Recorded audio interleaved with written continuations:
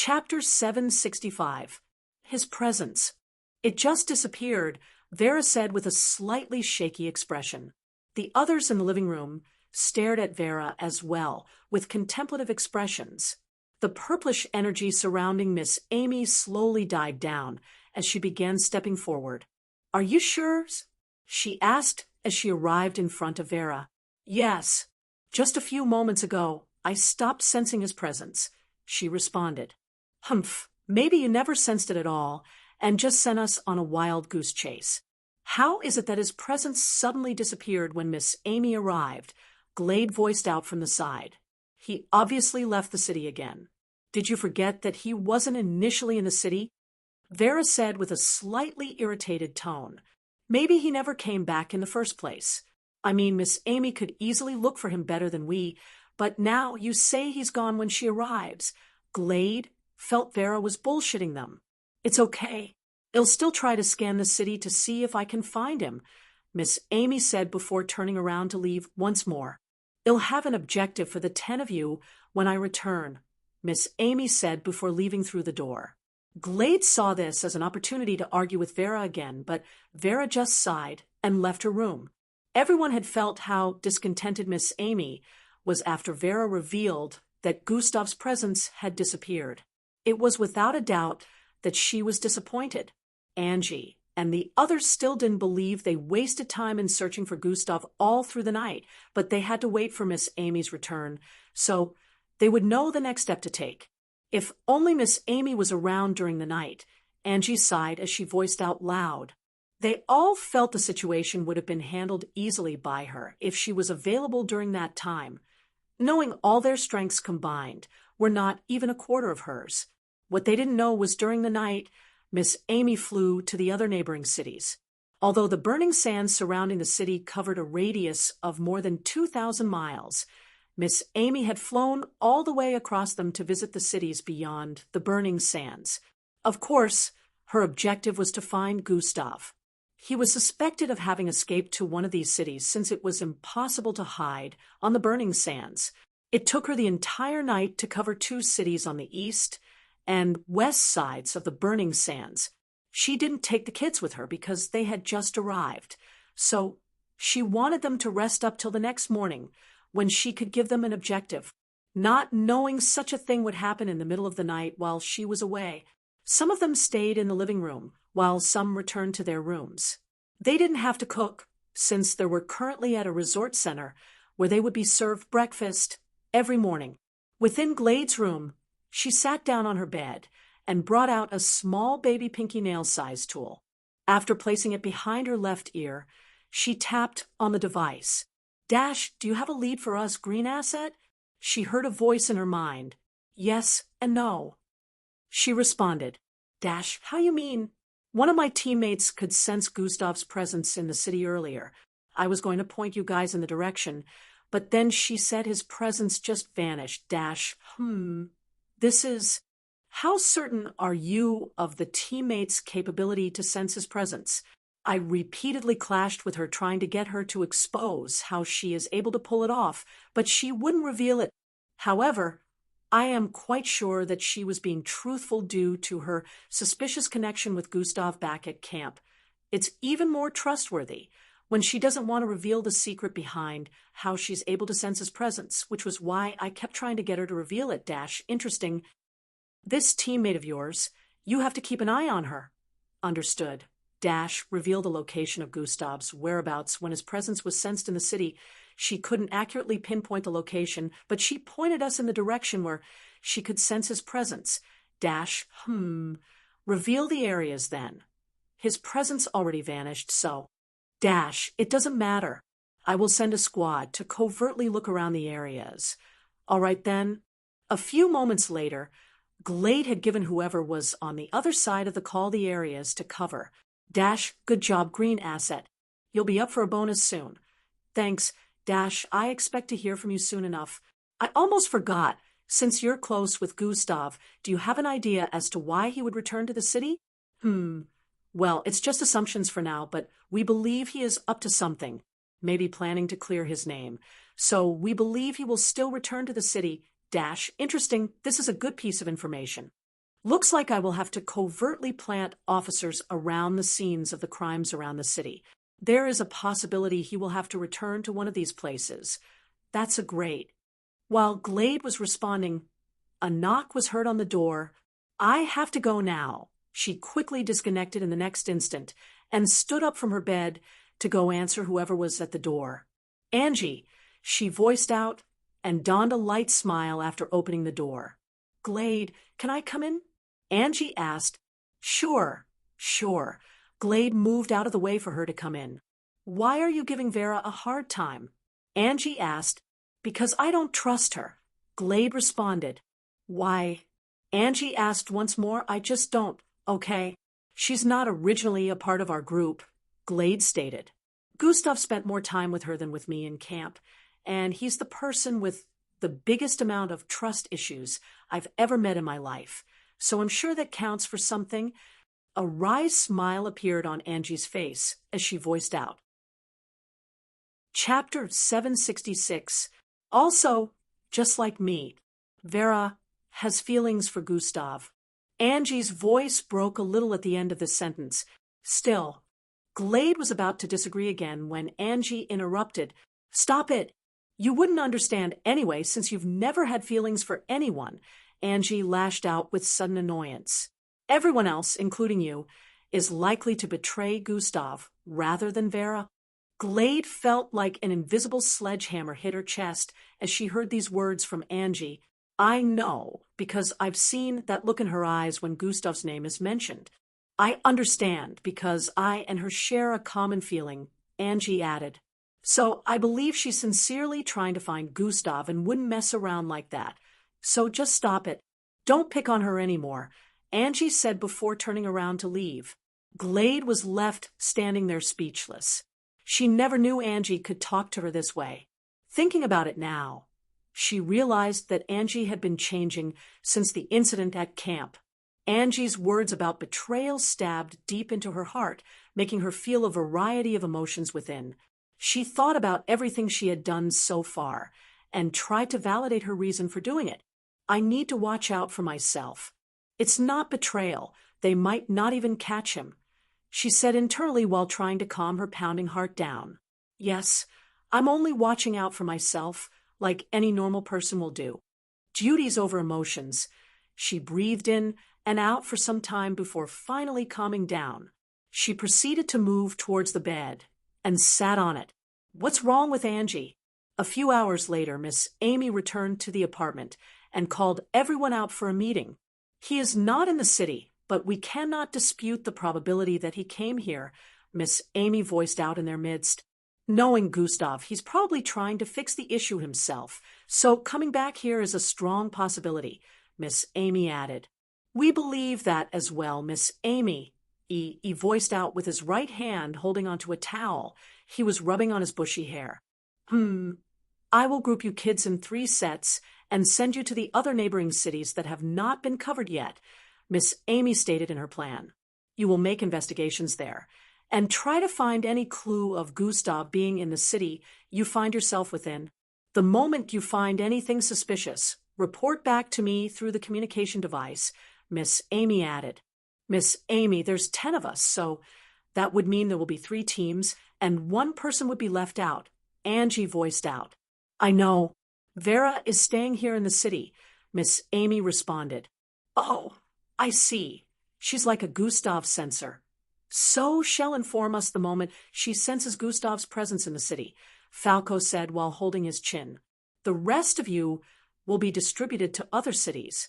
It'll take you to the base in a few to get some necessary gadgets that will be useful, Miss Amy said to them before heading up the stairs. Everyone looked determined at this point, knowing they were about to start the mission officially. This would likely take some time since they had no idea of where they would start the moment they were sent to a city, but nevertheless, they were ready to play their part in finding Gustav. In the underground tunnelway beneath the burning sands, Gustav laid on a small piece of clothing he used to form a bed.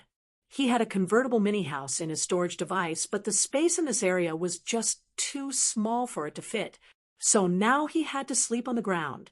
Gustav hadn't felt this tired in a long time. and his system energy points were high, but this drainage was a different kind, so he was affected regardless. He had already stayed 2 days without sleeping, which was something he could pull off easily, but this time he had to sleep. Space rumbled, and tremors traveled across the universe, causing planets to quake from the sheer intensity of an unknown entity. Gustav found himself floating in the intergalactic space, staring at a faceless being radiating with so much chaos. Time was being rendered immobile. Rifts were appearing all over the place. Stars were exploding and disappearing into nothingness. This entity seemed to be destroying and consuming all that exists. You dare stand against me, mortal? Space trembled even more at the echo of the voices. Gustav had never felt so much fear before. This wasn't even close to how he felt when he was being bullied. All those times when he was young and powerless. He had no idea what this was, but it shook him to his very core. He was floating in space, yet his entire body was covered in sweat. Who are you? He subconsciously uttered this question. You dare ask who I am? Such insolence! Disappear like the rest of your kind, you pitiful creature! As space trembled at the sound of this voice, a massive wave of dark and greenish-colored energy formed a claw that covered his entire line of sight. This claw was as massive as an entire planet and came crashing towards Gustav with such intensity, tearing the fabric of reality apart. Who? Gustav suddenly woke up with sweat all over his body. Huff, huff, huff. He was breathing in and out intensely. A dream? Gustav came to this realization as he sat up. It felt so real. Gustav muttered. He had forgotten what the concept of dreams was supposed to be all about after not having dreamt for over a year. He forgot dreams were supposed to look real in the first place. What the hell? Why would I have such a dream? Gustav wondered, having read the theory of dreams in his high school days. Dreams were supposed to be a representation of your thoughts and desires during the day, but he had never thought of something like this. Neither did he desire to have such an encounter in his lifetime. Chapter 767. Dreams were supposed to be a representation of your thoughts and desires during the day, but he had never thought of something like this. Neither did he desire to have such an encounter in his lifetime. At least, this was what Gustav's ideology about dreams and nightmares meanings. He believed you had to be scared about something before it could appear in your dreams, and what he saw in his dream was something that confused him because he had no idea what that was. Your thought process is flawed. The system suddenly voiced out in his head. What? Gustav exclaimed. Who said you could only dream of things you've had one form of thought or the other? There are times when people dream about things they've never thought about or seen too. It happens a lot. The system explained. The brain is powerful enough to create a fake reality of its own. It's just like how fictional writers create stories that don't exist. It comes from that brain of theirs, which they use to create new realities never seen or heard about before. It added, oh, so my brain just created a world of its own, not based on my experiences, thoughts, or things I've seen before. Interesting, Gustav mumbled. Precisely. Reality warping already exists, but then to manifest the power in the real world beyond our brain is where the difficulty is, Gustav added. Well, if you look at it that way too, you're not entirely wrong. The system was a bit taken aback by Gustav's sudden theory, but found sense in it. Hey, I remember during my time with the Arcanade species in the underground prison, they did mention that at the highest level of cosmic superiority, reality warping is a possibility. Gustav recalled back to during the MBO test phase. Just that no cosmic superior being has been able to achieve that in the last 5,000 years. According to them, the last one who did mysteriously disappeared. Gustav was still amazed that the Arcanades knew a whole lot of information on this. Thinking about it, he realized that was how things would become with him when he began space exploration.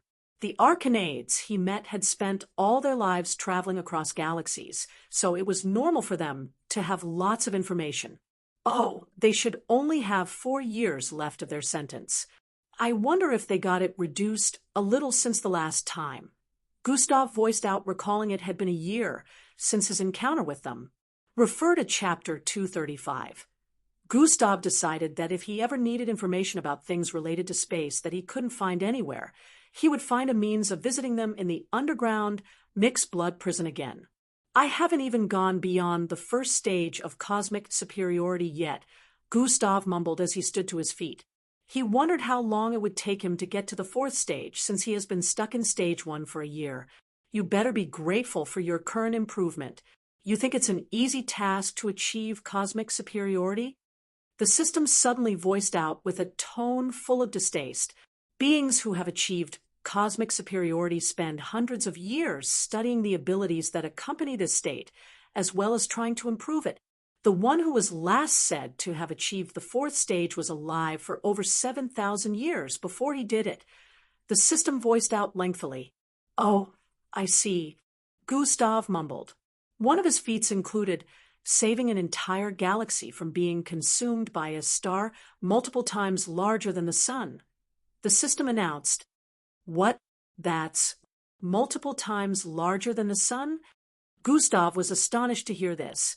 What exactly did he do to save them? The details to that are lost in time. It's been over 5,000 years now, but the records are still there, and the planets within the galaxy that was saved still worship him till this day as their beloved deity, the system stated. Gustav was still wowed thinking about it. The next thought that came to his mind was, can Miss Amy pull that off? Of course not. That's several levels beyond what can be achieved by even the said most powerful mixed blood on your planet. The system responded to his thought. Not one, not two, but several levels. Gustav voiced out.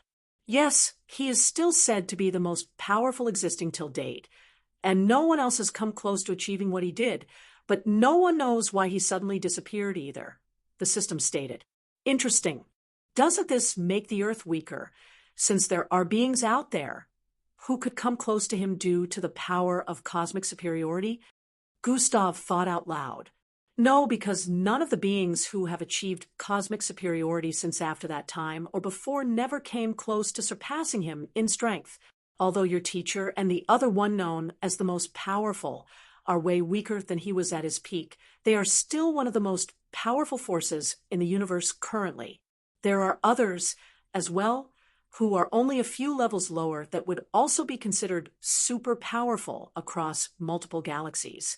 This is what makes Earth a force to reckon with, along with its technological advancement as well. Compared to the past, the current beings said to be ranked the most powerful are not as strong as those who existed over 5,000 years ago and were proclaimed to be the strongest. The system explained. This explanation made sense to Gustav, but then he wondered why the current ranking of most powerful beings wasn't as powerful. Was it because they did not achieve cosmic superiority? Or was it because of something else? Either way, he still knew that Miss Amy's strength was super impressive, since she was the youngest amongst a list where they were people who had lived multiple centuries. What was his name? Gustav asked. Chapter 768. The being who achieved the fourth stage. His name was Ehirian, and he originated from planet Jlarhan, 27 galaxies away from the East Star in the intergalactic space. The system responded, "That seems very far away," Gustav muttered. Using modern-age spacecraft, it would take a month's journeying to get there. The system calculated. "Oh, it's still in existence," Gustav voiced out. "Why wouldn't it be?" Well, who knows?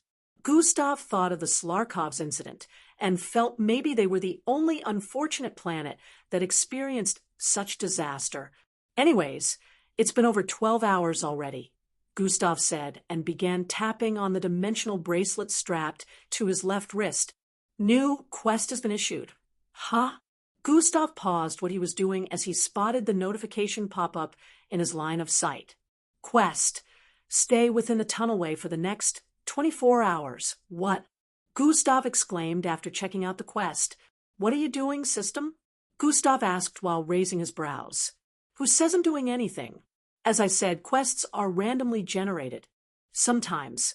The girly voice of the system sounded all goofy at the moment, like it was messing with Gustav on purpose.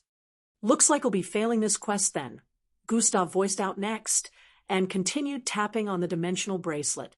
Why don't you check out the punishments first? The system proposed. Humph. Gustav decided to check the punishments for failing to complete the quest. Punishments -5 attribute points, permanent reduction for each stats. Gustav already stopped reading from the second line with a dark expression on his face. This is inhumane, he voiced out. Well, I'm an artificially intelligent life form, which basically makes me a computer, so. Gustav had no choice but to take his seat.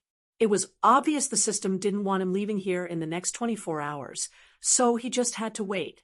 There was also a possibility that Sirzil might not have gathered enough corpses for him, yet so waiting didn't seem so bad. Gustav decided to spend this time circulating his bloodline. Since the system had given him such a quest, it would mean daily quests for the next 24 hours were cancelled. Meanwhile, Gustav's friends were being taken to different neighboring cities around Burning Sands to find him. Gustav only knew of Miss Amy's presence, but he had an idea that EBE and the rest were here too. Well, they weren't at Burning Sands anymore after being grouped and taken to different cities. Miss Amy wanted to take Vera with her to a different city, so she could sense if Gustav was within, but the thought of Gustav appearing back in Burning Sand City while they were away disturbed her. What if she was to take Vera to all the different cities surrounding the Burning Sands for her to sense if Gustav was in any of them, and they ended up missing Gustav if he appeared in Burning Sands during that period of time? This was why she decided to leave Vera back in the city. Also, it wasn't confirmed that she was capable of sensing him, so this would be a way of proving that she is. If Gustav's presence wasn't sensed in the city again in the next few days, she would be forced to believe Vera was incapable of sensing Gustav in the first place. Miss Amy had sealed her strength once again since a day ago. She wasn't supposed to leave the seal deactivated for so long, but the circumstances allowed for that to be since she saved the other city from the ash-colored fog. Within a luxurious yard, a group of 4 sat down around each other, seemingly in a heated discussion. How can she do this to our city without any consequences? One of the men with a white buzz cut voiced out. Senator Harry, I'll advise you don't push this issue. I know you're angry about the whole situation, but you know who we're going up against isn't somebody that can be defeated. One of the other men responded. Councilman Damon, are you telling me she can't be cautioned or called to order for such an act that could have cost the lives of many? How different is that from the incident with Gustav Crimson? Senator Harry stated, the difference is she could have done it and gotten away with it, but she didn't. We should be thankful. She only did this little. Councilman Damon replied, once again. What? Incompetent, you lots. TCH. Senator Harry gritted his teeth in annoyance, seeing the way Councilman Damon and the other 2 men dressed in MBO outfits seemed scared of the person they were talking about. You know, we are referring to one of the strongest, if not the strongest being on Earth, and you want to sanction her? We should be glad. She even decided to help find her student. Councilman Damon stated once again. Senator Harry, there is no need for worry. The MBO will handle the damage done to the city and the artificial sun. Everything would have been completely repaired in the next 1 week, one of the MBO officers voiced out. Whatever, Senator Harry voiced out with a look of disappointment. In a few more minutes, the discussion ended, and all other 3 visitors took their leave while Senator Harry remained seated in this luxurious-looking yard, which was a part of his property. There was a pool not too far away, a big golf field up ahead, flowers, and all sorts of beautiful plants in the vicinity, along with a variety of decorations. A massive blue house was positioned far behind. Senator Harry's face turned dark as he spoke. I'm not letting this slide. He proceeded to make a call in the next instant. In a flash, 24 hours had gone by. Gustav finally opened his eyes within the underground tunnelway to see a notification in his line of sight. Quest completed. Stay within the tunnelway for the next 24 hours. Chapter 769. Gustav finally opened his eyes within the underground tunnelway to see a notification in his line of sight. Quest completed. Stay within the tunnelway for the next 24 hours. Rewards plus 50 attribute points. Seeing the rewards, Gustav couldn't really complain, but he still felt the punishments didn't match the rewards in terms of intensity. So much for all that, Gustav muttered. Add 5 points to all stats. He proceeded to voice out. 5 points has been added to all of the host's stats. A notification popped up in his line of sight after he said that. Gustav could barely feel the difference since he already had over 200 points for all of his stats. Still, he felt every additional ounce of strength was necessary. Time to go, Gustav voiced out as he tapped on the dimensional bracelet strapped to his left wrist. In a few seconds, he picked the coordinates and disappeared from the underground tunnelway. Zing appearing back within Sirzil's office. Gustav found the place empty. Sirzil wasn't in. Neither was Carissa's. It was understandable that Carissa's wasn't here since Gustav hadn't asked for her, yet due to getting busy with flesh warping in the last few days. Gustav looked around the office for a few moments, more setting his eyes on the holographic computer on the office table. Since it was lighted up, it meant someone was here a while ago, which led Gustav to believe that Sirzil probably didn't go far. He decided to sit on the sofa and wait for him instead of heading into the lab. After all, he would still have to ask Sirzil if the corpses he needed were available. About 30 minutes later, Sirzil walked into the office and jumped back a little with a startled look after spotting someone sitting on the sofa by his right. Aren't you a little too old and way too gigantic to be getting jumpy over little things? Gustav obviously witnessed the embarrassing act and voiced out. He currently had his legs leisurely crossed as he stared at Sirzil from the side while shaking his head. You startled me. Please don't do that again. Sirzil voiced out with a burst of light laughter as he saw Gustav slowly uncross his legs. Is there any reason to be startled? Gustav asked. Sirzil smiled wryly as he moved towards his office seat. Of course not. You just have that effect on people, he voiced out while switching off his holographic computer. Gustav's eyes squinted a little before speaking. Were you able to get more corpses? He asked. Oh, yes. I was expecting you earlier than this, but I guess you were held up with something? Sirzil stated and asked at the same time. Yes, I was kind of held up. Gustav felt like cursing the system at this point. Randomly generated. The system voiced in his mind, as it already could sense Gustav's annoyance. I see. I was only able to get 10 corpses this time. It would be impossible to get more anytime soon, since it will start affecting the logs if too many corpses are disappearing, Sirzil voiced out. You will have to make do with these ones, he added. No problem. I have almost grasped the trick anyways. 10 should be plenty enough, Gustav responded, while turning to face the lab. They both moved into the lab together in the next minute, and Sirzil performed the same actions as the last time. Stretcher-like platforms pushed out of the wall area revealing corpses on them. The last time, Gustav left the lab void of any body parts, which surprised Sirzil as he wondered where all those corpses disappeared to. What he didn't know was that, after Gustav destroyed more than half of the corpses available, and modified some to the point of no return, the lab was left looking disgusting. Piles of body parts scattered all across the place with blood and decaying body liquid. Gustav made use of atomic disintegration to get rid of every single corpse available.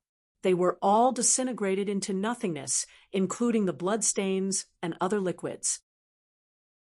The only thing he was unable to completely get rid of was the stench, but Sirzil seemed to have taken care of that.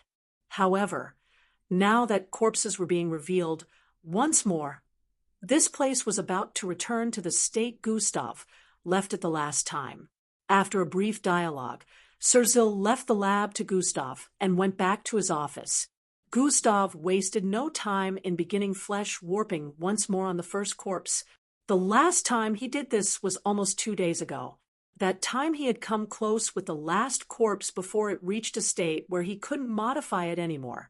He knew he was close to learning flesh warping, a point where he would be able to achieve the desired look he wanted for a corpse, but he still couldn't tell how long it would take. Flesh-wriggling sounds rang out in the room as he took his time in modifying the first corpse with a body image in his mind. Hours flew past, and before Gustav realized it, the night had gone by. Not caring about how long had passed, he remained focused on his goal. The lab at this point was already stinking because Gustav still made a few mistakes and caused some of the corpses to explode. In the next few hours, he was able to modify about 3 more corpses without causing anybody explosions, but not 100% to his satisfaction. He kept going at it for multiple more hours until he finally stopped. Gustav slowly removed his hand from the face of this corpse and moved back a little to examine it from different angles. "I did it," he muttered as he stared at this corpse, which vividly resembled the one he had been picturing in his head this whole time. He had finally successfully flesh-warped a corpse to his desired look. Chapter 770. The face of the corpse looked quite handsome, but close to middle-aged with black lines on the forehead, a 6-feet-tall frame, and slightly cream-tone body color. The look of the person he had been picturing all this time in his mind was Ring Lord Vanisher. This was exactly how Ring Lord Vanisher's body looked. Gustav didn't have to strip anyone to rewrite his body to mimic theirs because his bloodline made it, so that he could do all that the moment he stared at a person's face for the first time. Gustav would be able to mimic everything perfectly, the entire body structure, blood cells, and DNA. However, since he was becoming a mirror version of such people, he would be unable to actually use their bloodline abilities if they were mixed bloods. It wasn't that he couldn't use them, but the abilities would be insignificant and hold no actual power when he tried to make use of them. Now, it was the same thing happening here. Sir Vanisher's corpse had been perfectly cloned. If it was tested for DNA and other things, they would not be able to find any difference between this and the original. But if it was a living being, it would be unable to use Ring Lord Vanisher, vanishing ability. Gustav was a bit disappointed. As he recalled, he ended up destroying Ring Lord Vanisher and the others in rage instead of stealing their bloodlines. Some of them had very good bloodlines that had even been trained to the kilo level, which would make Gustav more powerful if he was to have acquired them, but his rage didn't let him think of anything at the moment other than slaughtering every last one of them. Slash. Gustav's palm covered in milky light suddenly came hacking down on the neck of the corpse, causing it to be severed. Now what was left in front of him was a headless corpse of Ring Lord Vanisher.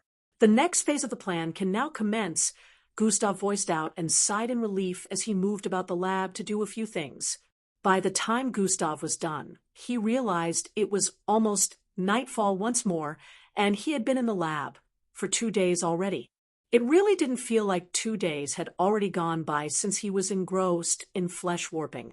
Now that he finally completely won perfectly, he felt he could use it better now, but trying it on a living human was still out of the question.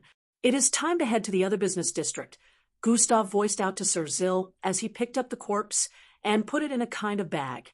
It was impossible to keep human-like corpses in a spatial storage device, be it alive or dead.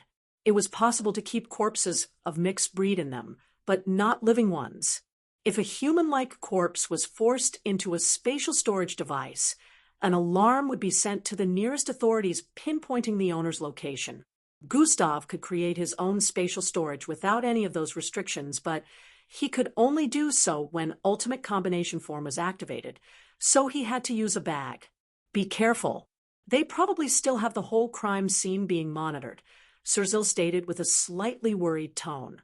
"HNMM, the area of impact is very large, which means the possibility of finding gaps is higher," Gustav responded while shape-shifting into a different look.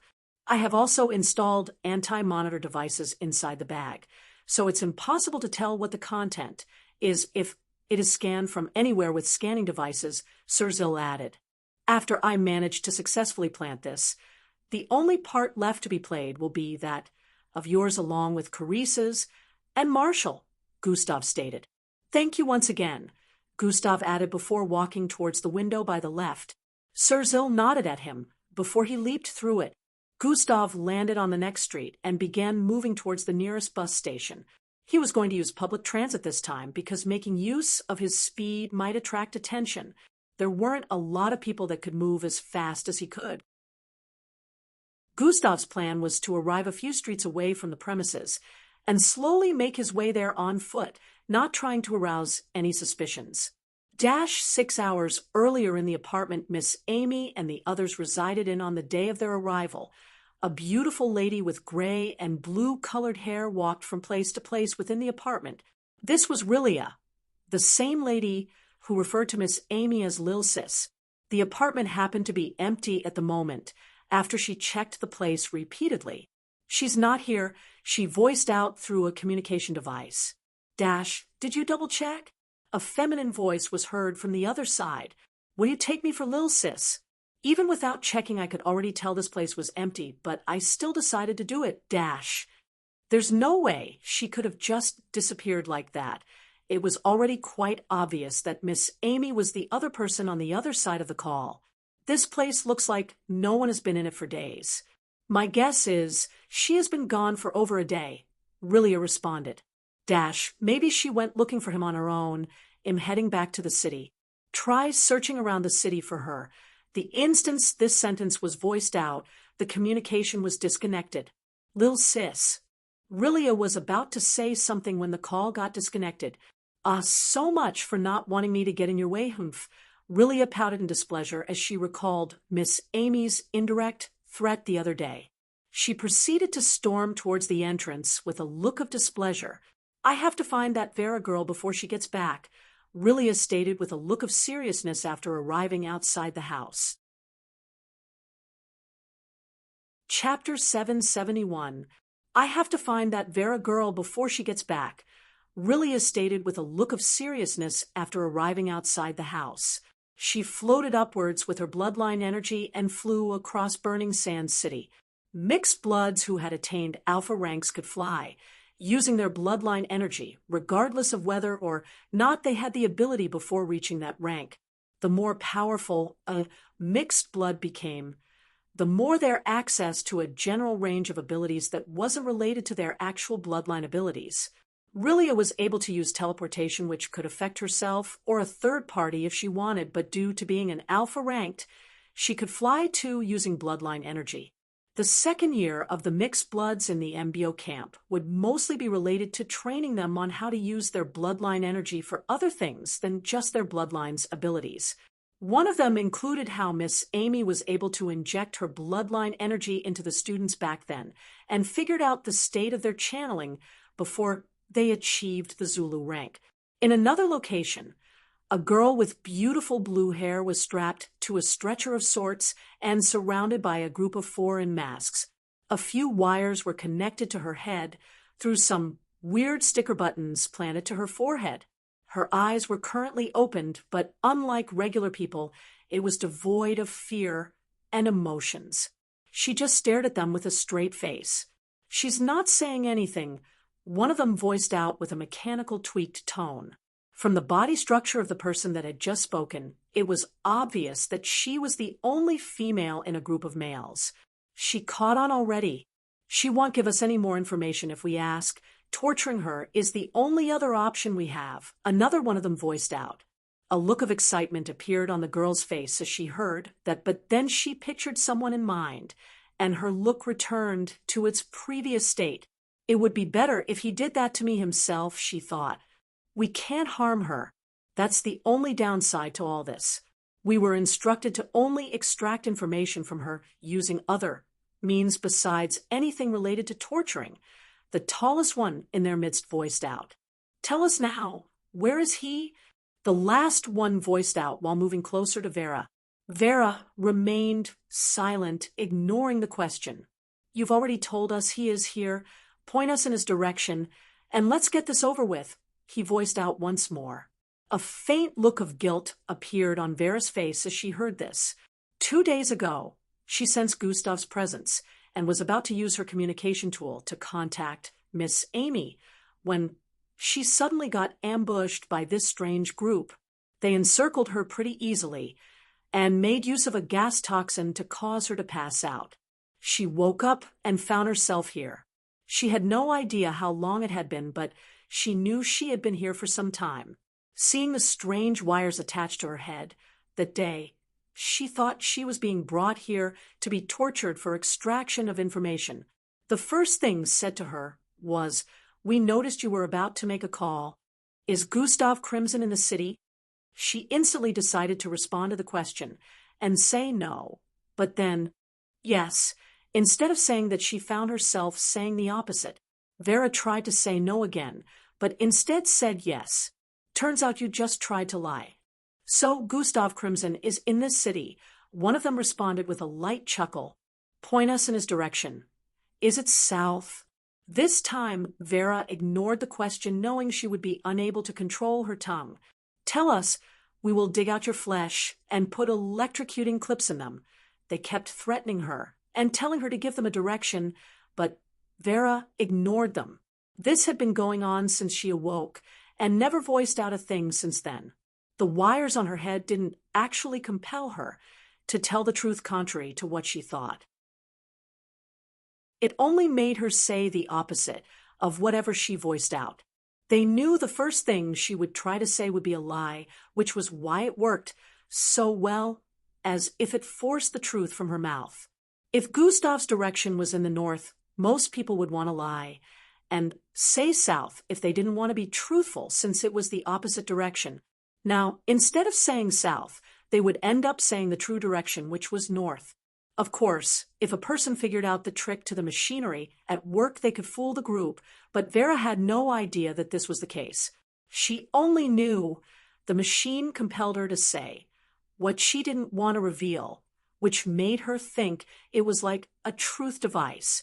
Keeping shut was the best option for her. One of them brought out an electric rod and pointed it in her direction. "I don't care. I will hurt her now if she doesn't spill," he said while moving closer to her.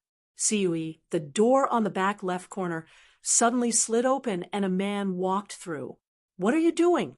"This isn't why I asked for her to be abducted." This man had a white buzz cut. "Senator Harry, now relax.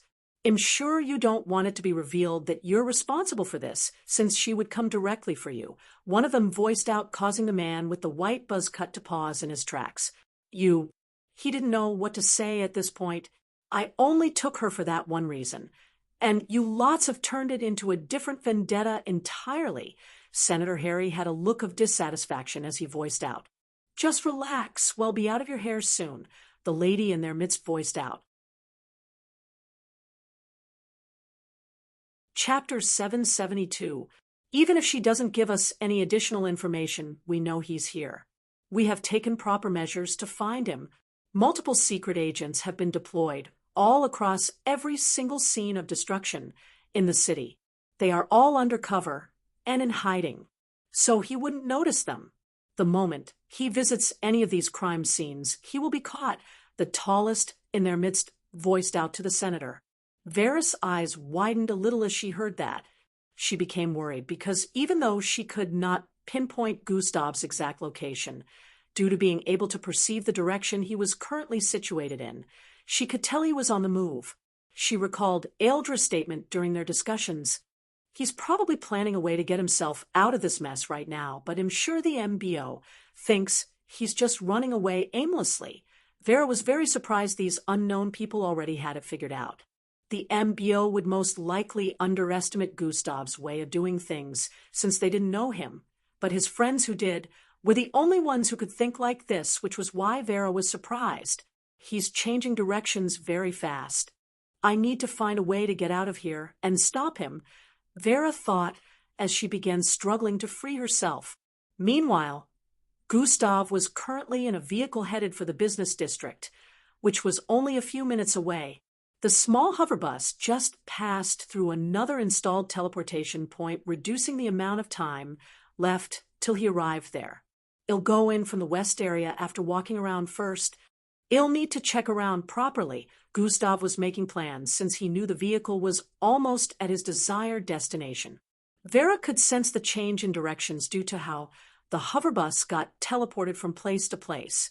Unfortunately, her bloodline was currently sealed, so she was limited to normal human-like strength. We should be getting activity soon since it has already been 2 days. And once that is over and done with, we'll be out of your hair, the tallest one in their group voiced out to Senator Harry.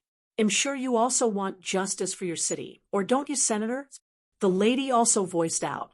While they were speaking, Vera was still struggling to free herself, and a seed fell from one of her clothes pockets to her left hand, that turned her head to the side to stare at the seed while her finger touched it. Unfortunately for the group, even though they had managed to seal Vera's bloodline, she still had the power that wasn't related to her bloodline in any way, which remained unsealed. Because Vera was in fact an alien. As her finger made contact with the seed, she shook her body, causing it to fall to the ground, and in the next instant, shriu, massive vines with thorns suddenly shot out of the ground, spreading across the place. The gang was taken by surprise, and one of them got impaled from behind, through the right chest area. Kairar, he screamed out in pain as the vine lifted him off the ground in the process of tearing through his flesh and slammed him into the wall. What is going on? Are we under attack? One of them shouted out as he quickly conjured glowing daggers around him and swung them out to protect himself from the trashing vines. The other two also channeled their bloodlines and tried waving off the multiple fat vines with spikes. Bam! One of them slammed into the senator, sending him blasting through the door, with blood flying out of his mouth.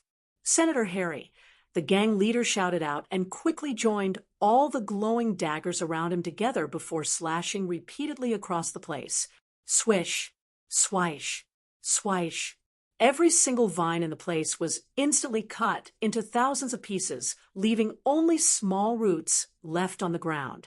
The other gang member, who got impaled, fell to the ground bleeding profusely, and one of the teammates ran towards him to tend to his injuries.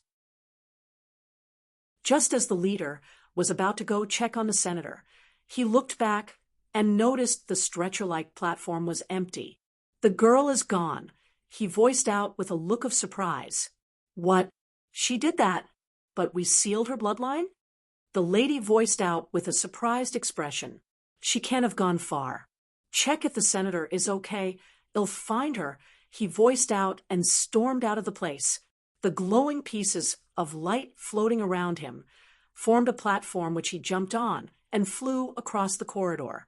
At that moment, Vera was running across a corridor, not knowing which way leads to the exit, but she followed her instinct. She pulled out several more seeds from the pocket where she kept them and threw them all across the place after inputting her will in them. The instant she scaled through, more vines burst forth from the floor, spreading across the place and leaving no gaps to pass. Swiley-eyed, the man chasing from behind sped across the air, and the moment he arrived in front of this blockage, a small battle ensued between him and the multiple vine roots with spikes. In a few seconds, he slashed them to thousands of small pieces, leaving him enough space to pass through. Vera was already closing in on the exit of this place after turning multiple times, but she could sense the approach from behind. Reaching into her pocket once more, she tried to get some seeds, but found out that she only had one left. Up ahead was a massive metallic door, over 20 feet tall with wheels in the middle, and on the right was a small box that scanned for features. She could either use the last seed to try and delay the pursuer, or use it to destroy this exit point. This was a difficult decision, as she knew she wouldn't be able to outrun the pursuer if she decided to use it against the exit, but using it on the pursuer too was only delaying the inevitable. Chapter 773. This was a difficult decision, as she knew she wouldn't be able to outrun the pursuer if she decided to use it against the exit, but using it on the pursuer too was only delaying the inevitable.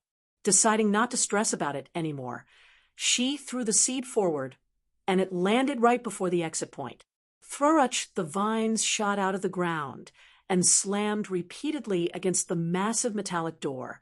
In a few seconds, it was blasted apart, revealing the outside. And it was also at this point that Vera was about to be caught as the pursuer closed in from behind. All of a sudden, a bright blue light appeared at the exit point, transforming into the features of a beautiful lady with gray and blue hair. "There you are," she voiced out the instant she spotted Vera. The pursuer from behind was about to grab hold of Vera's left shoulder when the figure that had just arrived snapped her finger. Zing! Vera disappeared with a flash of blue light and reappeared beside the lady. Seeing his hand go through thin air, the masked man paused his movement and stared at the intruder and Vera with a look of confusion. "Are you fine?" Rilia asked Vera. "I'm okay," Vera responded while panting heavily. She recognized this lady to be someone she had seen in Miss Amy's presence before, so she knew this was a friend and not a foe. "Even in my presence you tried to grab her," Rilia said while slowly placing Vera on the ground. The masked man froze in fear as he recognized this lady. "Miss Rilia? Run." The instant he thought of this, he turned around with speed. However, at this same time, the bloodline energy of an alpha rank burst forth from her figure, causing the vicinity to quake.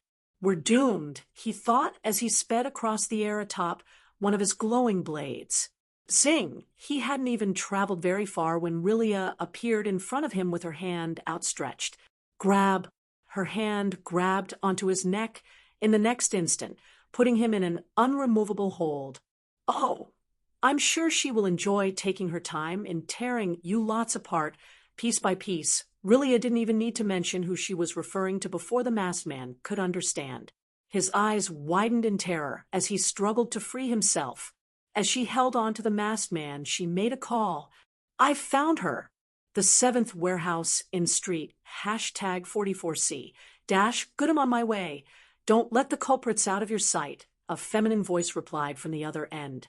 "I'm rounding them up right now," Rilia stated while raising her left hand. Bluish glows coated index and thumb fingertips as she proceeded to snap them together.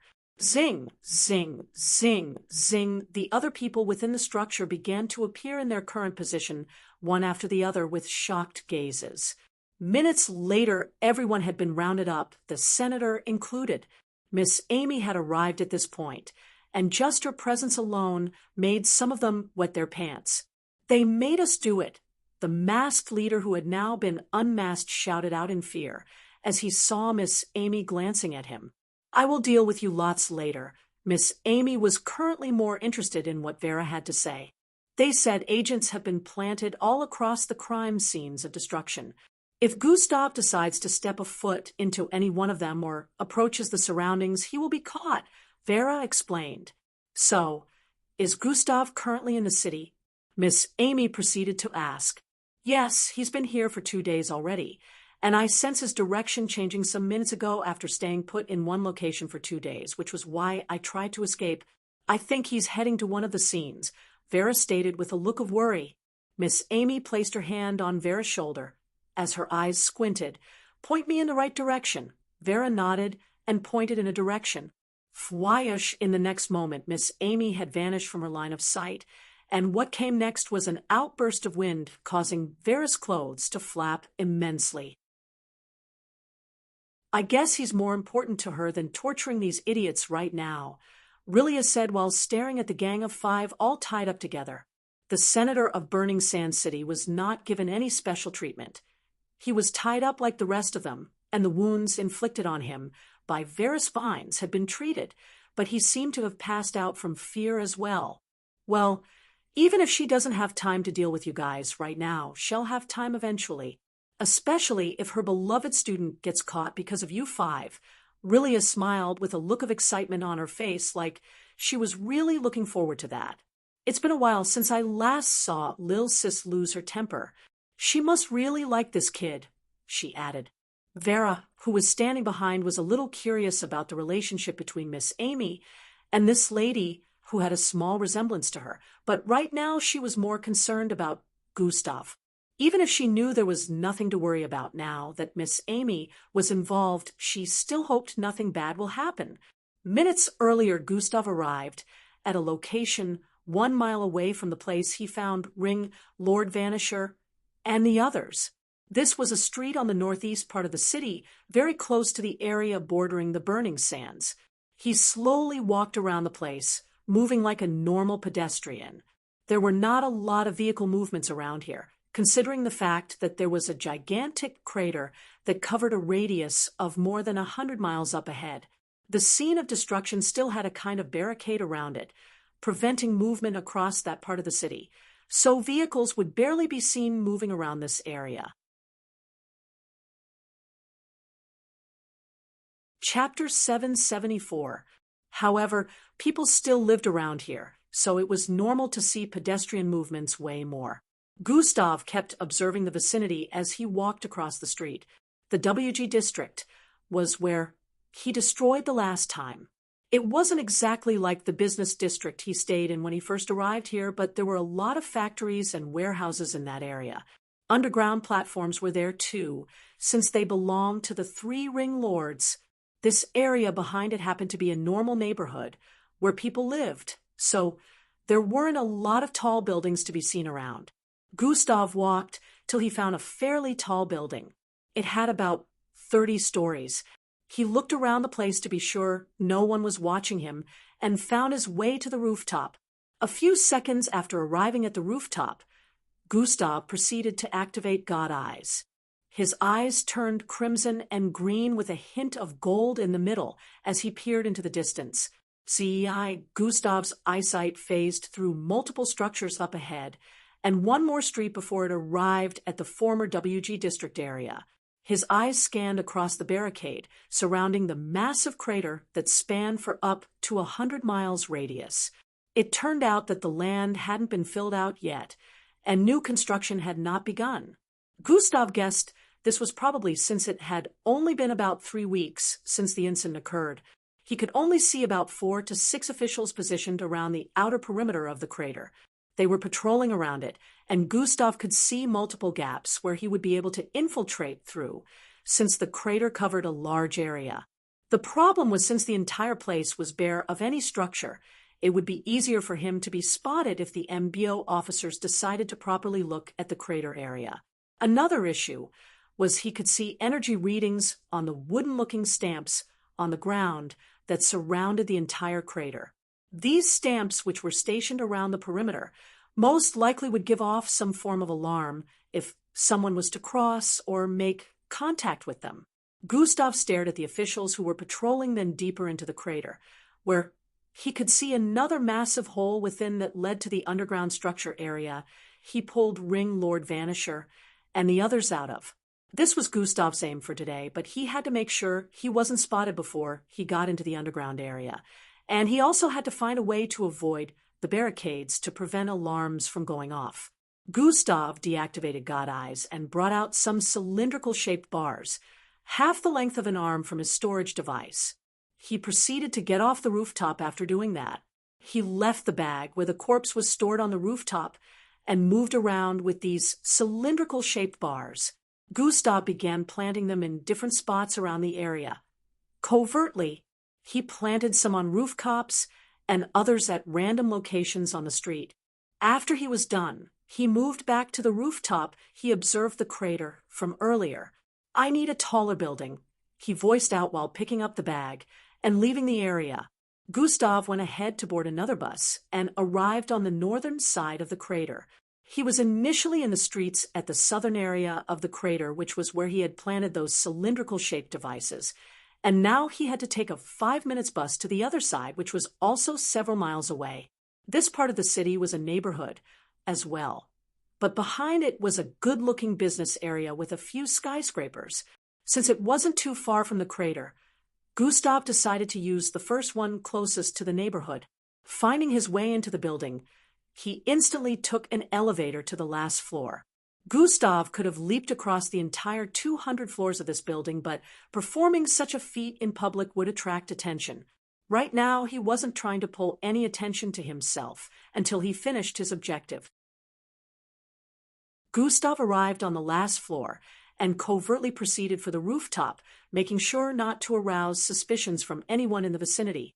He currently had black skin with bushy hair, and casual wear on his body, so he looked like your regular citizen, even though he was carrying quite the long bag. Gustav arrived on the rooftop and quickly moved towards the edge by the left. His eyesight scanned across the place as he activated God Eyes once more. It phased through across the multiple buildings in the neighborhood, arriving at the crater area, and then at the hole he was aiming for. Calculating his distance from the hole using God Eyes, he found out that he was currently 78 miles away from the set location. He was currently over 3,000 feet high above the surface of the ground, but the distance between him and the location he was aiming for was close to 16,000 feet away. It was distant enough for none of the officials over there to notice him, but this was a distance he had never covered before with what he was planning in mind. Combination has been activated. Mutated Bull plus Demonic Bunny plus Blood Wolf plus Savrina Serpent plus Solar. In the next few seconds, Gustav had transformed into a menacing-looking creature with glowing white eyes, purplish and golden-colored scales covering some parts of his body, and a muscular-looking 9-feet-tall physique. He had once more made use of the ultimate combination form. I should fall straight from above as I dropped directly from the sky above the crater.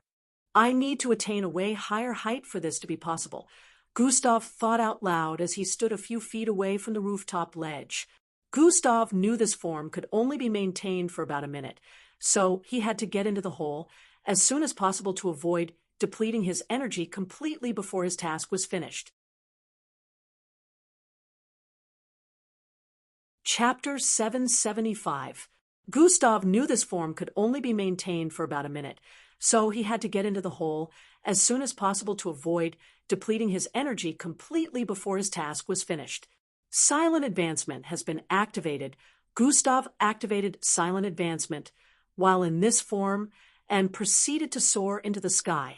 THHRRHHH. He barely made any sound except for his takeoff as he flew across the air, ascending with immense speed. 4,000 feet, 5,000 feet, 6,000 feet, 7,000 feet. Gustav counted the number of feet he had ascended as he kept flying upwards without changing trajectory. His speed was so insane that he was crossing 3,000 feet in a second. If silent advancement wasn't activated, his body cutting through the sky would have been making a loud noise. 15,000 feet, 16,000 feet. Gustav was also able to calculate the height he had scaled in the sky, due to God Eyes still remaining active while he flew. 17,000 feet. At this point, Gustav paused his ascent and floated in the air for a moment. This height is good enough, he thought. At this point, his body was deep into the clouds and completely camouflaged by them. Even when he crossed the 10,000 feet height, this was the case, but he wanted to make sure he was deep in the clouds before making any move.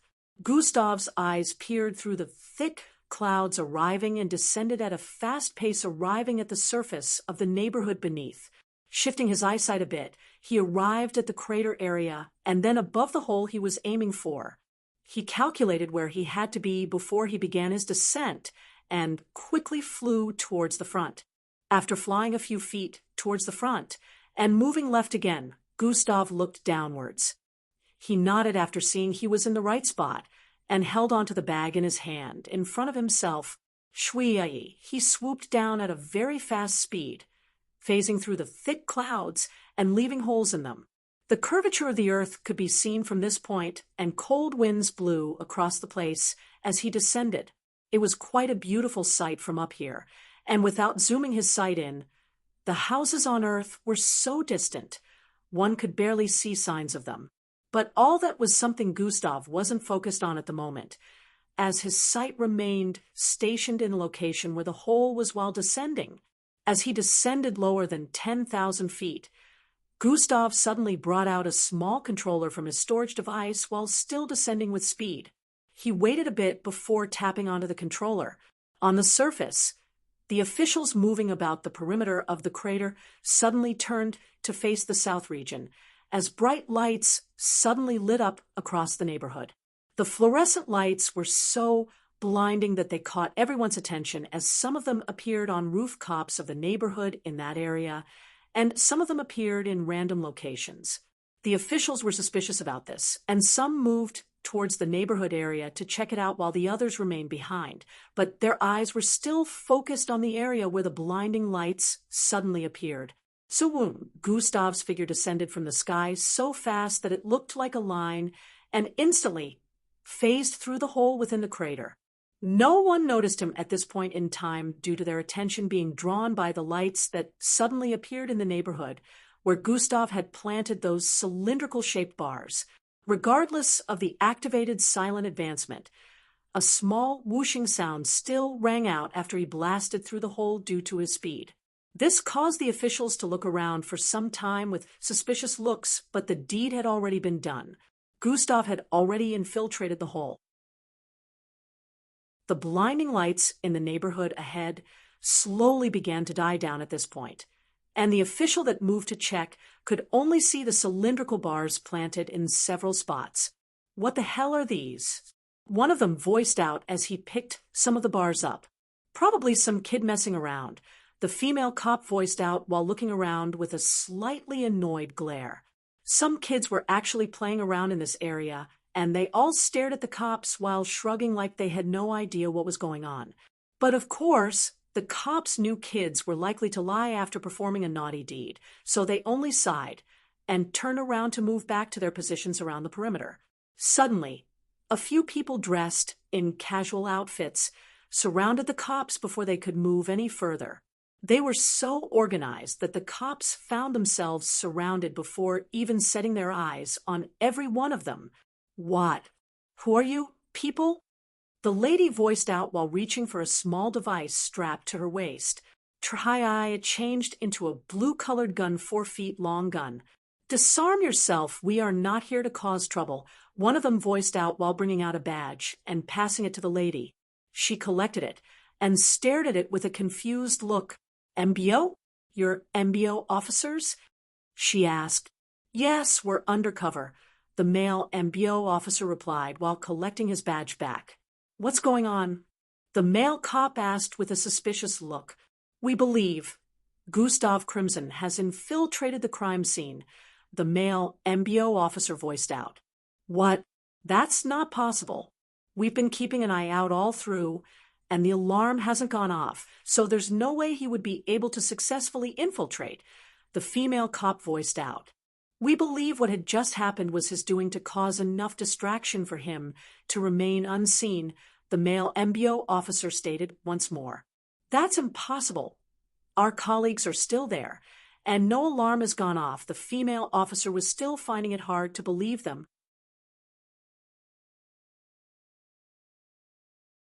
Chapter 776. Why would he want to come here when he's wanted? By any chance did you guys spot him? The male cop asked. "We have long received intelligent information about Gustav's Crimson planning to return to one of the crime scenes. And no, we didn't spot him. We're only acting based on instinct now. And what just happened?" the MBO officer stated. "Besides, it's Gustav Crimson. He caused so much destruction in a big city like this, evading the pursuit of multiple officers of high rank. Underestimating his capabilities at this point would be sheer stupidity," he added. Both cops had looks of contemplation on their faces as they heard that, realizing that the MBO officer was making a lot of sense. "Join us in searching the area for him. I have alerted the other MBO officers. Some of them will be arriving soon to join us," the MBO officer voiced out before proceeding to move along with the other MBO officers. Meanwhile, Gustav had already deactivated Ultimate Combination Form the moment he dropped into the hole. The hole extended as deep as 1,000 feet due to having multiple underground structures built within. As Gustav landed at the bottom, he could see that, unlike the last time he was here, the place had been cleared to a certain extent. He had caused the underground platforms to collapse on the day he caused so much chaos in the city. He was destroying everything in sight, so this place was pretty much packed up with debris and collapsed pieces of solid materials. There were still some of these in the vicinity, but it mostly had been cleared, and Gustav guessed it was probably due to the officials coming down here to investigate. They must have found corpses here, as well, since some of the ring lord underlings were in the environment when Gustav was destroying this place. Gustav moved towards the far end of this dark underground space, avoiding the piles of debris and construction materials in place. Even though it was so dark, God Eyes gave him the ability to see everything within a 1-mile radius. His perception was also spread across the place, so he knew there was no one down here. In about a minute of walking across the place, Gustav finally arrived at a dead end, where the ground walls were in front of him. The underground space didn't extend any further than this, in the particular direction Gustav headed. Gustav made use of God Eyes to see beyond the ground wall, and found out that there was no hidden structure or whatever beyond the wall. It was just sand and dirt, precisely like how things look beneath the ground surface. He proceeded to drop the bag in his hand as his palm lit up with milky-colored light. Atomic manipulation has been activated. He placed his palm on the wall in the next instant. Fwai, the milky-colored light spread from his palm across the wall as he poured more energy into it.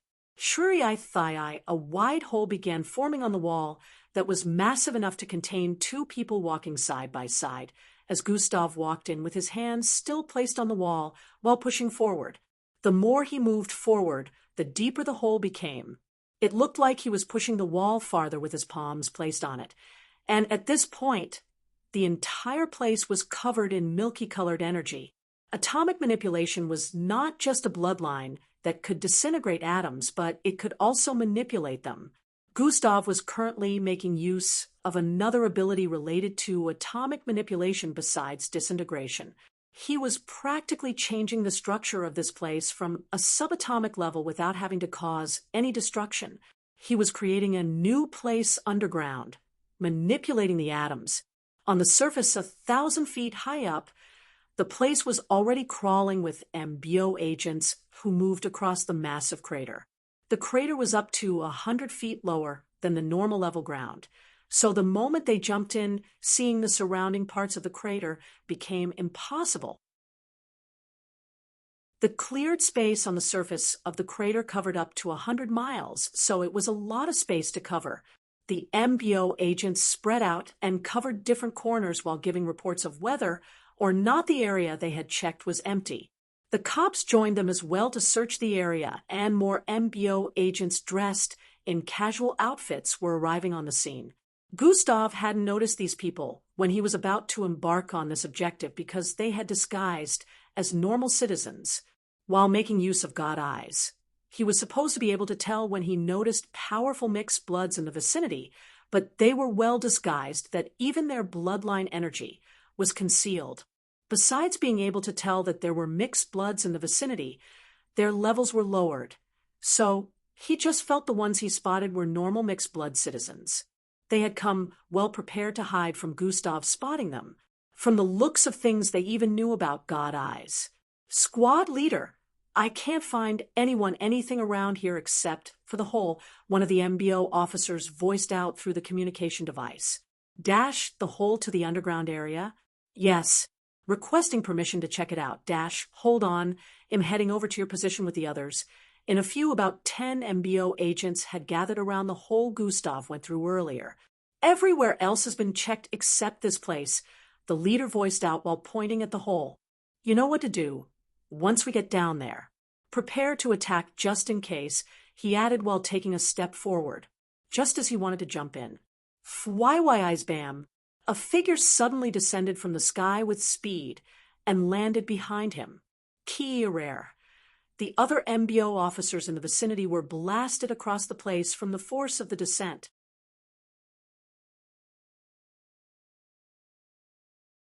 Chapter 777. Ha! The leader exclaimed as he turned around after hearing the sound behind him. Why? Yo, you ing me SS. He voiced out with a look of fright as he spotted the feminine figure in front of him with an ice-cold expression on her face. You will explain to me the purpose of your presence in this vicinity, as well as why you lots abducted one of the cadets under me. Miss Amy voiced out as she stretched out her hand to grab the MBO officer by the collar and lifted him up. Why, young miss, it wasn't my doing. I don't know what you're talking about, the MBO officer voiced out quickly with a stutter. Don't lie to me, Miss Amy voiced out while tossing the man away. Why, he flew across the air and slammed into another MBO officer, causing both of them to black out. You idiots thought you could commit such acts and go scot-free. Miss Amy said while walking towards the others in the vicinity. Looks of fright appeared on their faces as they began to take steps backward. Hold it right there, woman. Hands where I can see them. Two voices were heard from the left as a few cops closed in on Miss Amy from the side. Miss Amy turned to face them with a cold glare that caused them to halt for a brief instant. Who the hell is she? They wondered internally, but since they could see the MBO agents moving away in fear, they assumed she was hostile. Cease your attacks right now and identity yourself. The female cop in there midst voiced out as she pointed her weapon at Miss Amy. It'll be lenient and let you leave while you still have the chance, Miss Amy voiced out with an unbothered tone before turning to face the MBO officers who were shrinking away in fear. Miss Amy began taking steps forward towards the other MBO officers. Attack. The female cop voiced out and proceeded to fire a red beam in Miss Amy's direction from her gun. Why? Other officers also fired, but in the next instant, they all had looks of confusion and astonishment on their faces as Miss Amy disappeared from their line of sight. The female cop looked around, trying to find her, but then what she heard next were screams of pain coming from all around her. She turned around with her weapon stretched out and noticed that all her subordinates were laid out all across the place, bleeding from different parts of their bodies. Her hands trembled as she looked around trying to find the culprit, but couldn't find anything. She suddenly felt a presence behind her and quickly turned around while trying to aim her weapon, but the moment she did, she found a hand wrapped around her neck. Her eyes widened as she had no idea how this happened. She was unable to follow the speed of this lady in front of her with an icy cold glare that sent chills to the very depths of her soul. Before she could even react to the grip, she found her vision turning sideways, and her back was slammed heavily into the ground in the next instant. She felt her spine cracking as she spat out blood and passed out in the next instant. Several unconscious bodies of cops were scattered across the place, giving Miss Amy a more fearsome-looking countenance as she began walking towards the MBO agents once more. Tell me, where did you get the audacity to go after a cadet under me and carrying on with an investigation regarding my student behind my back? Miss Amy voiced out with a cold glare as she arrived in front of the first agent. Young miss, I don't know what you're talking about, he voiced out in fear while crawling backward. Shwee, Miss Amy swung her foot at his face, sending him flying across the air with teeth and blood spilling out of his mouth. Think twice before choosing your next words, Miss Amy voiced out while walking towards the next one. He trembled immensely as he tried to get away, but Miss Amy arrived in front of him before he could and lifted him into the air. Just as she was about to attack, the sound of whooshing air reverberated across the surroundings. Miss Amy looked upwards and could see several aircraft approaching the area of the crater. Young miss, please calm down. A loud voice was heard from above as a man with a praying, mantis-like face descended from one of the aircraft. A red-faced man clad in MBO uniform descended from the same aircraft as well. Rocket-like ignitions appeared on his back, arms and legs as he flew downwards towards Miss Amy's position. Miss Amy didn't spare them any face and slammed the MBO agent into the ground, causing the entire vicinity to quake. Young miss, please calm down, the red-faced MBO officer said with a pleading look. Miss Amy turned to face him as he descended. Are you responsible for giving them permission to abduct the cadet under my tutelage and conducting secret investigations relating to Gustav's? She asked. No, young miss, I have no idea about that, the MBO officer voiced out. At this moment, Over 20 MBO officers dressed in their MBO outfits descended as well. "Round them up," the red-faced MBO officer commanded. The MBO officers proceeded to round up the MBO agents dressed in casual outfits in a matter of seconds. Commander Lindström arrived on the scene and engaged in a discussion with Miss Amy. "Young Miss, you have to believe that we had nothing to do with this." "Not to worry, young Miss. These rogue MBO agents will be interrogated to find out the truth about why they committed such acts," he voiced out with a respectful gaze. Miss Amy stared at them like they were clowns putting on a circus act and didn't bother saying anything. Chapter 778. That being said, we did get an alert that Gustav Crimson was in this area. "So, young Miss, if you permit us, would like to check the hole," Commander Lindström stated. Miss Amy squinted her eyes at this point. "Are you in charge of the investigation? Or am I?" she asked with a threatening gaze. "Of course, it's you, young Mississippi. We just wish to assist you in finding your student. We feel it wouldn't be very sensible not to at least check after getting the information about his presence in this location," Commander Lindström voiced out. "You do want to find him, don't you, young Miss?" the other red-faced officer asked with a look of concern. "Humph, how is that even a question?" Miss Amy voiced out before turning around and heading towards the hole. "I will check it out myself. I don't need the help of you lots," she voiced out while walking towards the hole. "Young Miss, we only want to help. It's a big space underneath after all. It will be easier to cover all the areas with more forces under your command," Commander Lindström explained. "No, your help is not required," Miss Amy voiced out once more as she arrived in front of the hole and looked down. The high-ranking officers had looks of defeat on their faces as they heard that. "On second thoughts, you lots can follow after me," she voiced out and jumped through the hole. The two high-ranking officers stared at each other first before turning around to face the officers behind them. "You heard her. Head for the hole and conduct a search for Gustav Crimson," Commander Lindström voiced out. "Yes, sir," the MBO officers chanted in unison and moved towards the hole as well. Multiple officers jumped in at the same time just a few seconds after Miss Amy did. Minutes later, the hole was filled with multiple MBO officers moving around the place, searching for Gustav. Clear, clear. Occasionally, voices would be heard through the communication devices of officers who had already searched the areas they were assigned to. In barely a few minutes, the entire place had almost been searched completely, and the only word that had been heard through the communication devices was clear. Commander Lindström had a dissatisfied look on his face as he also looked around while activating his bloodline. "Even with all these, we still can't find him?" he thought. Miss Amy was also moving around like she was searching for him. "There's no one here." She knew the truth but acted like she didn't. "Sir, we found something." A voice was suddenly heard through the communication device. Commander Lindström's face suddenly lit up with intrigue as he heard that. "Where and what did you find?" he voiced out through the device. Krikium, the sound of small rumblings could be heard from the other end of the communication like a rock was moving. "A kind of path that leads somewhere else," the officer voiced through the comms. "A path."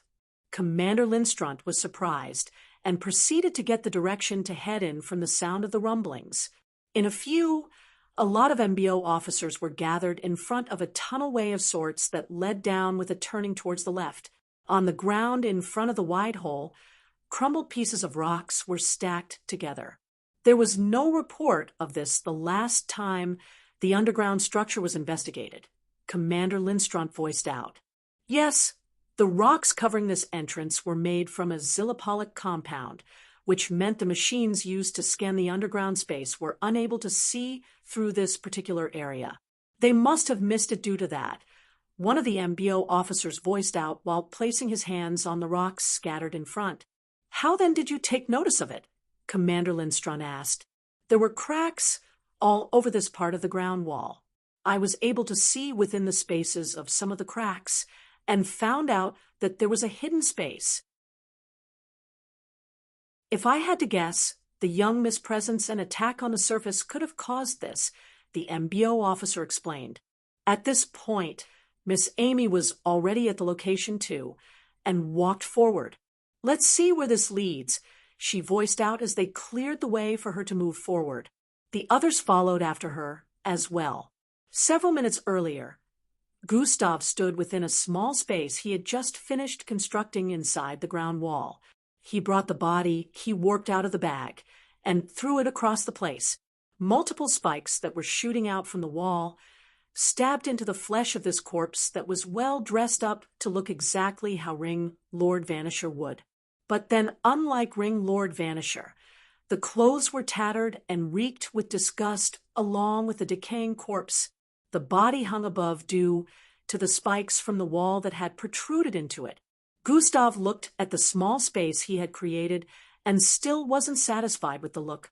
Just as he activated atomic manipulation and was about to place his hand on the wall again, the underground structure trembled. Something is happening on the surface. Gustav was instantly able to tell and looked upwards. God Eyes has been activated. His vision turned reddish as his sight phased through all physical matter above, ascending towards the surface area. It passed through 1,000 feet of physical matter and arrived above the ground. Miss Amy. Gustav instantly spotted Miss Amy and several other people in the vicinity. She's here. Damn it, I don't have much time, Gustav voiced out as he also spotted the cops and the other people in the vicinity dressed in a casual wear. Gustav had no idea what was happening, but for the fact that every single one of them was close to the whole entrance he used in getting here, he knew that couldn't be a coincidence. Gustav quickly placed his hand on the wall and made some changes to the small space before he began making his way out of here.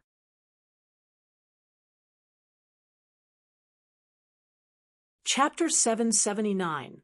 He sped through the passageway he had created and turned right before arriving at the entrance area. He quickly brought out some pieces of green-colored rocks from the bag with him as he came out of the passageway. Gustav quickly placed his hand on the side of the hole he created while activating atomic manipulation. At this point, he could already sense some aircraft approaching this area from far above the surface after spreading his perception to the peak. Gustav hurriedly covered up the entrance of this place using atomic manipulation and the green rocks he brought out. The ground wall and the small green rocks merged as the entrance closed up, but a few cracks could still be seen on them. Gustav put the bag he brought with him in the storage device and began operating the dimensional bracelet on his wrist. Shit, he could sense Miss Amy's presence just in front of the hole at this point, just as he tapped on the coordinates. Fortunately, before any more movement was made, he was teleported out of there. Appearing back in the underground tunnelway underneath the burning sands, Gustav sighed in relief. Meanwhile, everything that had happened so far was after Gustav disappeared from the underground space. Goodness, there's a corpse in here, one of the MBO officers voiced out after they arrived in the hidden space that the tunnelway led to. They could see a headless corpse hung up, impaled by multiple spikes protruding from the wall, with dried blood stains all over. It looks like it's been here for weeks, Commander Lindström stated as he looked around the shabby space that had cracks all over along with spikes shooting out of the wall. Let's get this back to the forensic team, the other officer with a red face voiced out. Since Gustav is not here, I assume the intelligence you received was wrong, Miss Amy voiced out from the side. It would seem so, Commander Lindström responded with a defeated expression. Miss Amy turned around to leave at this point. Waste of time. I hope for their sakes you find something useful out of this headless corpse, Miss Amy voiced out with a threatening tone before leaving. The two high-ranking officers stared at themselves with disturbing expressions before staring back at the corpse. Get tested instantly so we know who it is and how it is helpful to the investigation. We need to have answers for the young miss, Commander Lindström voiced out as they took the headless corpse away. Hours later, Miss Amy was back in the apartment with Vera and Rilia. So, according to them, this group from the MBO acted on their own to try and catch Gustav, so they're terming them as rogue MBO officers. Rilia asked with a look of contemplation. Yes, Miss Amy responded while crossing her leg on the sofa as she sat elegantly. It's obvious they only did that and rounded those involved up to pacify me and prevent me from turning the entire MBO upside down, Miss Amy added. What? Do they take you for a fool? Rilia voiced out with a chuckle, wondering how the MBO could think they had fooled Miss Amy with this. It doesn't matter anyway. Vera is safe, and they were unable to catch him, Miss Amy muttered. The whole abduction scenario was blamed on the city's senator, Harry. He had planned for Vera to be abducted, so he could use that opportunity to ask Miss Amy to apologize to the city for bringing fear upon them on the day of her arrival. The city was still in fear of what had happened on that day, seeing as they had almost been crushed, and no explanations whatsoever were given to them about what had happened. Miss Amy wouldn't bother herself doing such anyways, and Senator Harry was mad at the fact that the MBO couldn't really keep Miss Amy on a leash, so he tried to take matters into his own hands. After finding out she reacted that way because of her student, who was the same person responsible for putting his city in a sorry state, he got even madder. Thinking Vera was also one of her precious students, he felt she would do the job of getting Miss Amy to apologize for her entry after he abducted her. He contacted the people to get the job done after Miss Amy left the city with the others.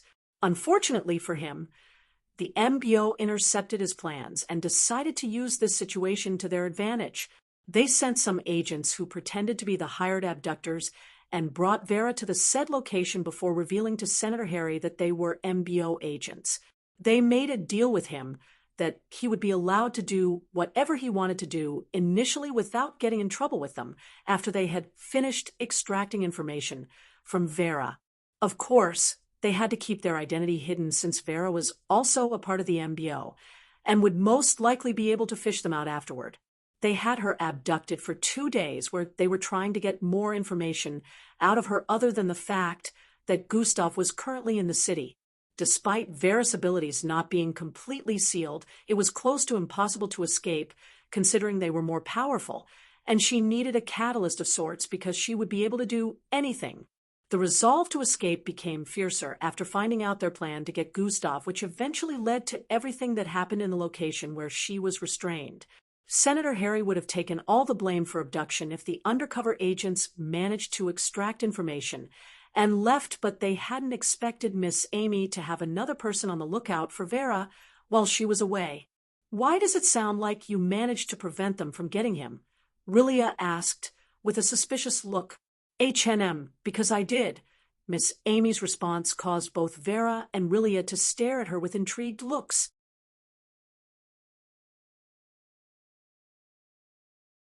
Chapter 780. Vera had long sensed Gustav's presence disappeared from the city before Miss Amy arrived back at the apartment. Now, with Miss Amy's words, it seemed like she made contact with Gustav. He was in the hole.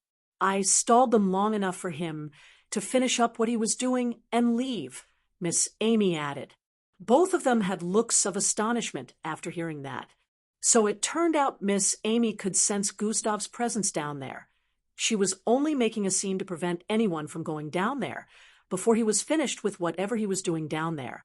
She knew what Gustav was up to was definitely related to the body that was found in the underground space, which was why she had made a threat before leaving.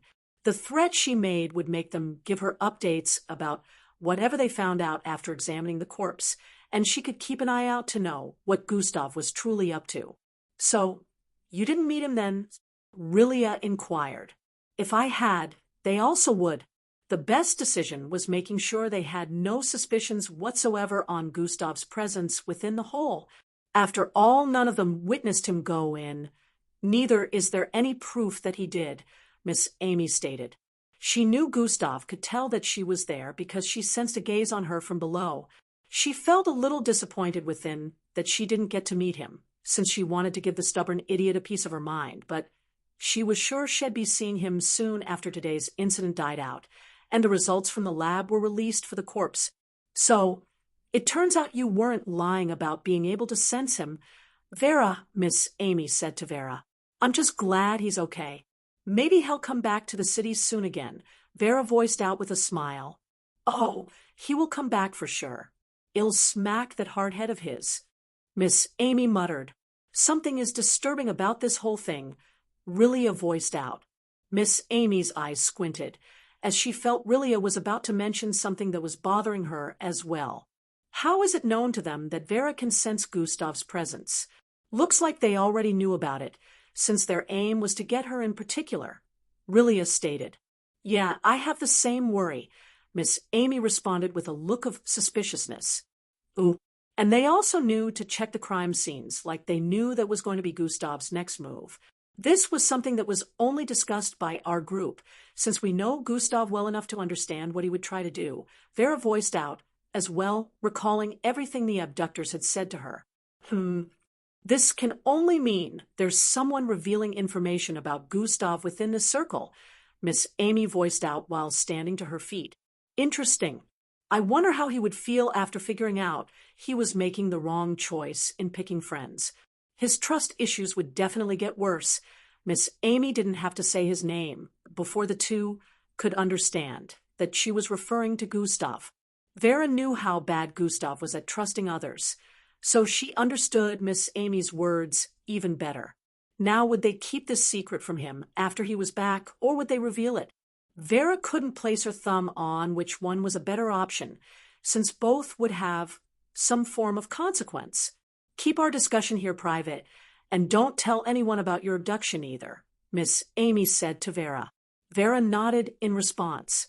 I'll find out who it is soon enough, Miss Amy said before moving out of the house.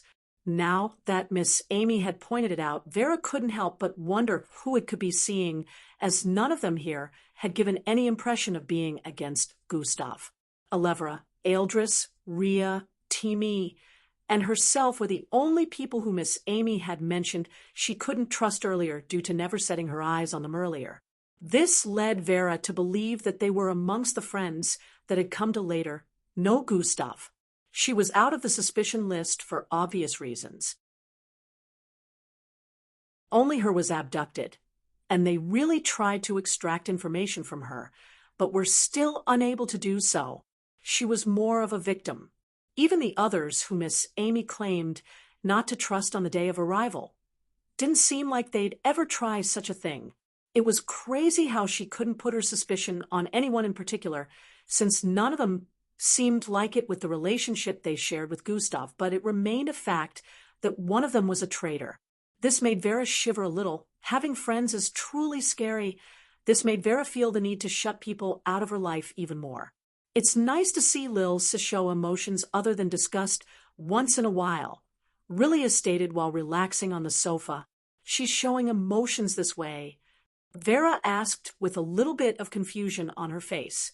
Oh, yes she is, Rilia responded. Then how does she look when she isn't showing any emotions?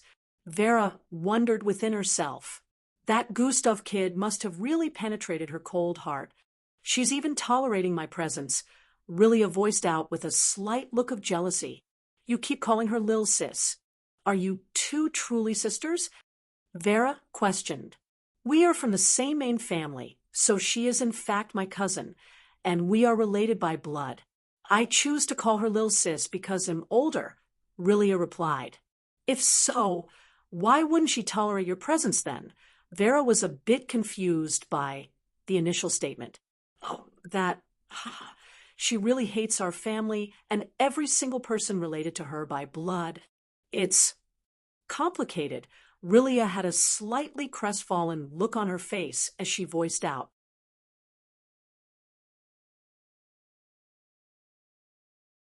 Chapter 781. She would have wiped us off the face of the earth too if her mother's last wishes weren't to leave us be, Rilia added. I'm surprised you'd still want to be around her, Vera stated. I always admired her, even though I am close to 15 years older than she is. She is the definition of pure talent, unrelenting, unforgiving, determined. She was the type who never stopped reaching, Rilia voiced out. I used to be known as the main star of the entire household till she came along. Even though we're both alpha-ranked mixed bloods, she would easily toss me around like a rag doll if I ever decided to go against her, Rilia revealed. Vera had an astounded look on her face as she heard this. Turned out Miss Amy was way more powerful than everyone realized, seeing as even her own cousin, that was one of the most powerful mixed bloods on the planet, admitted that she would easily be taken care of by her. Also, I think she's fond of me even though she hates our family. She did save my life once after all. Rilia chuckled lightly as memories flooded her mind. Just how powerful is she? If she decided to go all out, what would be the outcome? Vera was curious and decided to ask. Honestly, no one knows. It's just like Jack, the most powerful mixed blood. No one knows the full extent of their capabilities since there was never a reason for them to unleash all of it, Rilia explained. However, there is no guarantee the Earth would still be in one piece if she decided to turn rogue one day. So long as she is within Earth's atmosphere and decides to unleash her full capabilities, Earth might not remain in space anymore. In a flash, over a week had already gone by, and Gustav had remained within the underground tunnelway this whole time. It had been a month since the incident with Boss Danzo, and even though he hadn't solved the situation yet, Gustav still grieved every single day. The pain of losing Boss Danzo was still as sharp till this day, and whenever he thought about how he could have done things differently, tears would flow down his face once more. The system had told him over and over to stop beating himself up about it, but such happenings were involuntary. Emotions couldn't be controlled after all, and Gustav had never borne the pain of losing someone he considered very important before, so he didn't expect it to hurt this bad. He still wondered how he was going to face Mara to tell her boss Danzo died because of him. In the last few days, his energy had completely recovered, as well as the energy within the dimensional bracelet. He had also spent a lot of time channeling his bloodlines. He could tell that his Yarki would be free of the restraints in the next few hours because he had checked it some time ago and witnessed the band-aids like restraints slowly falling apart. Because of Miss Amy and the interference of the others, there is no need for the last step of the plan. They must have found the corpse already, Gustav muttered with a look of contemplation. He still wondered what they were all doing on the surface, and how everyone suddenly arrived. This had been on his mind since he arrived back here. It made him wonder if a tracker was placed on him, but Gustav was sure they would have found a way to get down here, if that was the case. Gustav couldn't call what had happened a coincidence, but he hoped they never knew he was there, because knowing of his presence would ruin everything. Was Miss Amy there to help me? Gustav thought as he recalled Miss Amy standing in front of the hole without jumping in for the few seconds his dimensional bracelet was activating. She's really going to kill me after all this has died down, Gustav sighed as he voiced out. This made him feel glad in a type of way. Even though he had lost Boss Danzo, he was happy for the fact that Miss Amy was still around, and he hoped he never had to lose her. A light smile appeared on his face as he thought about their experiences together before standing to his feet. It's time to move, he voiced out as he began operating the dimensional bracelet. In the next few seconds, Gustav disappeared amidst a flash of bright blue light. Sing! He reappeared in Sir Zill's office, causing a small wind to scatter across the place. Sir Zill, who was seated on one of his sofas, was startled for a moment before spotting that it was Gustav. Gustav, you're back, Sir Zill voiced out with a smile. HNM. How is Carissa's? Gustav asked. She's fine and prepared to give the presentation by tomorrow with Marshall, Sir Zill responded. By tomorrow? Gustav voiced out in confusion. Yes, by tomorrow. We had to take the steps you asked us to earlier because your plan has already begun working and the authorities are currently re-evaluating your case, Sir Zill voiced out with a smile of victory. Hold on. Gustav couldn't believe his ears as he thought this would take longer. Are you saying they have found all the clues that I planted, the corpse included? Gustav asked. Not only found, but an unknown individual also helped broadcast the results of the investigations that had conducted in the past week from the clues you dropped leading the narrative in the direction you wanted. The press had broadcasted it, and now the whole world is questioning the government themselves instead of you based on everything that had been found so far, Serzil explained. Interesting. So, is this why they are presenting tomorrow? Gustav asked. Yes, there is a hearing tomorrow. And seeing as you hadn't been available all this time, I took the liberty of preparing them for the presentation for them to appear in tomorrow's hearing. We couldn't miss the opportunity, Serzil added.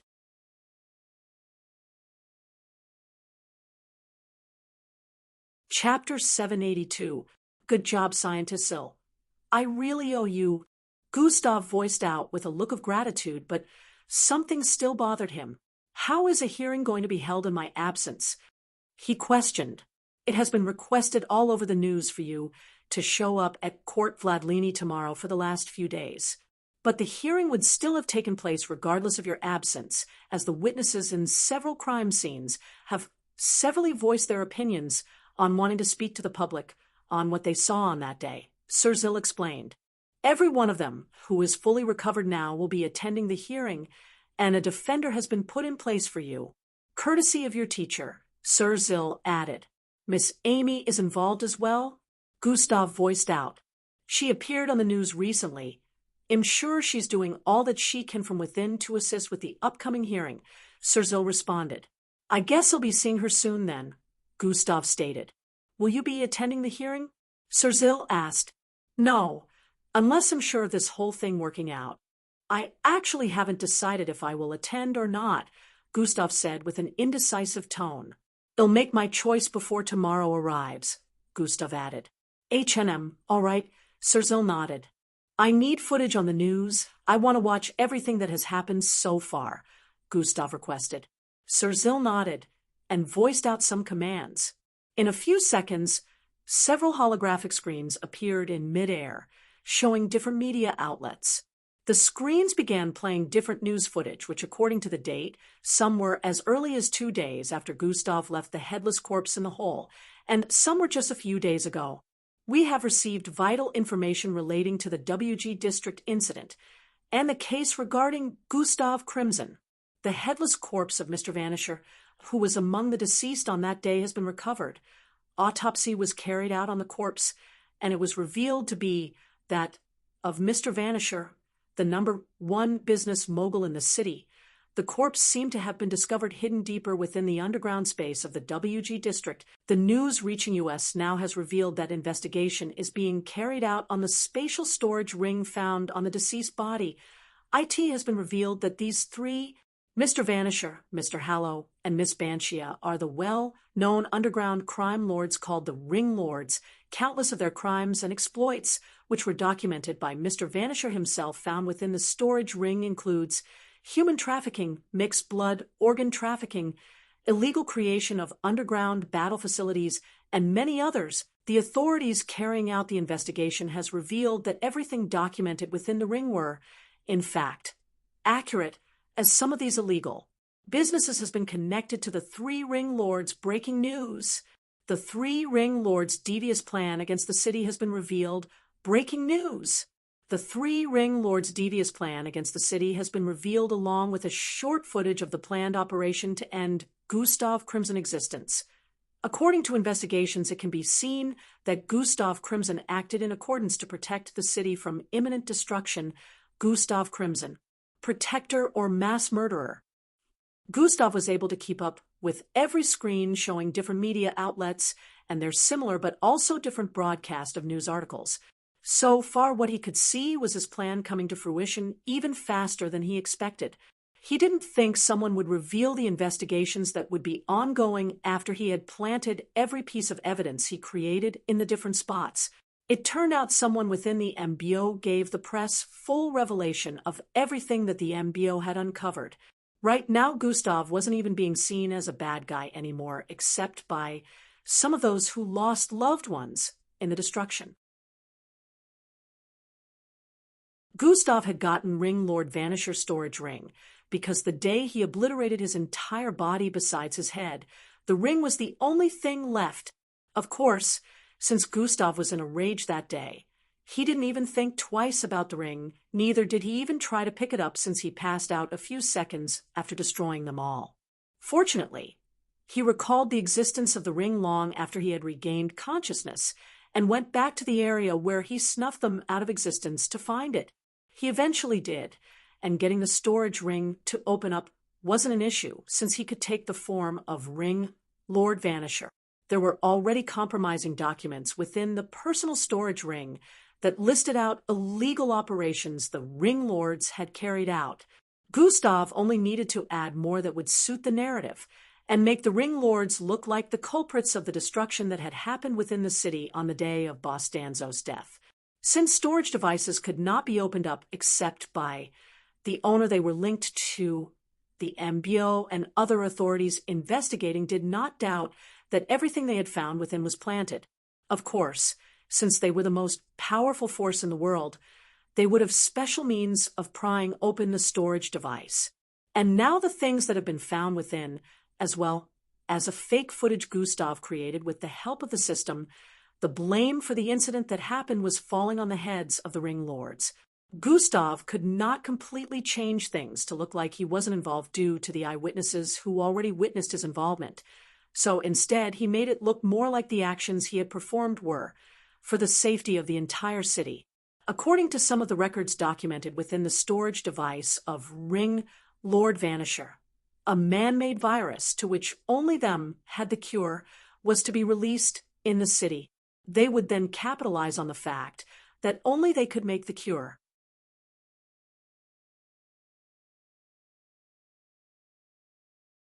Chapter 783. According to some of the records documented within the storage device of Ring Lord Vanisher, a man-made virus to which only them had the cure was to be released in the city. They would then capitalize on the fact that only they could make the cure.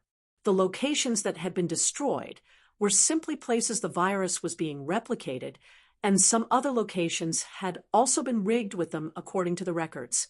Even though Gustav's statement had not been taken yet since he hadn't fallen into the hands of the authorities, everything pointed to the fact that all these locations were destroyed for the preservation of the city. Initial statements of some of the witnesses mentioned he was fighting off a group and even saved them, so there were speculations that Gustav already found out about this ploy a long time ago, and they tried to silence him. The city still remembered the situation with Boss Danzo being charged several felonies, one of which came from Ring Lord Vanisher, and then Gustav released a statement about an illegal underground arena belonging to him. They recalled that the city descended into chaos on that same day, and Gustav was being attacked with Boss Danzo at a place they were settling down in on that same day. The media had also helped in outlining these connections, stating that they couldn't just be coincidences, which was why a hearing for Gustav was being conducted this early. The speculations and news were blowing out of proportion worldwide, as Gustav was now believed by the people to have saved the city. The methods, however, of doing so seemed to be a problem, which was why he hadn't been cleared as a suspect yet. Now that Gustav thought about it, he would have to be present during the hearing to give his own statement and answer questions they might have for him to make the whole situation tally even more in his favor. So tomorrow by noon, Gustav voiced out as he saw the timing of the hearing. Yes, Sir nodded in response. It'll be there, Gustav decided. Good. This whole thing can finally end once and for all. Sir was genuinely glad as he voiced out. After all, Gustav had been wanted, and in hiding for over a month already. He felt it was really too much for a 19-year-old kid to be going through, especially when he was not really to blame for the whole situation. The corrupt ways of the government, and letting people with wealth act as though the law doesn't restrict them was what led to this anyways. Now, they had met their Waterloo losing so much from the destruction caused by Gustav. Sir didn't see anything wrong with Gustav changing the narrative to pin the blame for the whole situation on the Ring Lords, since this incident, which was clearly not his fault, would have buried him. There was nothing wrong with tricking the world, since they didn't root out the evil ones in the first place. It was well-deserved after everything he had gone through. Meanwhile, within the apartment, Miss Amy stayed in with Angie, and the others a situation was currently playing out. In the living room, everyone formed a circle around the green-skinned girl with a brown-colored tail. They all had looks of disgust as they stared at her, while Miss Amy behind shook her head with an expression of disappointment displayed on her face. "What do you have to say for yourself?" "Glade," Miss Amy voiced out with a cold tone from behind. Glade, who was encircled by Angie, Eldris, and the others, had a look of guilt racked up on her face as she tried to speak repeatedly, but couldn't form words. "So it turned out it was this green bitch." Really voiced out from Miss Amy's side. "Having a different look sometimes is something to watch out for," she added while clicking her tongue. EE's eyes widened a little as he heard that and turned to look at her with a suspicious gaze as he recalled he looked especially different from the others. "I guess in this case it wouldn't be discrimination against color in this situation, so I'll let that slide," he muttered and turned back around to face the situation at hand. "I trusted you, Glade. You were my best friend. How could you do this?" Angie voiced out with a betrayed expression. You can't blame me. I had to watch out for myself," Glade finally voiced out. "You had to watch out for yourself? Which is why you were giving out information on a friend." Angie voiced out while giving Glade a ridiculing glare. I don't really consider him a friend. I'm only here because of you," Glade stated while looking down. "Thanks for choosing to betray me then. So all this time, you acted like a friend and kept giving out information on our doings here. You told them everything they needed to catch him, and they almost did. I remember you would ask questions about Gustav from me and tell me to stay away. Sometimes you acted like you despised him. Does that mean this has been going on for long?" Angie voiced out with a look of realization. No. Yes. I didn't mean to, okay? I just, Angie interrupted her before she could complete her sentence. "You've been doing this even in camp? Who have you been feeding information to? And what do they want with Gustav?" Angie voiced out with a threatening tone as she moved closer to Glade. "I can't say. I'm not allowed to," Glade responded while shaking her head. The others stared at Glade with an expression of disgust and disappointment. "How could you even do such and stay with us? Were all those times we shared a lie?"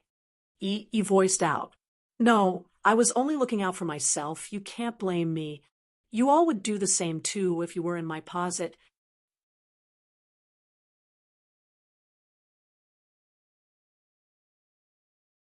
Chapter 784. "I'd never betray a friend for any offer no matter how good, but you have made it clear that you are no friend, Glade." Eldris' tone was laced with immense disappointment as he voiced out. "Who have you been feeding information to, Glade, and what did you tell them? You treacherous bitch." Angie's voiced out in a hate-filled tone. "I can't tell you," Glade said with a crestfallen expression. "I guess this is what trusting someone gets you." Gustav was always right. Angie anger was building up the more she stared at Glade. "Yo, chill, Angie. We're still here," he said, trying to calm her down. "This is how being nice to others brings betrayal and suffering. First, Endrick, and now you, Glade. You." Angie arrived in front of Glade at this point, while pointing her index finger at Glade's forehead. "Angie, I only did what I had to. It's not B." Before Glade could complete her sentence, Angie's hand swiped an arc across the air. "Pa."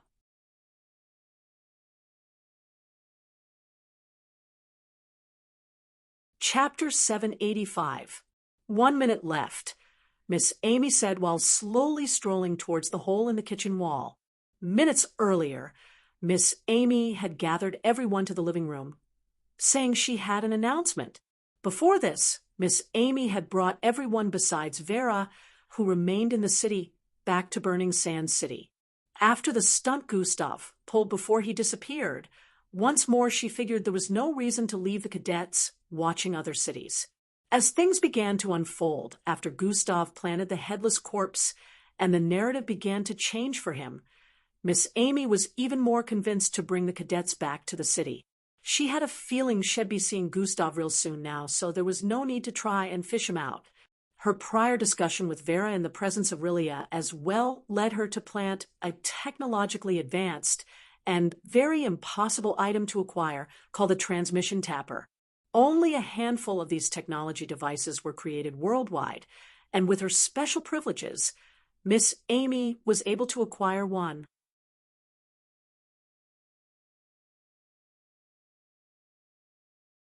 Chapter 786.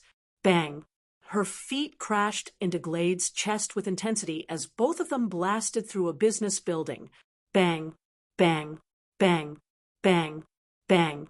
Glade's back kept crashing into multiple walls within the building, destroying offices while Angie's feet were still stamped on her chest, pushing her forward with the leftover force she had accumulated from the small sprint she did earlier. Bang! They slammed through the last wall on the end of the building and fell from the 180th floor down to the next street below. Glade conjured two sickles in her hand as they fell through the air and swung them towards Angie. Angie bent her body backward in the midair, easily dodging the attack, and proceeded to grab both Glade's hands.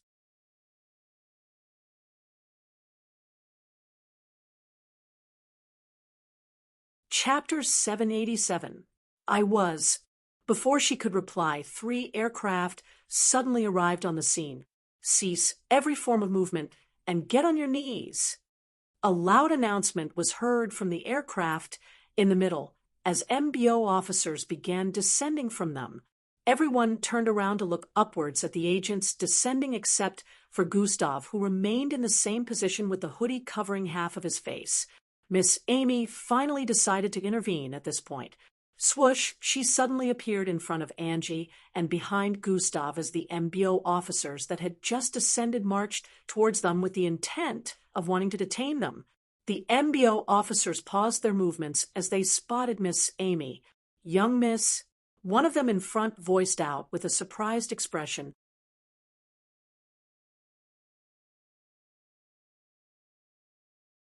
Chapter 788.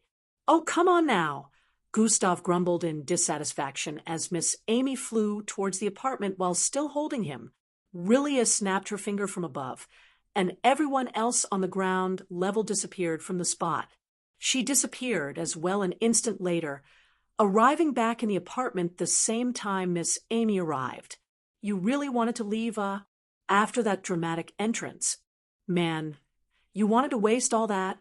Falco and E voiced out as they stared at Gustav, who was restricted in the middle of the living room. His body was currently floating in midair with purplish energy surrounding him. "I wasn't even. You guys were not supposed to see me till tomorrow. Y'all were causing too much havoc in the city, so I had to take a look," Gustav responded while rolling his eyes. "Still, you can't just jump in on us and leave just like that," Matilda voiced out with a slightly annoyed tone. "Come on, you guys were going to see me tomorrow anyway," Gustav replied. "Now that my rival is back, our battle shall be." "Not now, Ria," everyone shouted out at the same time before Ria could complete his sentence. His mouth hung open as he paused his sentence and slowly lowered his hand that was raised up before sitting down in silence. "Are you not even concerned about what happened with Glade?" Timmy finally addressed the elephant in the room. Everywhere turned silent at this point, and everyone turned to stare at Angie, and then back at Gustav. Gustav was truly curious about what had brought about the battle, and why Angie was on the verge of murdering Glade before he arrived on the scene. Angie looked down at this point, afraid to meet Gustav's eyes because of 2 reasons. The first being she felt Gustav would be hurt the moment he found out that one of his friends was selling out information on him. The second was she was scared to tell Gustav she lost control and really had it in mind to kill Glade because he might start seeing her as a monster. Another problem was this wasn't the first time it was happening, as she almost killed Gustav's little brother in the past as well. "I have a feeling that it might be something upsetting. I prefer dealing with one thing at a time, and I haven't finished dealing with my current predicament," Gustav voiced out. Everyone had a look of understanding as they heard that. That being said, since I'm here, clearly against my will, but I am here. Angie, why did you want to kill Glade? Gustav asked. Angie's eyes remained locked on the floor after Gustav posed the question. Just as she wanted to answer, Miss Amy arrived back in the living room. The damage you lots caused is being taken care of, she announced as she moved towards one of the sofas and sat down. Thanks, Miss Amy. Everyone voiced out in appreciation, knowing it would have been too much for them to handle if Miss Amy wasn't here. Hey, get me out of this thing, Gustav said to Miss Amy. No, you stay there. That's punishment for hiding away all this time. Miss Amy responded with an unbothered expression. You know, I could get out of this if I wanted to, right? Gustav voiced out with a mischievous grin. Oh, get out of it then. An evil smirk appeared on Miss Amy's face as she replied. You villainous! A defeated smile appeared on Gustav's face as he voiced out. Miss Amy was the only person that could easily put Gustav in his place without remorse, and she was still the one who doted on him the most. You should be glad I chose a small punishment like this. I initially had something more difficult in mind, Miss Amy said while crossing her legs. The tense atmosphere had eased up a little after Gustav and Miss Amy's dialogue. He expresses more emotions with people he's closer to, Elevra thought from the side, after witnessing the banter between Gustav and Miss Amy. She could see so many similarities between them as people who never showed emotions. Now, they had teased each other a little, and even smiled, which was something that never happened. Looks like there are more sides to him that he reveals. I wonder how he will take Glade's betrayal, Elevra thought with an intrigued expression. Now is anyone going to answer me about why Angie was close to murdering Glade? Gustav questioned once more. Angie had steeled herself at this point and was about to spill the whole truth to Gustav when Miss Amy spoke. Angie was doing you a favor. Too bad. You stopped her from ending Glade's life, Miss Amy stated. How would ending Glade's life do me a favor? What did she do? Gustav could already tell that Glade must have done something. She's a traitor, Miss Amy voiced out bluntly. She has been giving someone within the MBO information about you this whole time, Eldris added when he noticed the slight look of confusion on Gustav's face. Since back in the MBO camp, she has been in contact with this mystery person. And even here, the reason you were almost caught at the location you initially destroyed was because of her, Timmy voiced out as well. Oh, so that's what it was, haha. Gustav laughed lightly as he spoke. Everything made sense to him now. Everyone was a bit surprised by his reaction as they had expected a different one. The dots connect. Yeah, I knew, Gustav voiced out. You knew? He asked with a doubtful gaze. I began suspecting her since I was still in camp. Why do you think I made sure she was absent in most of our meetings? Eldris, and Falco's eyes widened in realization as they thought about it. I would have reconciled with Angie long ago if I wasn't suspicious of Glade. Staying away from Angie was a good way to keep her away too, since I wasn't 100% sure that Glade was spying on me, Gustav added.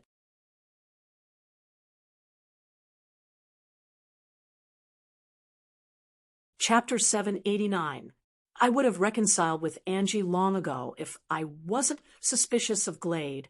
Staying away from Angie was a good way to keep her away too, since I wasn't 100% sure that Glade was spying on me, Gustav added. I did spot her a couple of times following me around camp, but I acted like I didn't see anything, Gustav said with a reminiscing expression. Well, damn. Why didn't you mention anything? He asked. No proof. I am 100% sure you guys would have said I was just being insecure or mistrustful like always, Gustav replied. They couldn't deny that Gustav was correct with this. If he had mentioned it, they would have tried to talk him out of suspecting her, since she managed to fool them all. I even tried to convince myself that there was nothing, but the moment I have suspicions about a person, the feeling never goes away. It all makes sense now, but still, she must have given the other party a lot of info since she was probably able to get one or two things from you guys. Well, she asked me questions about you sometimes, and I gave her answers, Falco revealed. I swear, I had no idea she was. Falco quickly tried to explain as he sensed everyone's gaze on him. I'm not blaming you, Falco. If I had mentioned it, I'm sure you guys would have given her reason to covertly seek information and hide her intentions better because you all suck at acting. Gustav felt he was the only one with good acting skills among all of them except for Glade. But he felt even Glade wasn't as good as acting as he was because he could remember she had visibly displayed hostility towards him and even acted suspiciously a few times to his notice. He never showed any signs that he was suspicious of her, but he felt the others would have if they were told. I'm sorry, Gustav, Angie voiced out. Sorry? Why? He asked. All this time I placed a lot of trust in her and told her a lot. I feel like a fool. You were always right when you said I was too trusting, Angie stated with a crestfallen expression. It's not your fault. She was really good. Now I feel bad for not letting you finish the job, Gustav voiced out. Yeah, you really stopped her from doing you a favor, Miss Amy stated. I think I would have very much preferred it if everyone had kept acting like we knew nothing after finding this out. Would be nice to use her to feed the MBO wrong information about me, since they're so interested in me. Gustav liked the idea of keeping Glade unaware that they knew about her betrayal, so they could fool the MBO, but what was done was done. It's not like they could reverse the circumstance. There will be lots of opportunities for an accident to happen to her in the future. Nothing to worry about, Gustav said with a casual tone, but everyone understood exactly what he meant. Angie might have failed to kill Glade today, but Gustav would definitely end her in the future. It's really interesting that the MBO feels the only way to get to me is by using the people in my inner circle. I just hope they know they'll be sending others to their death if they ever decide to try something like this in the future, Gustav said with a playful but also sounded serious tone. I don't mind sending anyone here to their early graves. Gustav didn't need to be direct before everyone here understood that he was voicing out a threat this way. There was a little bit of silence for a few seconds before Miss Amy finally spoke. Where were you the whole time we were searching for you? She asked. Oh, that. I hid underneath the burning sand surrounding the city, Gustav revealed.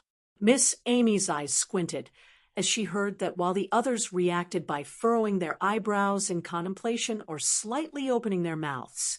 I guess that explains why we were unable to find you, Miss Amy stated. How did you do that? Falco asked from the side.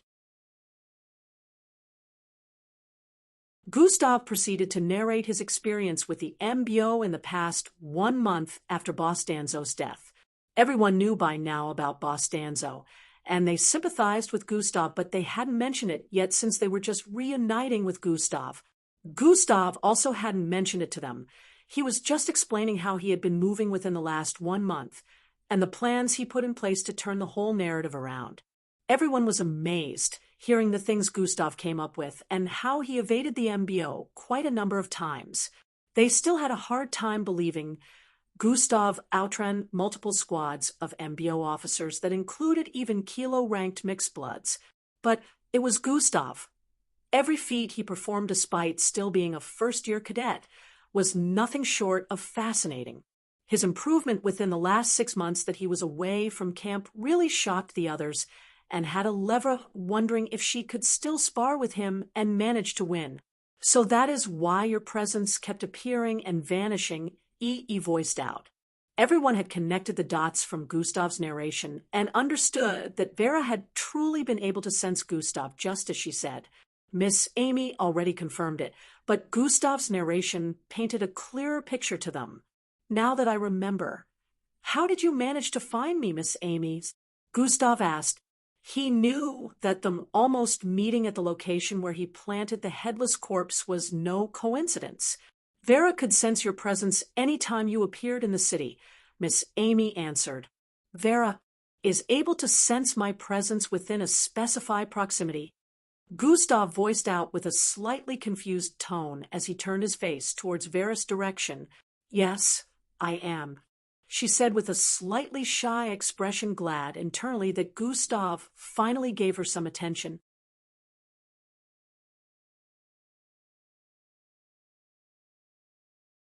Chapter 790. How are... Oh, it's because of that. Gustav came to a realization before he could pose the question. You never did tell me the connection wasn't cut off, Gustav said to her. I wanted to, but I thought you might find it creepy. Vera's cheeks burned red as she responded. You've done something even worse in the past, so... Nah, I wouldn't find this creepy. It's actually not entirely bad, since Miss Amy was able to find and offer me assistance, but at the same time, not entirely good. Gustav felt he wouldn't be able to hide if others wanted to find him, using Vera, but it was still okay since it had a proximity range. He just hoped the proximity wouldn't increase in the future. This connection came about when Vera tried to turn Gustav into a puppet in the past. Gustav still counted himself lucky that Vera decided to deactivate the parasitic strains she planted in him because the system had sensed it late. If he eventually had to make the system get rid of it before she did, he would have found a way to kill her because that would mean Vera was overly insane and useless. But the fact that she decided that it wasn't the right way to acquire Gustav's love and decided to get rid of the parasitic strains made Gustav find usefulness in her. Even though she got rid of the parasitic strains before Gustav's consciousness was taken over, the connection between her and Gustav wasn't cut off. She had the same situation with Endrik. She was able to sense if he was within city-wide proximity to herself because she also planted the parasitic strains in him back then, but she never revealed that this was a side effect. Everyone was at a loss as to what Gustav and Vera were referring to, but they could guess that this was another secret between the both of them that wouldn't be revealed to others. At the very least, this confirmed that Vera was able to sense Gustav, and they could use her next time Gustav ever went missing. What truly happened, Gustav? Why did you rain chaos upon the city? Ealdris asked the main question that everyone was dying to know. They knew about Boss Danzo, but they wanted to know the whole story. Gustav's mood changed a bit as he heard that, and they could sense it. The place was silent for a long time. As Gustav finally wanted to say something, there was a knock on the main door, and a holographic image appeared in the living room, displaying who had just arrived. Miss Amy finally released Gustav from the purplish energy binding as the person at the door was let in. It was a beautiful-looking girl with an oval-shaped face, a slim figure around the same height as Angie, and dark red hair. Mara, Gustav voiced out as he spotted her entering the living room area. He was both surprised and feeling ashamed at the same time. She shared a stare with him that radiated with both sadness and understanding. Gustav, she voiced out as she arrived in front of him and proceeded to wrap her hands around him. She was almost 2 heads shorter than him, so her arms were wrapped around his waist as she buried the side of her face into his lower chest area.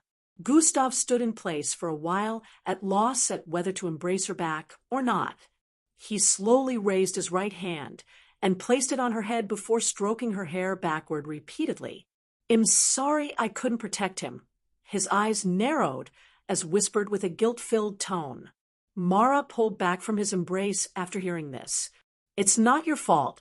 I'm sure you did what you could," Mara said with a comforting tone. "I do not blame you, and I'm sure he wouldn't want you to blame yourself either," she added while holding on to Gustav's hands. Gustav heaved a heavy sigh as he heard that. "I was there. I watched it happen right before my very eyes.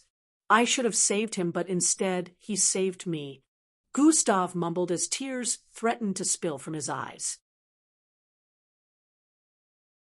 This was the first time everyone was seeing Gustav get so emotional, and it shook them to their very core. It was close to impossible to put Gustav and emotions in the same sentence, so this made them realize Boss Danzo must have been a significant figure in his life. Only Miss Amy truly understood this along with Angie. "Stop it. I don't want you blaming yourself, but I want to know everything that happened," Mara voiced out once more. More than anyone here, Mara was the one who truly deserved a full narration since she was Boss Danzo's granddaughter. Gustav now decided to tell the full story of how he came here almost 3 months back. Everyone paid attention to him as he explained his purpose for coming to Burning Sands City in the first place and his experience after getting here. How he discovered the illegal underground arena, the ring lords, and how they engaged in other illegal activities within the city, to how he saved Boss Danzo and Carissa's. Of course, he omitted some parts, not wanting to reveal a lot of his abilities and how he managed to pull some things off, but it was impossible to miss the sadness in his voice whenever he mentioned Boss Danzo. It took over 2 hours before he got to the part where the ring lords sent kilo-ranked mercenaries after them, and at this point, everyone had looks of astonishment listening to Gustav narrate this part. In about 30 minutes more he was done, and they all had looks of amazement and disbelief on their faces. He fought off kilo-ranked mixed bloods, and not only won but destroyed all of them? Everyone couldn't process this revelation without looks of astonishment. Gustav had lied to them that he consumed a drug specially created to raise the potential of a mixed blood for a brief period, but it came with side effects which were what led to the destructions that happened within the city.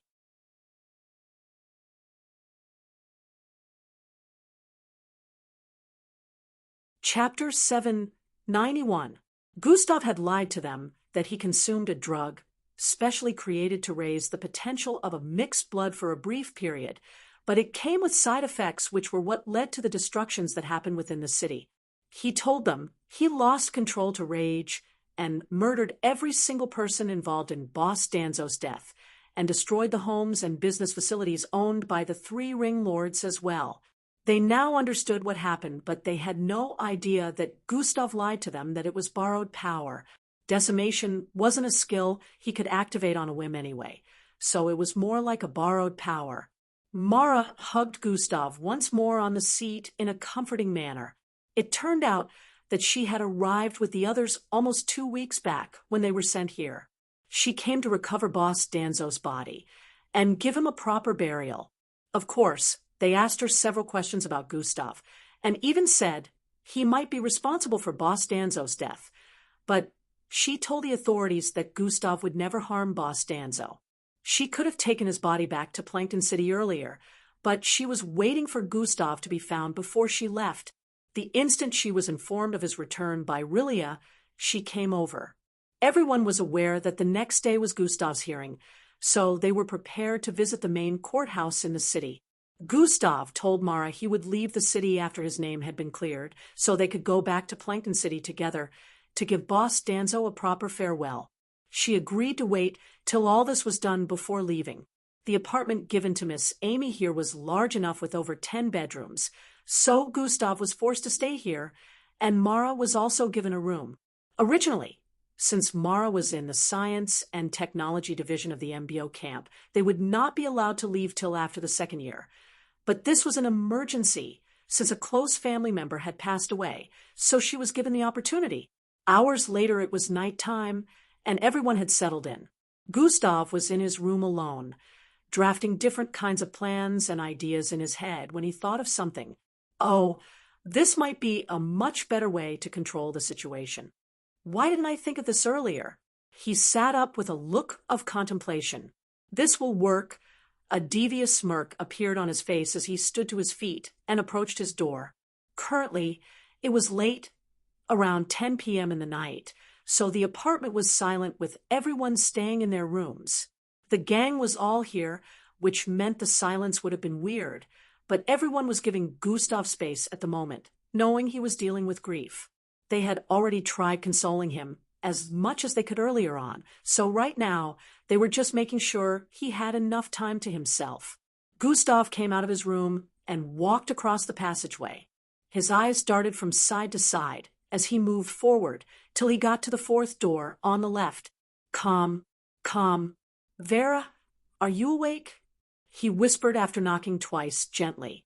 Twi-yi! The door opened up in the next instant as Vera appeared on the other end, clad in white and flowery patterned pajamas. Gus, Tav, she voiced out in surprise. Can I come in? Gustav asked. H&M. She nodded as blood rushed to her face and she moved aside. Gustav moved into her room and sat on the left side of her bed. Vera sat a few inches away from him and stared at his face. Have you mastered how to inject a parasitic strain into someone through handshake? Gustav asked. Ooh, I can't do it instantly, but yes, I can make it happen, she responded with a contemplative expression. How long do you have to remain in contact with the person? Gustav asked. For about 20 seconds. It's harder to inject when I can't use the same method I used for you, Vera stated. Gustav understood to this point, but 20 seconds of a handshake was a little too long. Well, work with that then, Gustav voiced out in response. How long will it take to put a living person under your control now? He asked. About 2 to 3 weeks now. The parasites have become stronger in taking over a host's body, Vera replied. Good. I want you to infect a person with your parasitic strain. I want this person to be totally submissive to my commands, Gustav said with a low but strong tone as a dangerous glint appeared in his eyes. Vera is at your command. Just tell me who you want this to be done to, Vera replied submissively. Minutes later, Gustav could be seen coming out of Vera's room. The same moment he walked out the door, a person could be seen coming out of their room a few feet up ahead. Both of them turned and made eye contact. Gustav, Angie, they voiced out at the same time and began walking towards each other. Angie had a look of curiosity as she prepped her head to the side, trying to see the room Gustav had just come out from. You seem busy, she said with a tone of suspiciousness. It's been a long day, just needed to finally complete one last task, Gustav said with a look of gratification. Hearing Gustav's response, she decided not to press any further. Why are you still up? Gustav asked her. I was just going to get some water. I'm parched, she replied. All right then, I guess I'll see you tomorrow, Gustav said, and began to walk forward. You too, have a good night's rest, Angie said before moving along as well. Gustav got back into his room a few seconds later and lay on his bed. Of course, he wasn't going to sleep, yet as thoughts began to drift into his head once more.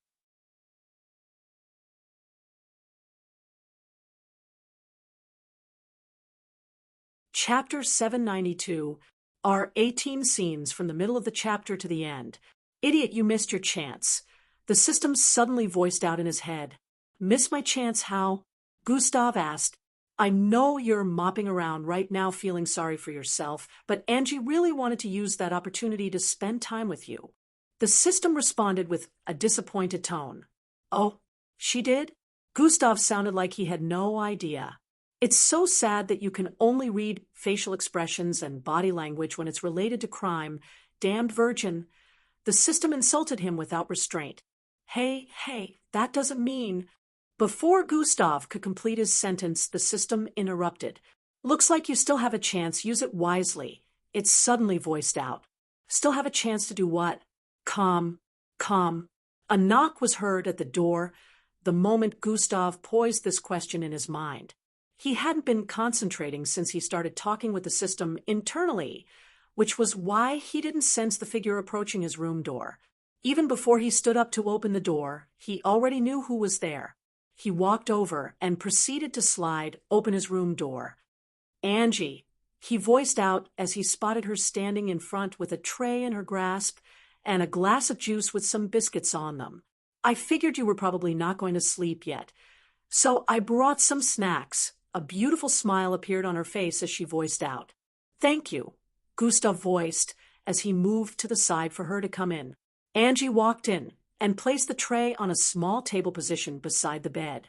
She sat by the bedside and tapped on the space beside her twice, gesturing at Gustav to sit beside her. Gustav moved towards the bed after closing the door up and sat beside Angie. Angie proceeded to pick one of the snacks up and tried to feed Gustav. I can feed myself, Gustav chuckled lightly as he held her wrist. Let me, she said with a smile, while staring at Gustav in the eyes.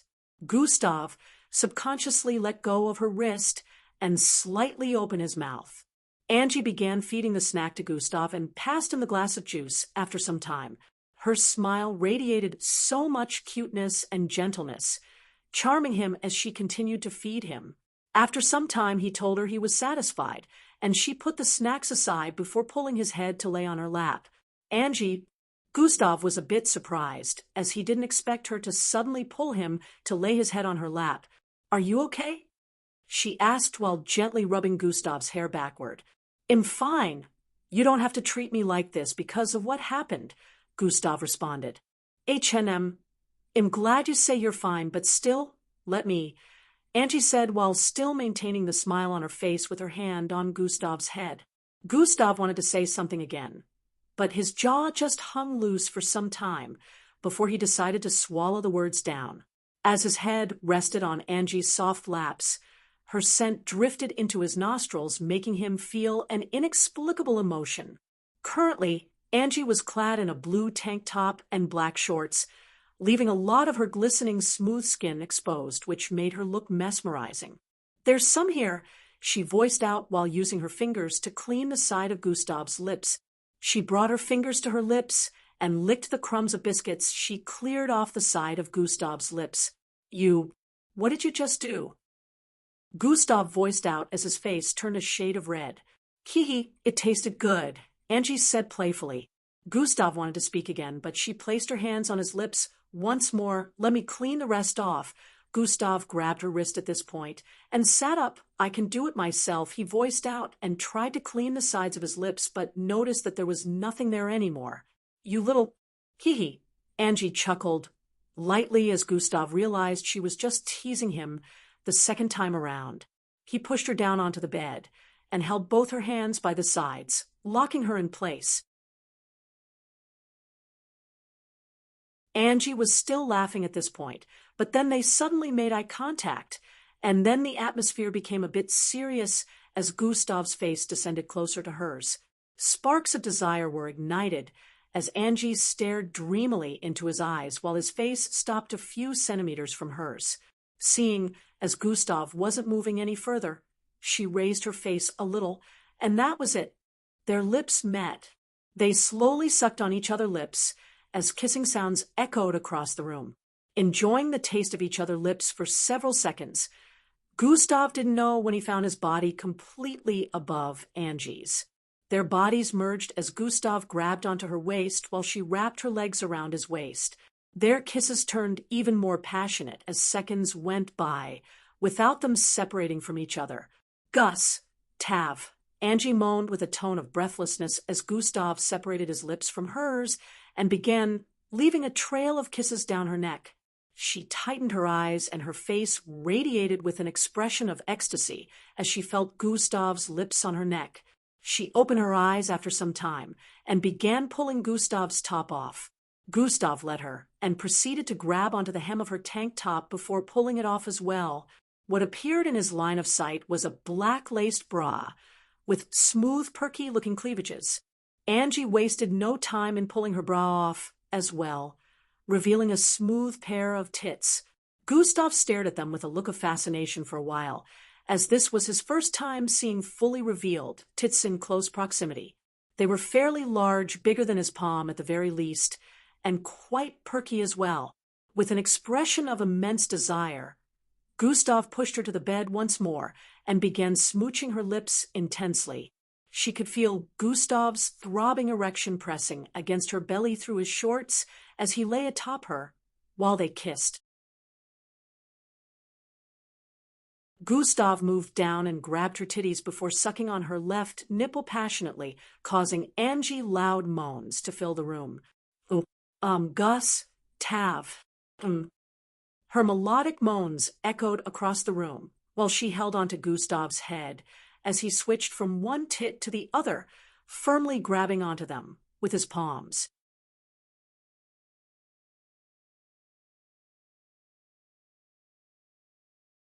Chapter 793. Warning. Are 18 scenes.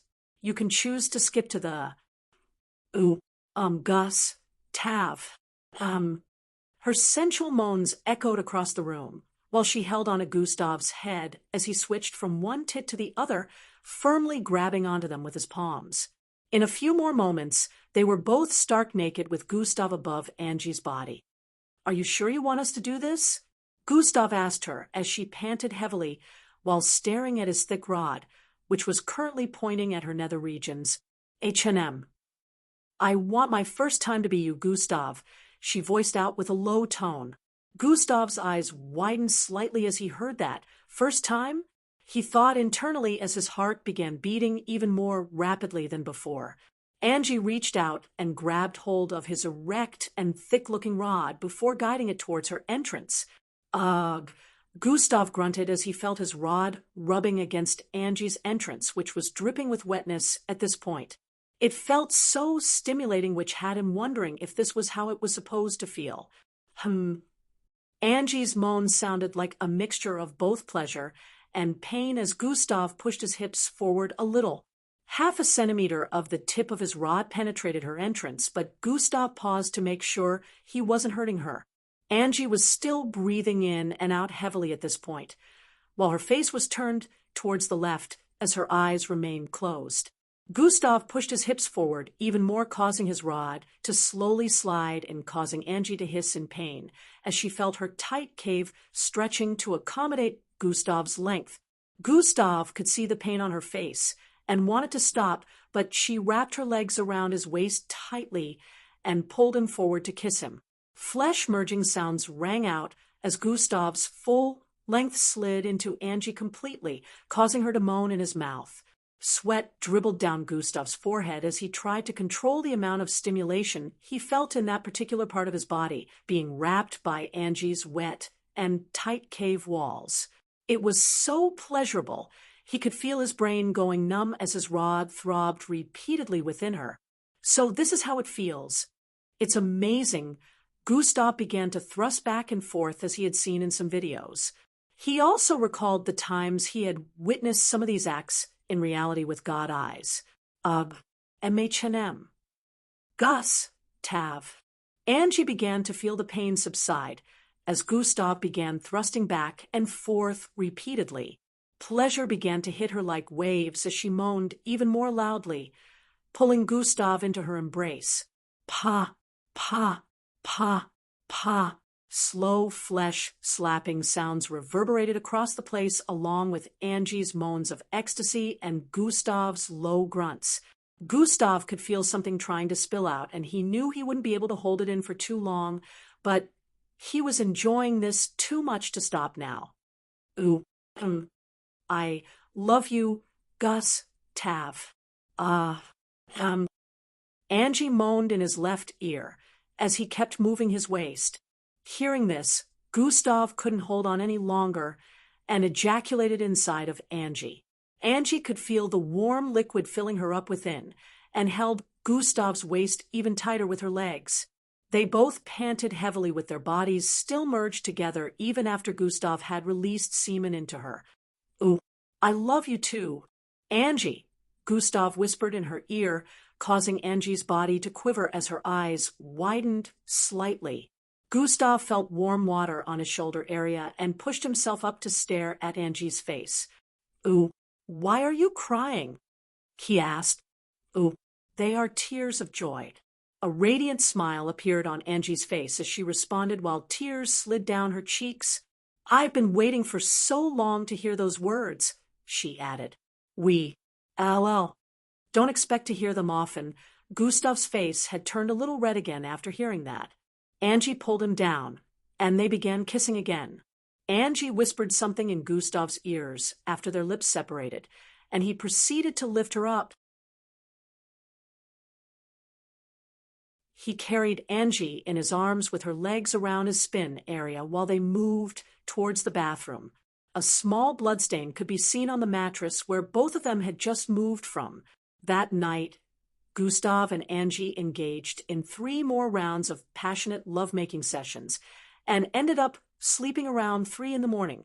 It was both their first time having sex, but they were mixed bloods, so their energy could not be compared to Slarkov's. This was also the reason why Angie felt pain for a very brief period. Gustav felt he could keep going even after ejaculating a couple of times, but he didn't want to tire Angie out, and her moans were so loud he was sure the entire household must have heard them. They slept happily in each other's arms till daybreak. Tum, tum. The sounds of 2 footsteps climbing down the stairs reverberated across the living room, and everyone turned towards the staircase area to stare at the 2 who were just coming down. They were all seated on the sofas in the living room, engaging in chats initially and having breakfast, but the moment they heard the sound of the footsteps, they paused what they were doing. Gustav and Angie arrived downstairs and saw the strange glares everyone was giving them. "Oh, good morning, everyone," Angie voiced out with a wry smile as she felt shy from all the knowing glances being sent their way. "What?" Gustav voiced out with a slightly hostile tone as he glared back at everyone. "Oh, nothing, Gustav. Just that the walls have ears," he voiced out with a mischievous grin on his face. "Good morning, Angie." "Good morning, Gustav." Aldris proceeded to greet them with a smile. "Good morning, Angie. I'm sure you had a wonderful night," Matilda voiced out with a smile, as well as a tone that depicted hidden meanings. "Oh, the night must have been wonderful for sure," he voiced out once more. "Pa." Aldris slapped the back of his head while giving him a stare that said, "Keep your mouth shut."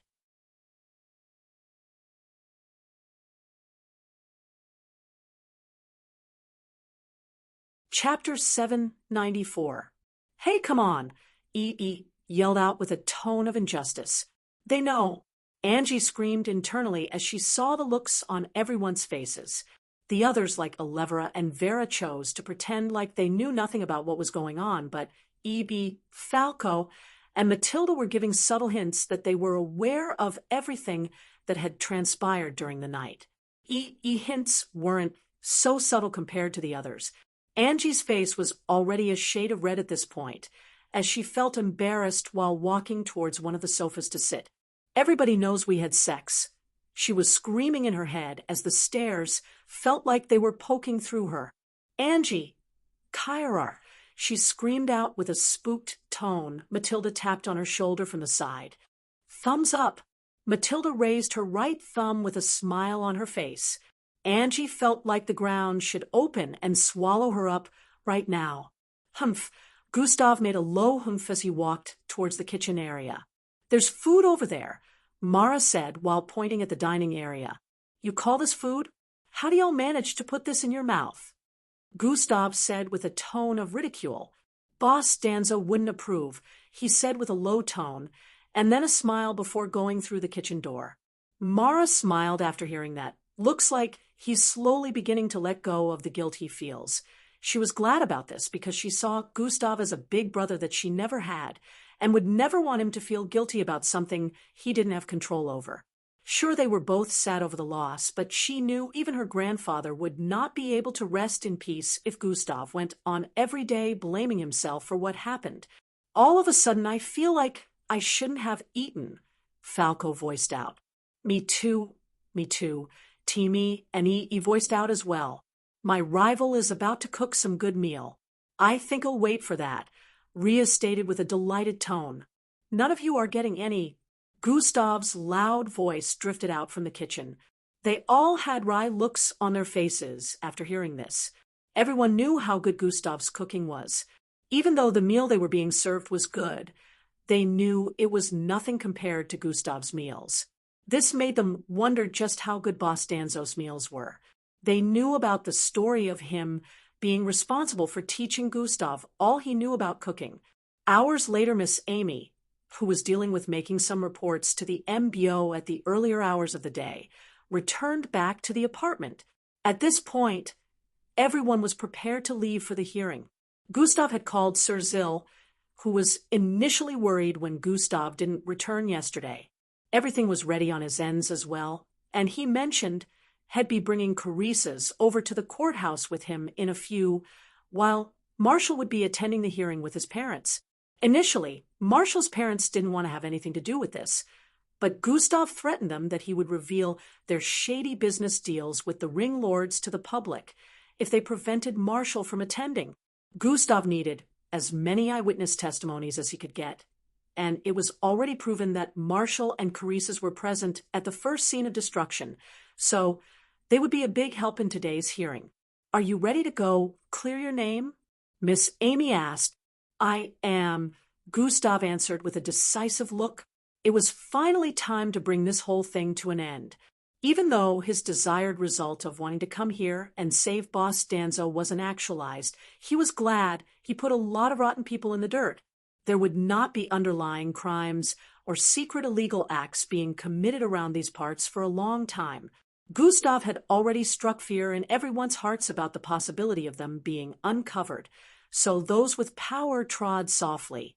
Gustav and the others headed to the courthouse together in an MBO aircraft, which arrived at the desired location in less than 1 minute.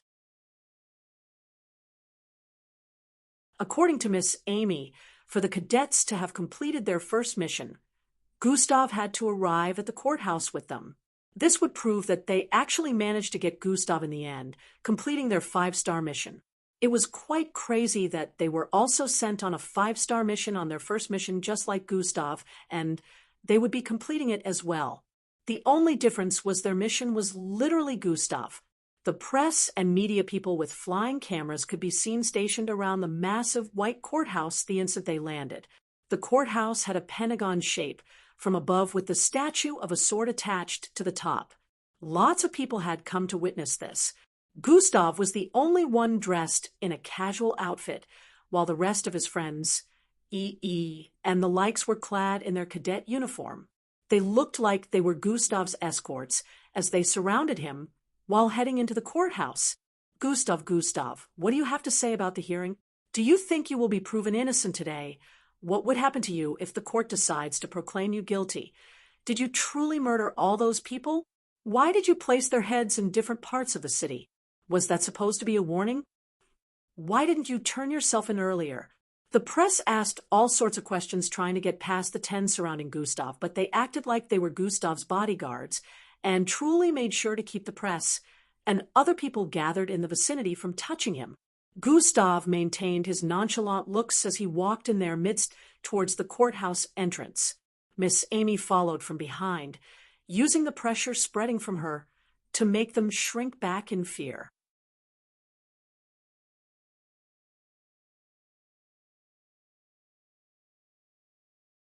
Chapter 795. Many of the city's citizens had come today to witness the hearing as well. Almost all of them were in support of Gustav. The courthouse was full in no time, and many people had to wait outside. Some had placards in their grasp which said, "Gustav is a hero." Multiple screens all across the city displayed the happenings within the courthouse, and those who had gathered outside were able to watch how it was going. 3 people dressed in white robes customized with the modern-day emblem that defined law and justice could be seen seated on an exalted platform up ahead. They had condescending looks on their faces, which depicted they were the judges for today's hearing. They sized Gustav up as he came in and moved towards a particular small light-structured cubicle. The aura of superiority and gaze of pride that could be seen on their faces lowered the moment they spotted Miss Amy's entry. Her majestic aura instantly filled the entire courthouse, and even though the 3 judges sat on an exalted platform, they didn't feel any way superior to her. How could they? Higher-ups in various positions of power knew very well who Miss Amy was. The normal citizens all across the earth were only familiar with Jack being the strongest mixed blood in the world, and even though they had heard about Miss Amy, since she didn't like to be in the public eye, a lot of people wouldn't be able to recognize her if they came across her. "Let the hearing for Mr. Gustav Crimson begin," one of them voiced out after everyone within the courthouse had settled down. A man clad in a business suit moved towards the middle and began to direct the flow of the hearing, first mentioning the whole crime situation and what role Gustav played in it. While the hearing was ongoing, Gustav's eyes darted around the place, and he spotted Sir Zil sitting somewhere with Damien, Siri, and Carisas. He then looked around more and spotted the Rel main family with their son, Marshall, seated at a particular corner as well. Gustav was glad internally that they were here as planned. All the questions poised at him, one after the other, was answered intelligently. Gustav made use of the story he had formulated about his initial reason for coming here, and the key parts of the story had Boss Danzo's name inputted. The underground battle facility was mentioned, as well as how Gustav infiltrated the place to save Boss Danzo and gather more information about all the hidden illegal activities that had been committed by the Ring Lords. He mentioned that Boss Danzo was being forced to fight against his will, and he didn't have any means of getting out of their hands. Occasionally, Gustav would chip in narrations on how the authorities of this city had failed in executing their basic task, which involves keeping people safe. The cops in the vicinity had wry looks on their faces any time he mentioned this. Concurrently, Carissa's was called out to give her first testimony, in which she mentioned her abduction wasn't at the hands of anyone, but the Ring Lords who wanted her to fight in the underground battle arena. The entire crowd erupted in gasps as they heard this story. Carissa's had emitted the part about the Rell family being involved, as Gustav had managed to settle with them and made sure they would never bother her again. Now all the blame was falling on the Ring Lords, just as Gustav planned. He felt even though they were already dead, they would still take the fall for everything he did, since they were to blame in the first place. The lawyers, through cross-examinations, asked a variety of questions, including why he didn't try to tell anyone else about what he knew, why he didn't report to the authorities, and asked for backup from his fellow MBO officers in Burning Sand City. Gustav went on to mention how even the so-called authorities were corrupt and passed on a set of data to the judges, which included all the authorities the Ring Lords had been in cahoots with. No one knew where Gustav had gotten this new set of data from, but it accurately listed out these people in positions of authority who had dealings with the Ring Lords and let them bend the law anyhow they willed, as these set of people were revealed for the world to see. Some of them included were councilmen of the city, cops in positions of power, and even those who were a little down in the chain of authority, including some lawyers. No MBO officer was included on this list because the MBO didn't have a lot of power in this city before the incident with Gustav and the Ring Lords happened. The police force was seen as a higher authoritative organization than the MBO, so it seemed like the Ring Lords did not try to buy anyone from there. As these people were being revealed, MBO agents swooped out at once and began to gather them before they could try to escape the city. Some of these people were humans and Slarkovs, but that didn't stop the MBO from going after them, since this was a mixed blood-related incident, causing the destruction of a quarter of the city. Everything was connected, so they were going to be involved in this case all the way. The officers who had been in charge of torturing Boss Danzo for information on Gustav's whereabouts were revealed as well and caught. They didn't want to confess to following Ring Lord Vanisher's command in torturing Boss Danzo, and then inputting a tracker within a part of his body. However, to their dismay, a footage showing that particular scene was found. An hour into the hearing session, this footage was delivered to the courthouse and played for everyone to watch. It turned out Gustav had no idea that this happened. He had only gotten information on every authoritative figure the Ring Lords worked with, so he didn't know that such atrocities were committed when Boss Danzo was arrested.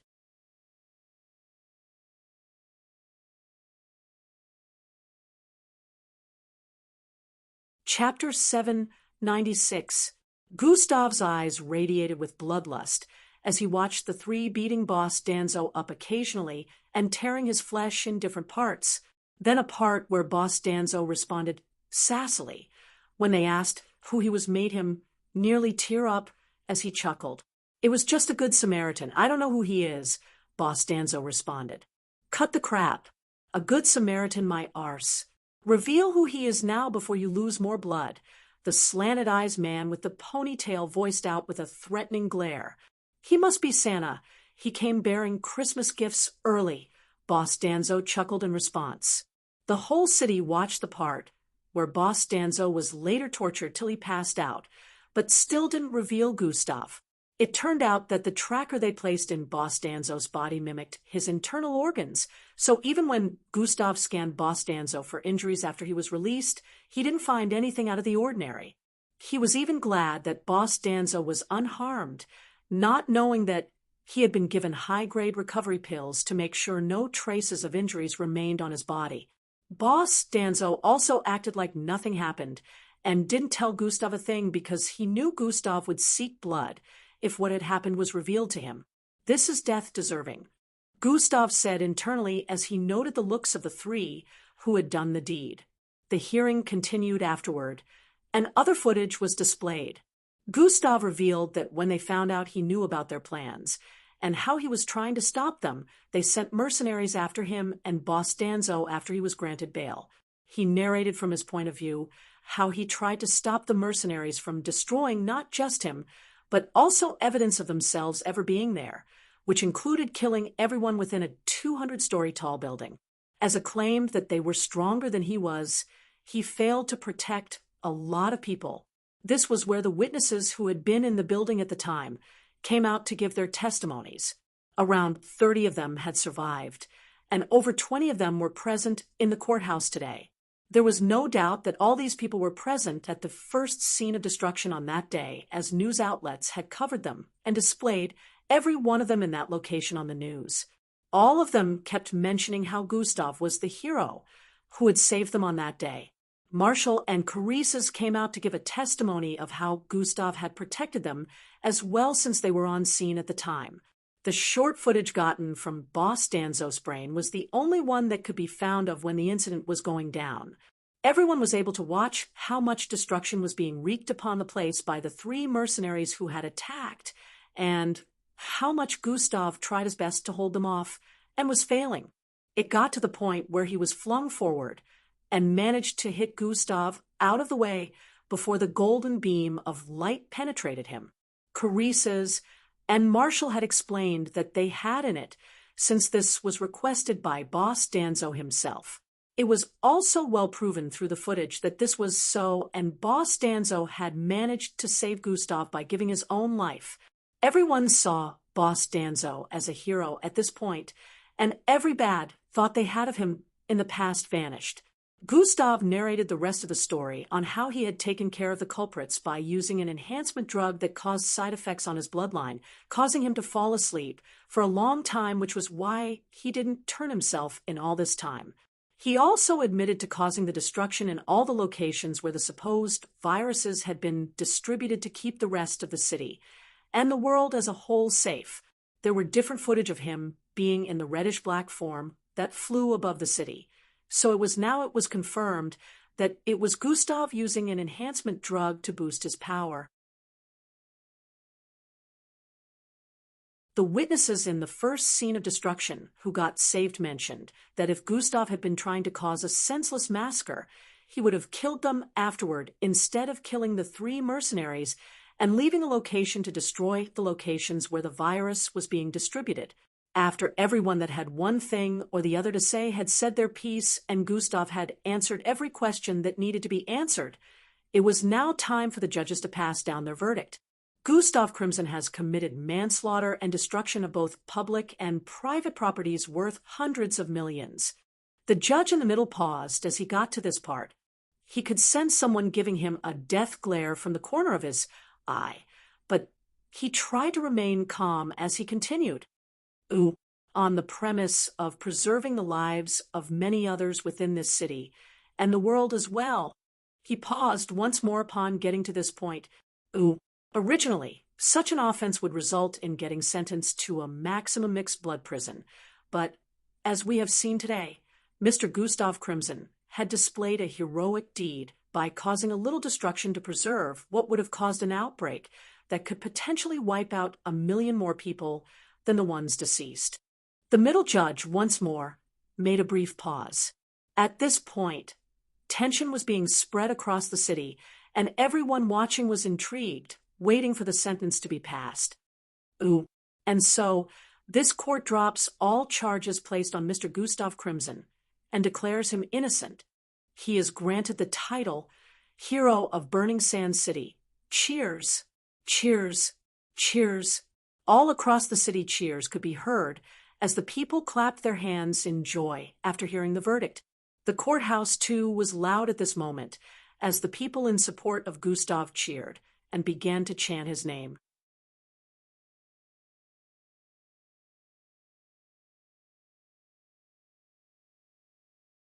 Chapter 797.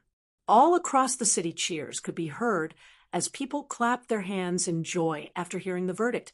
The courthouse, too, was loud at this moment, as the people in support of Gustav cheered and began to chant his name.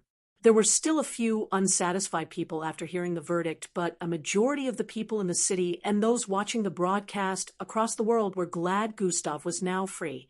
After all, if such an outbreak occurred, who knows what would have happened to the world? All this was made up by Gustav after all, but no one, except for Miss Amy, Sir Zill, Carissa's, Marshall, and the rest of his friends knew about the real story. Gustav had made himself come out a hero, overturning the entire situation for the better. He walked out of the light confines afterward and gave the judges eye contact before a smirk appeared on his face and he turned around. The cheers in the vicinity were still loud as Gustav walked through the aisle towards the exit while E.B., Angie, and the others also stood to their feet and surrounded him like bodyguards once more. The same situation that had played out upon their entry into the court happened once more. The press was trying to get statements from him, but Gustav chose to remain silent as he moved towards the aircraft parked up ahead. He had already said everything he wanted to say about the case within the court and wanted to put this whole case behind him as soon as possible. Miss Amy appeared outside a few moments later and met Gustav standing outside the aircraft with the others. "I'm guessing my title as an MBO officer has been reinstated," Gustav said to Miss Amy. "The case is concluded now, so yes," Miss Amy responded. "Good. I need to take this aircraft to an MBO hold," Gustav voiced out while putting his arms in his pocket. "Take it," Miss Amy said with an unbothered expression. Gustav nodded and jumped into the craft. Angie, E.E. Eldris had confused expressions on their faces like they could tell something was off. Angie was about to step onto the stairway of the aircraft when Gustav pressed a button by the side, causing the door to begin closing up. "I need to take care of something real quick, guys. I'll meet you back at the apartment," he voiced out as the door closed up completely, leaving all of them on the outside. "I wonder where he's going," Matilda stated with a suspicious look. "Like he said, he needs to take care of something," Miss Amy said before walking away from the scene. The aircraft engine lit up, and in the next few moments, it lifted up into the sky and disappeared into the distance. When did Gustav learn how to pilot an aircraft? What did we miss? E voiced out. "It's probably on autopilot. If the distance from here to his desired location is not too much, autopilot can handle the flight," Eldris explained. "Oh, I guess that makes sense," E responded with a wry chuckle. "What is he up to now?" Angie said, while pouting lightly in dissatisfaction. "Definitely nothing nice, knowing Gustav," Eldris responded as he stared in the direction the aircraft disappeared in. Minutes later, within a dark cell, Gustav squatted in front of a man with a long brown ponytail and slanted eyes who was currently backed against the wall with a look of fright. This man was Detective Borsch, who was the leader of the three who had brutally tortured Boss Danzo during his time in the precinct. "Pieliesi, spare me. I was under strict commands," he stuttered slightly as he spat out. "If I had a nickel for every time a villain told me these same words, spare me, I'd have made millions by now," Gustav voiced out as he stretched out his hand to cover the face of the detective. The detective's eyes widened with immense fear as he felt the tight grip on his face and tried to free himself, but to no avail. "I am not a hero. Pretty far from that, if I do say so myself. I only do things for my own benefits, but it never includes harming innocents for the sport of it.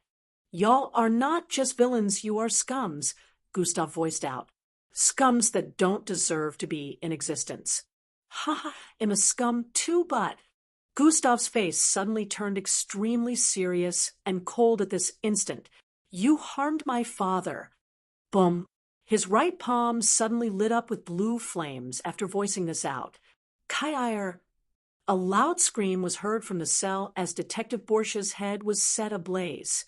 Gustav let go of him at this point, and Borsch stood to his feet and began running about the small space in pain. "Kaiir! Bror! It hurts! Please, put it out! Kaiir!" My ears, please. He screamed out in agony as his head remained ablaze even after dashing across the place repeatedly. Bang! He slammed into the cell gates by mistake since he was unable to see anything and fell on his back, writhing on the floor, rolling from side to side, as the skin on his face burned off completely along with his long hair. Gustav watched this scene without a shred of pity in his eyes, as Borsch's voice kept turning hoarse as he pleaded, "There's still 2 of your subordinates left." Gustav voiced out as he walked towards the cell gate.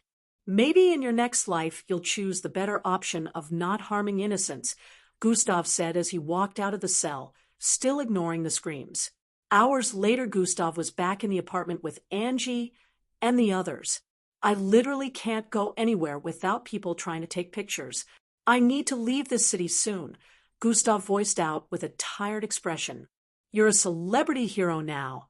Learn how to live with the game," he stated. "This reminds me of the entrance exams last year. Is this going to be a yearly thing?" Gustav wondered out loud.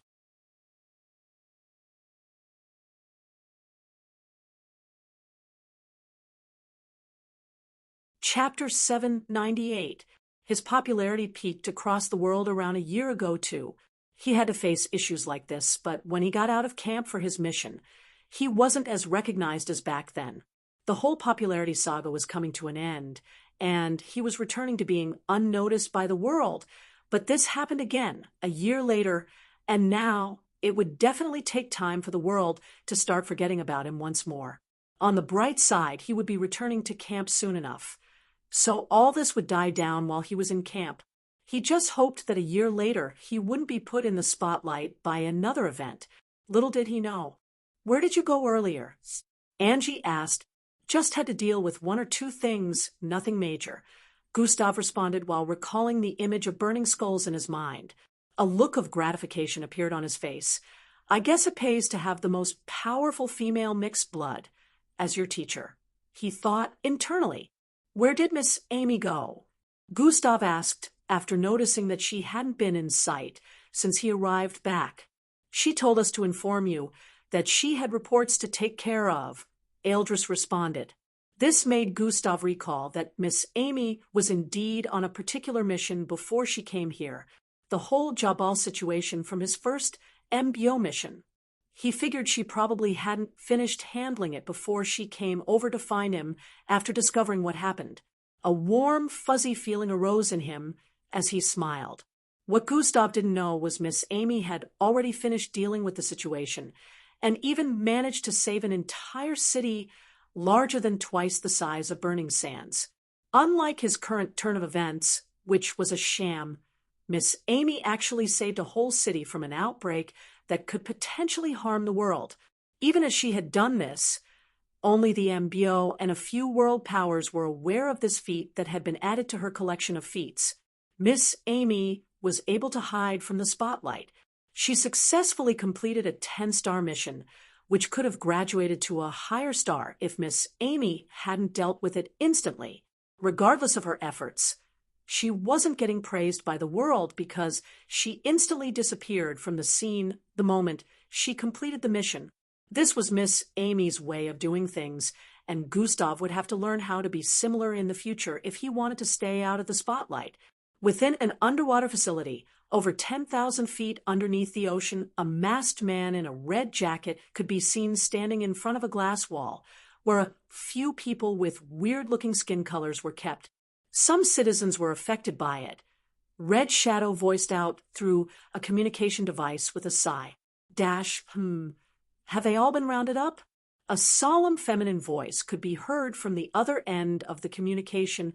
"So far we've rounded up the ones that showed symptoms, and the tech guys here are creating something we could use to easily figure out the affected ones, so we can round them up before it escalates," Red Shadow said while staring at the ash-colored little girl on the other end of the glass. The girl had ashy skin like the others, and small fingers were growing out of different parts of her body. She looked scared as she stared at Red Shadow before looking around her. As well, every other person isolated behind the glass walls had different symptoms, but all had ashy-colored skin. It was unknown if Red Shadow had a look of pity underneath his mask, or not, but it was obvious that this situation generated an unsettling feeling for him. So, it wasn't noticed until now. Miss Amy voiced out from the other side. Yes, it would seem it takes about 2 weeks for symptoms to manifest. For some it might take longer since it attacks DN. A red shadow responded. Has it been determined transmutable through touch or any other means? She questioned once again. It is. Transmutable. Red shadow confirmed Miss Amy's worries.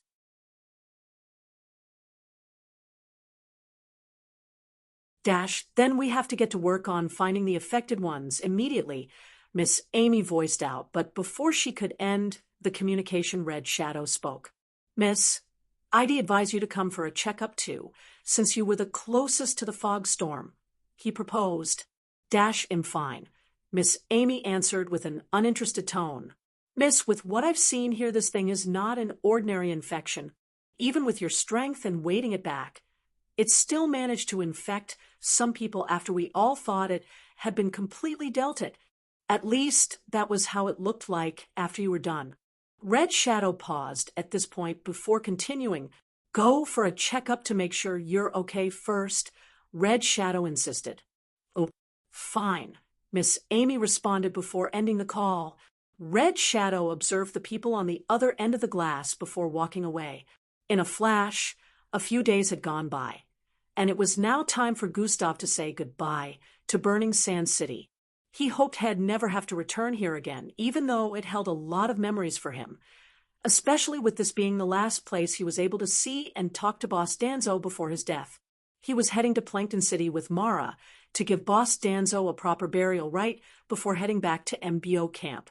He would only be in Plankton City for a day or two. The gang had to split up here once more, even though they were just seeing Gustav again after 6 months. They felt like they hadn't really played a hand in helping Gustav, even though they were deployed here for their first mission, but Gustav was glad to have them here. Everyone besides Gustav was being sent to one of the MBO bases for new missions, while Miss Amy had said she was leaving once more to handle a situation. With this, Gustav parted ways with everyone, hoping they'd get to see each other again in 6 months or less. And a Volume 3, Chaos ensues next volume. Read author's note below.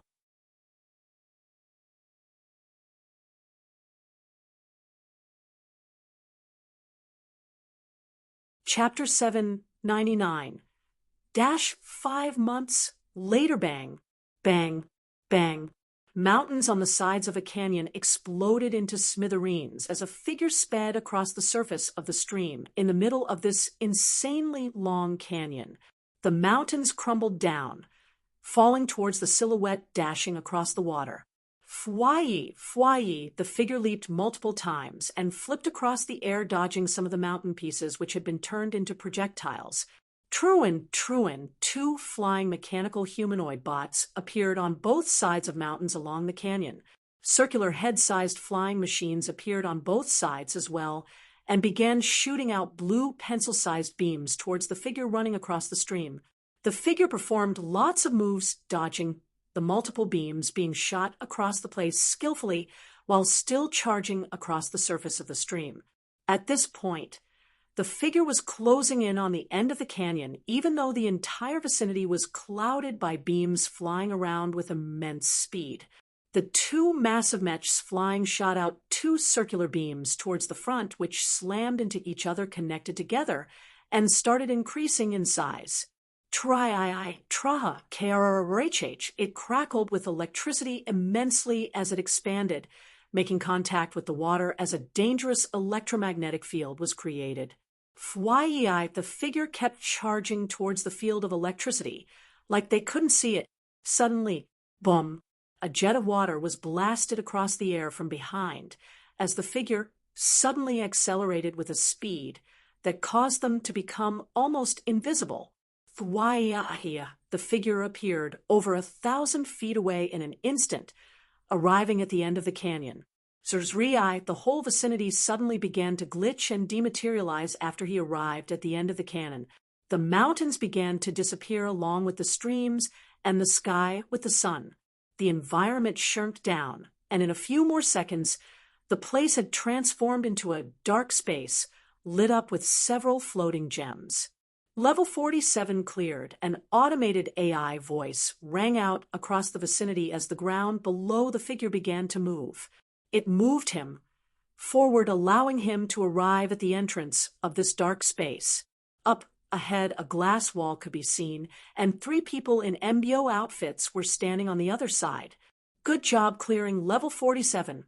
Only about 13 more levels left for you to complete this course, the one with a black buzz cut in the midst of the 3 voiced out. Cadet Vol Brown, we'll be recommending you for a 4-star mission soon, which will help your ranking if you manage to perform well enough. The lady on the left with teal, green-tied hair voiced out. Thank you. The figure, which happened to be a 511 male, voiced out in appreciation. Make sure to put in your best efforts. The second male with a face full of purple tentacles voiced out. I will, he said with a light smile, while bowing slightly before walking towards the exit. The 3 stood in place, waiting for him to leave completely. Next candidate is Gustav Crimson. The one in the middle voiced out as he stared at the holographic projection in front of them that showed them a list. The Gustav Crimson? Hero Kid? The female officer by the left voiced out with a slightly astonished look. He is the one. The male officer with the buzz cut voiced out once more. Interesting. It would be nice to see his progress. He should be graduating in the next 6 months. Yeah, the tentacled face officer said with an intrigued expression.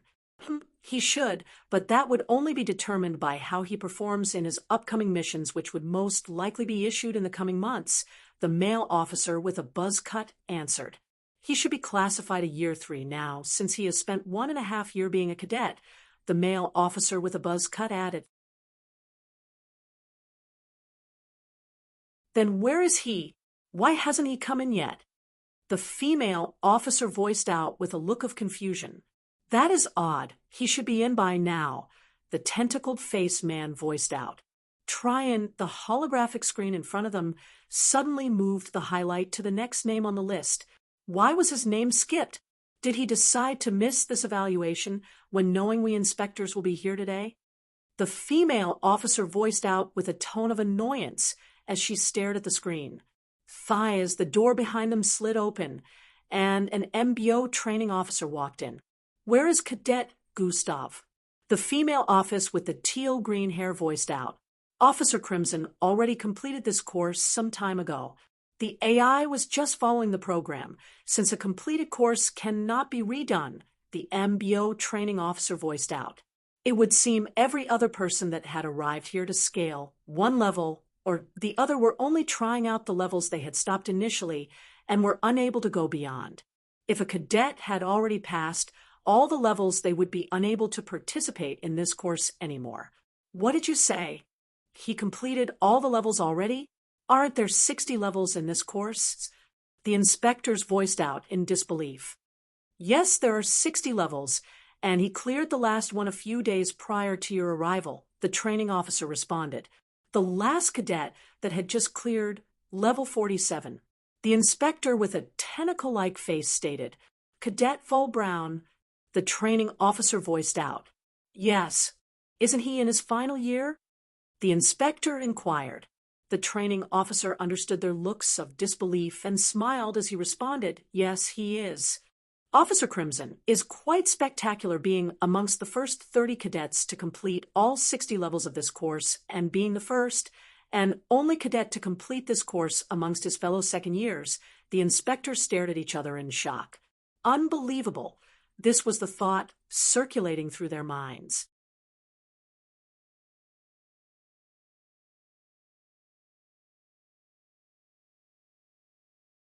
Chapter 799. 5. Higher-ups debate regarding Gustav. A few of high-standing MBO officials were holographic projections since they couldn't attend the meeting in person, but it was quite obvious that this was an important meeting since Gustav was involved. Revoke his MBO title. One of them voiced out as it would seem the meeting already begun. There's no definite proof that he's the culprit. Another one voiced out. The witnesses say he transformed into the dark and reddish creature from the reports that was seen floating above the places that were destroyed, that power level is bordering on peak delta and beckoning beta.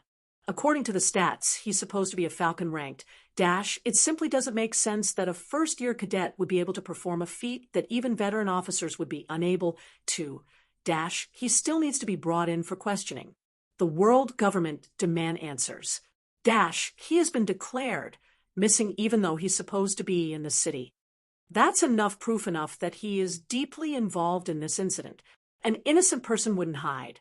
The officials argued back and forth as a side stood on the theory that Gustav would not be able to perform such a feat since he was still a cadet, while the other side were sure he was deeply involved, if not responsible, which was tarnishing the image of the MBO. It became a debate on whether or not to revoke him MBO title and how to find him. The MBO still had their methods, but to actualize some methods, harsh decisions would have to be made.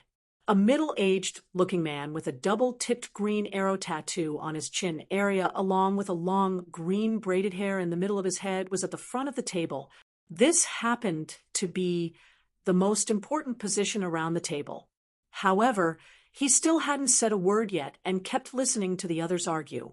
I suggest we implement the life sign tracking apparatus and find him instantly. You know what the side effects are.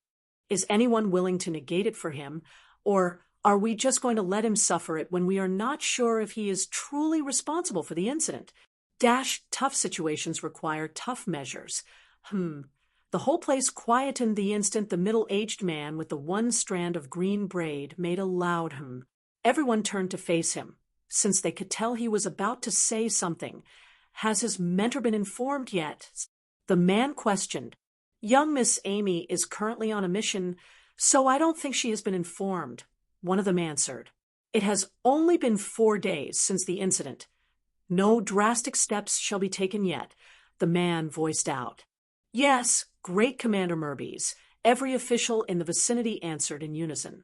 Deploy a squad of special agents to Burning Sand City with scout-related bloodline abilities to find him.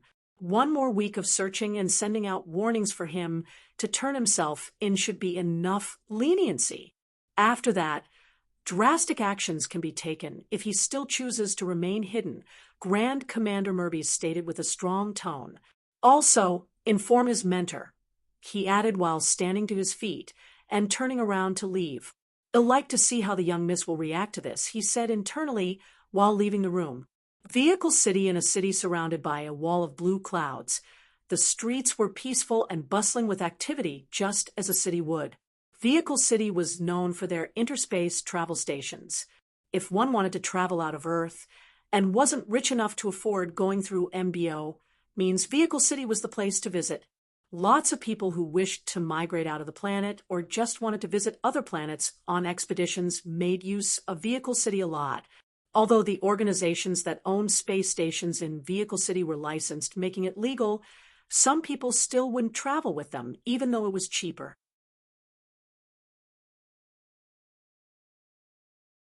One of the reasons was there were rumors of the organizations using spacecrafts that hadn't been well mechanical serviced or having some kind of engine issues.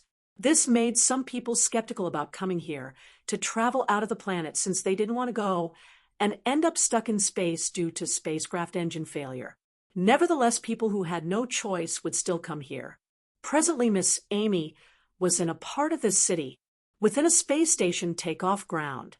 Miss Amy could be seen holding onto the neck of an 8 feet tall and buff man as she floated in mid-air, right beneath the engine area of a massive spacecraft. This spacecraft looked similar to 2 discs placed side by side, silver in color but looking a bit worn out. It was the size of a 10-story building. Red Shadow, on the count of 3, start the engine, she voiced out with a cold tone. Roger that. Red Shadow's voice resounded in her ear even though he wasn't there. The man whose neck was being held onto tightly shook in fright as he tried, freeing himself from Miss Amy's grasp, all to no avail. Since you want to do this the hard way, then why not? Just know that the blast and temperature from the engine of a spacecraft when it is about to start is enough to disintegrate you in a matter of seconds, but I will still remain unaffected. Well, of course you know this, since you own this establishment anyways, Miss Amy stated with an unbothered tone. Please, I've told you everything I know, the man shouted out with a fearful look. Not enough. Tell me more, Miss Amy stated. I don't know anything else, he answered with a pleading tone. 1. Miss Amy began counting down. Please, I swear that's as much information as I know. He really didn't tell me much. 2. Miss Amy kept counting down. No, please, no, I have a family, the man kept shouting out. I don't care. Miss Amy responded with a death glare before adding, 3. Ooh.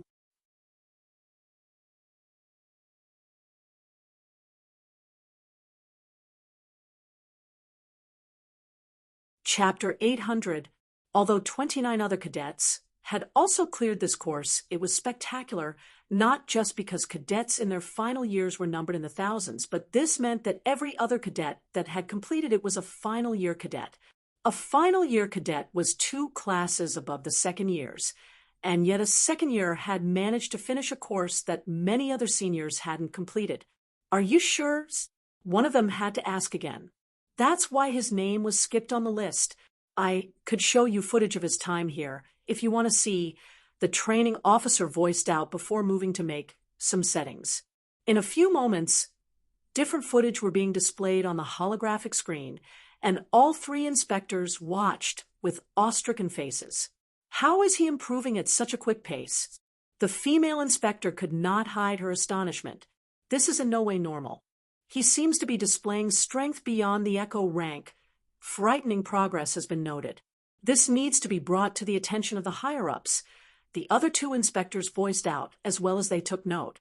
Meanwhile, underwater, a charming figure with floating dirty blonde hair sat at the bottom of a river. His legs were crossed as he sat at the bottom of the river with his eyes closed and his upper body bare. His glistening smooth skin and his muscular frame were quite visible under the river, even though it was dimly lit. His hands were clasped together as he stayed silently in the same position for a long time without moving an inch and breathing in or out. It almost looked like he was a statue dumped in the water, but his glistening skin and his floating, long, dirty blonde hair depicted otherwise. After what seemed like hours, his eyelids finally twitched, and he slowly opened his eyes. A golden glow appeared in his eyeballs for a moment before disappearing. He slowly stood to his feet and began to walk underwater. His movement was sluggish and carefree, but it radiated with mightiness and pride. In a few seconds of walking, his head poked out from the surface of the river, and his figure was revealed bit the further he walked. The rays of light coming from the sun shone on his drenched figure as his hair, which was initially floating underwater, dropped down to his shoulders. He looked so godly as he walked out of the river with just his white pants. Well-chiseled abs were displayed with his broad and muscular chest as he arrived at the shore. Daily task completed. 3/3 stay underwater for 6 hours without breathing. He stared at the system notification for a few seconds before letting it clear from his line of sight. Why not make it 12 hours next time? So he'll be unable to attend any of the camp drills. Gustav said internally with obvious rhetorical hints. I don't generate the tasks. I mean, I do, but I don't. It's hard to explain, and your puny brain would be unable to comprehend. The system voiced out in his head. Sure. Just say you lack control, Gustav said internally with a light chuckle. Who's the puny one now? Gustav said with a tone of ridicule. I live inside you. I could cause both your kidneys and your liver to fail right now. The system reminded him. Why attack my liver now? Aren't my kidneys enough for you? You'd still be alive if both kidneys were gone, but if I was to add your liver to the fray now, hee. The cute, girly voice of the system echoed in his mind along with her evil laughter. Fine you win this round, Gustav said internally as he arrived in front of a tree up ahead. Currently, Gustav was looking like he had grown a little bit above 6 feet, and his body had become broader. His skin glistened like that of a baby's. His hair had grown so long, it was covering his nape.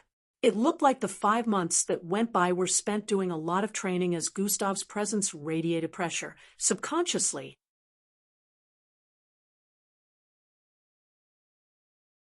SSSHHHSSHHHH. His body temperature suddenly rose immensely, causing all the water on his body to dry up.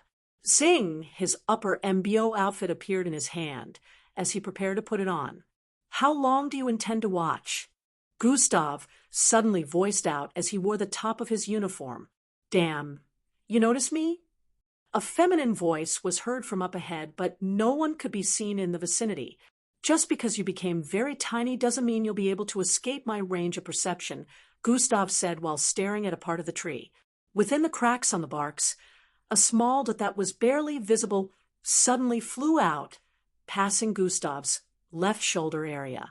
CM, a bright light shone behind Gustav, and a dark beauty appeared in place. Sheesh, you were looking hot as fuck when coming out from the river. You sure you ain't a reincarnation of some ancient god, or some... She voiced out while staring at Gustav with a look of adorable.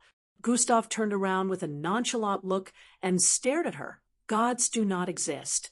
Can you guys let go of that fairy tale? It's been thousands of years already, he voiced out. Ha. Everyone is entitled to their beliefs, Gustav, she said while moving her face closer to his, trying to inspect it. Angie sure is one lucky girl, she said while slightly tilting her face. Gustav placed his right hand on her face and pushed her backward. Your spittle is flying, he voiced out while proceeding to turn around. Ha, that was a good burn. You're so cruel, it'll be sure to get you back, the dark beauty voiced out as Gustav walked away.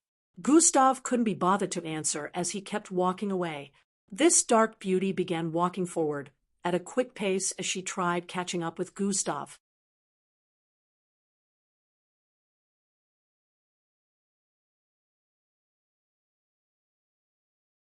Chapter 801. This dark beauty began walking forward at a quick pace as she tried catching up with Gustav. She was 59, with puffy curly hair and glamorous dark skin. Presently, her face was an epitome of beauty mixed with an expression of goofiness. She had a curvy figure and massive body assets behind and in front of her, making her shape look incredibly alluring. Her full lips, which had a mixture of pink and chocolate color, curved at the edges, depicting just how jovial she was as she ran circles around Gustav. Ada, stop following me, Gustav voiced out. I thought we were going to spar today, she said while bouncing around the place. We sparred yesterday, Gustav reminded her. Yes, I lost. I want a rematch, Ada responded while still jumping around. You said that yesterday. And the day before, and the day before, and the day before. Gustav voiced out as his eyes dropped. Tee-hee-hee, it's not my fault. You didn't go easy on me, she said while raising her shoulders up shamelessly. And you're supposed to be a final year. Gustav felt like bashing his head against the tree right now. Oi, come on now, we are not all ridiculously strong like you. Besides, you still haven't defeated Greg, or Anthony, or Priya, or Hiddelner. Ada kept voicing out different names, but I have defeated you. I'm good with that, Gustav said while walking forward. Meh, you defeated one of the weakest. To be a big shot, you have to defeat the strongest ones. Ada didn't even seem to mind that she was defeated by Gustav and kept tooting away shamelessly.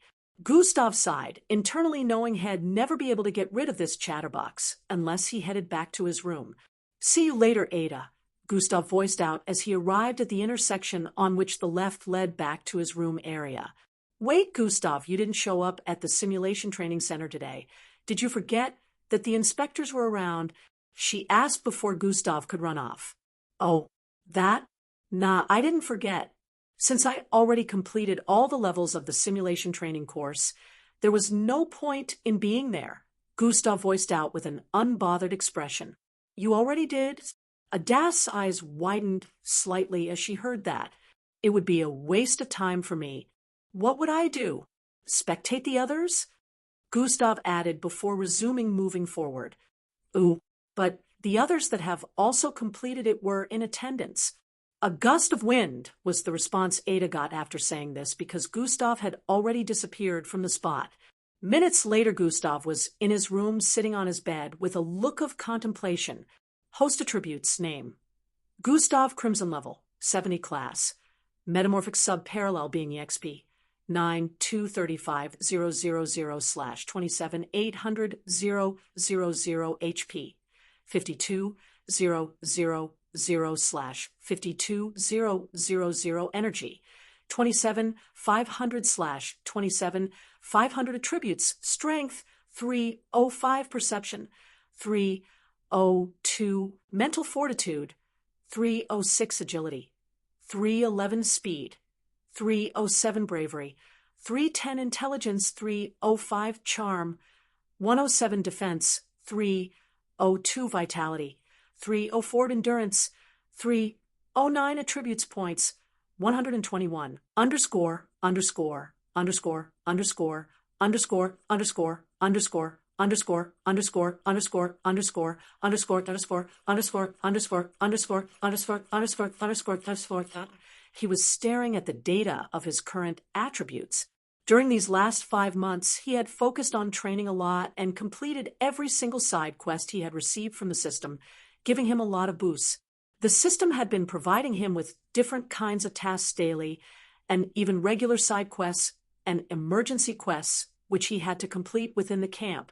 It would seem most of this was done to appropriate Gustav with a lot of points and rewards, so he could improve in strength even faster than before. Besides all these, Gustav had also focused on training his bloodline abilities and spent hours channeling his bloodline each day. He had even stayed days channeling his bloodline before, when he was on the verge of breaking through to Echo rank.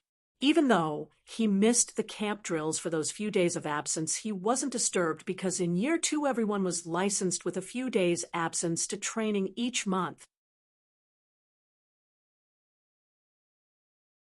Currently, Gustav was at the second step of Echo rank, but his strength far outmatched that of an Echo rank, which always put looks of astonishment on everyone's faces.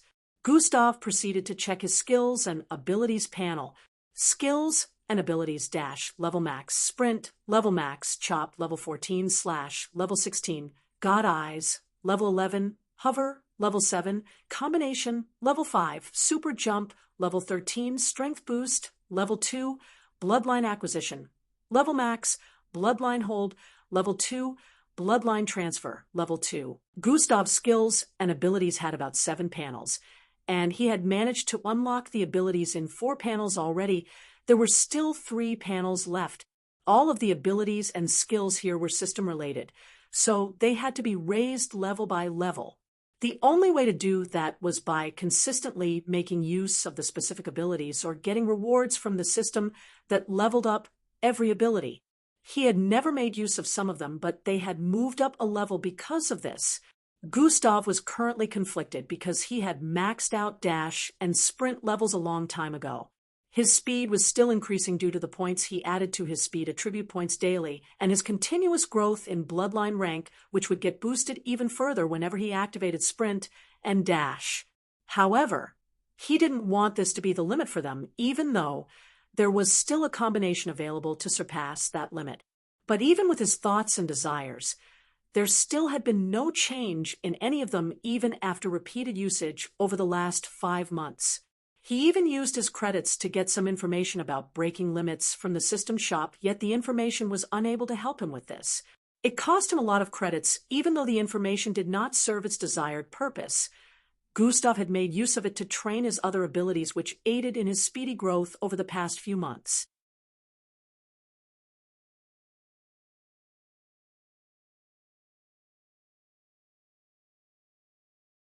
Chapter 8:02. Also looking on the bright side, his Yarki was now even more powerful than before after it was unsealed. His Yarki had evolved. Not only was he able to use its initial ability on a larger scale, but even a new ability had been added to it. Gustav closed the panel after some time and checked his progress on the 5-year quests. Quests, duration, progress. 24.80/100%. Duration, progress 29, 32/100%. Time elapsed 1. 5 years. The first quest's progress still hadn't changed since he got the research material from Sir Zil back in Burning Sands City. He had managed to acquire 2/4 of Sir Zil's research compilation on the disappearance of Humbad, which boosted his progress. This is proof that he was on the right path, but right now Gustav was actually trying to check his progress on becoming the most powerful mixed blood on Earth. Just how powerful is this person? I know the most powerful is either Miss Amy or the famed Jack Sherwin. Even with all my training progress, coupled with the boost of the system, I haven't even managed to reach 30% of their strength. Gustav was a bit disappointed as he saw this. In the next 6 months, only 3 years would be left for him to complete these quests, and he felt his progress was really staggering. The higher a mixed blood climbed in strength, the harder it was to get to the next level, which was what made Gustav worry the most. He could only decide to put more effort into training and hope it would be enough. Gustav hadn't forgotten the 1-year quest he was issued 6 months back.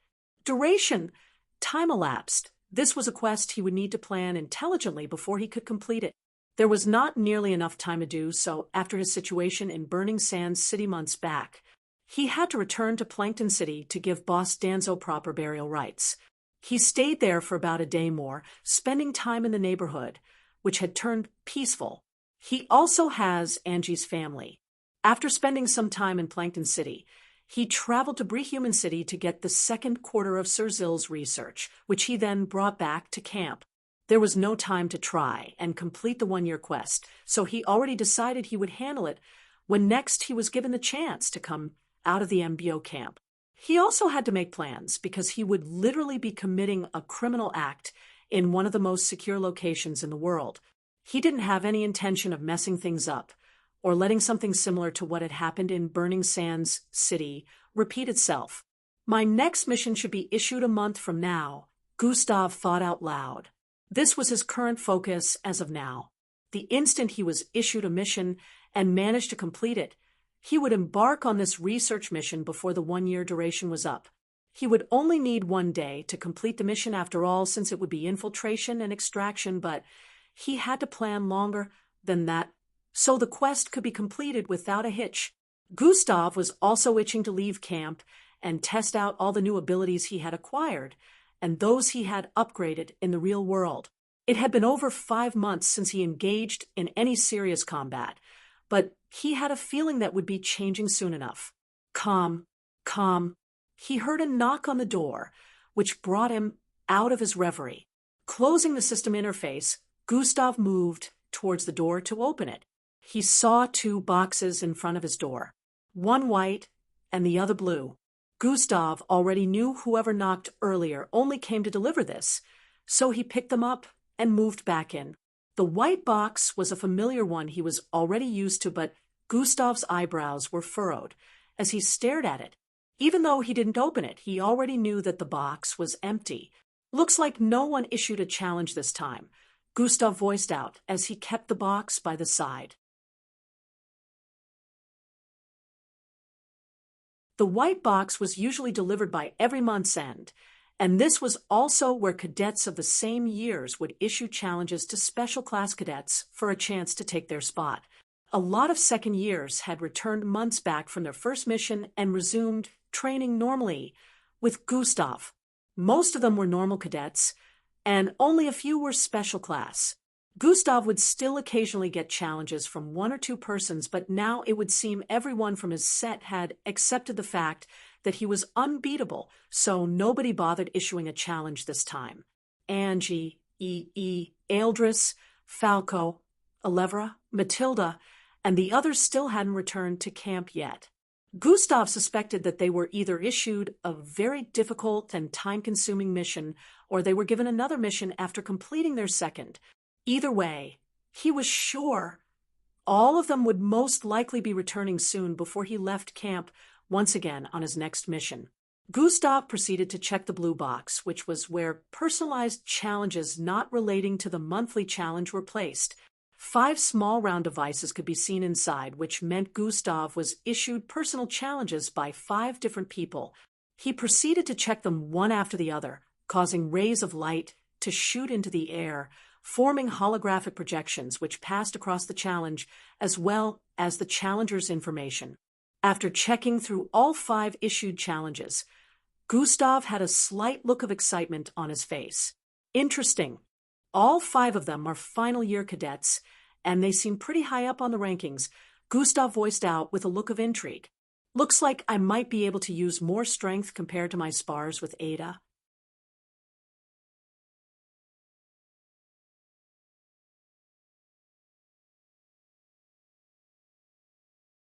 Chapter 803. Looks like I might be able to use more strength compared to my spars with Ada, Gustav voiced out loud. He proceeded to pick yes to all of the challenges, wanting to test his strength level properly before he left the MYO camp next month. He noticed that the date of 2 of these issued challenges fell on the same day while another 2 fell on the same week, and the only earliest one was on a different week and day compared to the others. Next week. Huh, Gustav said with a contemplative expression. He didn't mind the dates being like this at all. Even if 2 fights were on the same day, Gustav still wouldn't mind battling them. This wasn't because he was being conceited or too cocky. It was because He'd been aching for a good fight. If Alevra was around, He'd have sparred with her instead. She was the only peer whose growth Gustav considered almost on par with his, and he also acknowledged her to be quite powerful. Calm. Gustav heard a knock on his door in the next instant. He heaved a low sigh as he moved towards the door. SHHHHSSHHH. The door slid towards the side, and 2 male cadets stood in front. These 2 had really powerful energy oozing from them, and one could tell instantly that they were strong. The one on the left had puffy brown hair in front of him, and the other to his right had white shoulder-length hair. The great Gustav Crimson himself, the one who sees himself to be above everyone, the one everyone is comparing to final year cadets, the one who doesn't know his place and dares to look down on even his seniors. The male with white hair voiced out with a tone of annoyance. Accept the challenge, Crimson, or maybe you don't really have the balls to fight me, the one in front of Gustav said with a condescending tone as his eyes turned into slits. He really doesn't I already accepted, Gustav voiced out before the one on the right could complete his sentence. Wah. Bam. The door got shut in their faces as Gustav returned inside. The 2 stood there staring at each other with dumbfounded expressions for a few seconds before they finally decided to leave. Gustav shook his head as he returned to his bed area. Was there really any need for that? Gustav was disappointed that these final year cadets thought he would refuse the challenge, and even decided to come here themselves to force him to accept. It would seem they were desperate in wanting to defeat Gustav and show the whole of the MBO camp that they were still better than Gustav despite his rising popularity. For the stunt they had just tried to pull, Gustav made a decision in his mind, not only to enjoy the battle but also to humiliate them before winning. In an unknown wilderness in a part of the earth, a silver blur raced across the yellow sands as blasts rang out all across the place. Boom, boom, boom. She was fast enough to outrun all these explosions as she kept darting across the place in a zigzag fashion. This place was literally in the middle of nowhere, but battle troops could be seen scattered all over the place. Some mechanical moving weapons shot all kinds of artillery across the place as troops in MBO uniforms clashed with a group clad in black sky, blue, and black outfits. There were over 200 of them currently battling. Abilities were unleashed all over the place, causing blasts to ring out. The MBO troops outmatched the gang they were presently battling with, but the gang had their gigantic weapons stationed in different spots of the battlefield, which were powerful enough to go against the mixed blood officers. A lot of them had gotten injured from blasts that were powerful enough to bring down a whole mountain. The silver streak, speeding across this battlefield that seemed to be in the middle of nowhere, picked up the injured MBO officers laid across the place and kept running in the opposite direction. FYI, a wall of sand was created behind the streak as it disappeared into the distance, escaping from the range of the battlefield. In a few moments, the streak arrived at an area with massive tents and moved towards the one in the middle. Plop, plop, plop. The instant she dropped the 3 injured officers she had carried, a group of MBO officers in white outfits, which depicted they were the medical team, came out to treat the injured officers.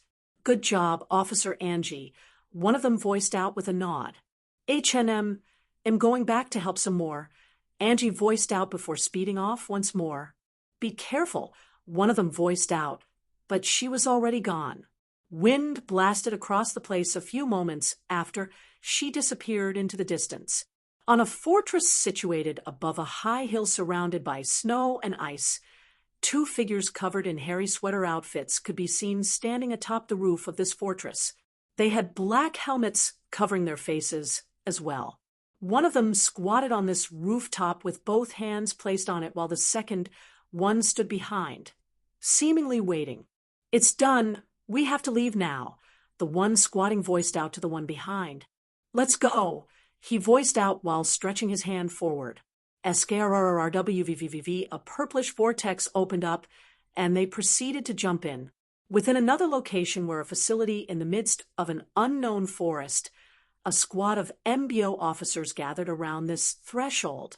A family of 3 was being escorted out of the facility, while 7 bulky men could be seen in restraints at a particular side of the facility. "Yeah, we're done here," one of them voiced through a communication device, and 3 aircraft showed up a few seconds later.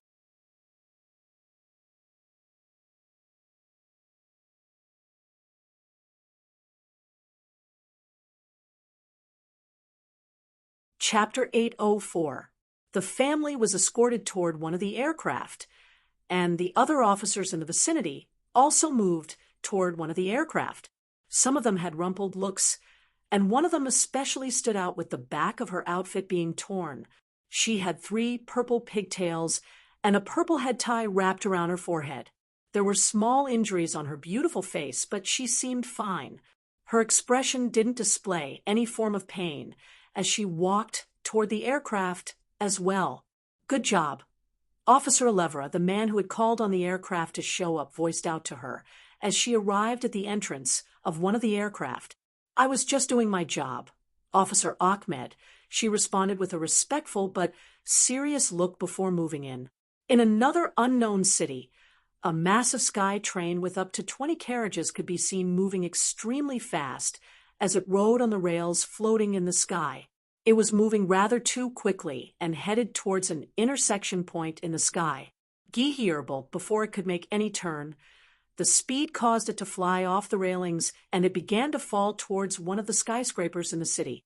Kairachach, screams could be heard across the place as the people in the skyscraper began to run towards the exits as quickly as their legs could take them.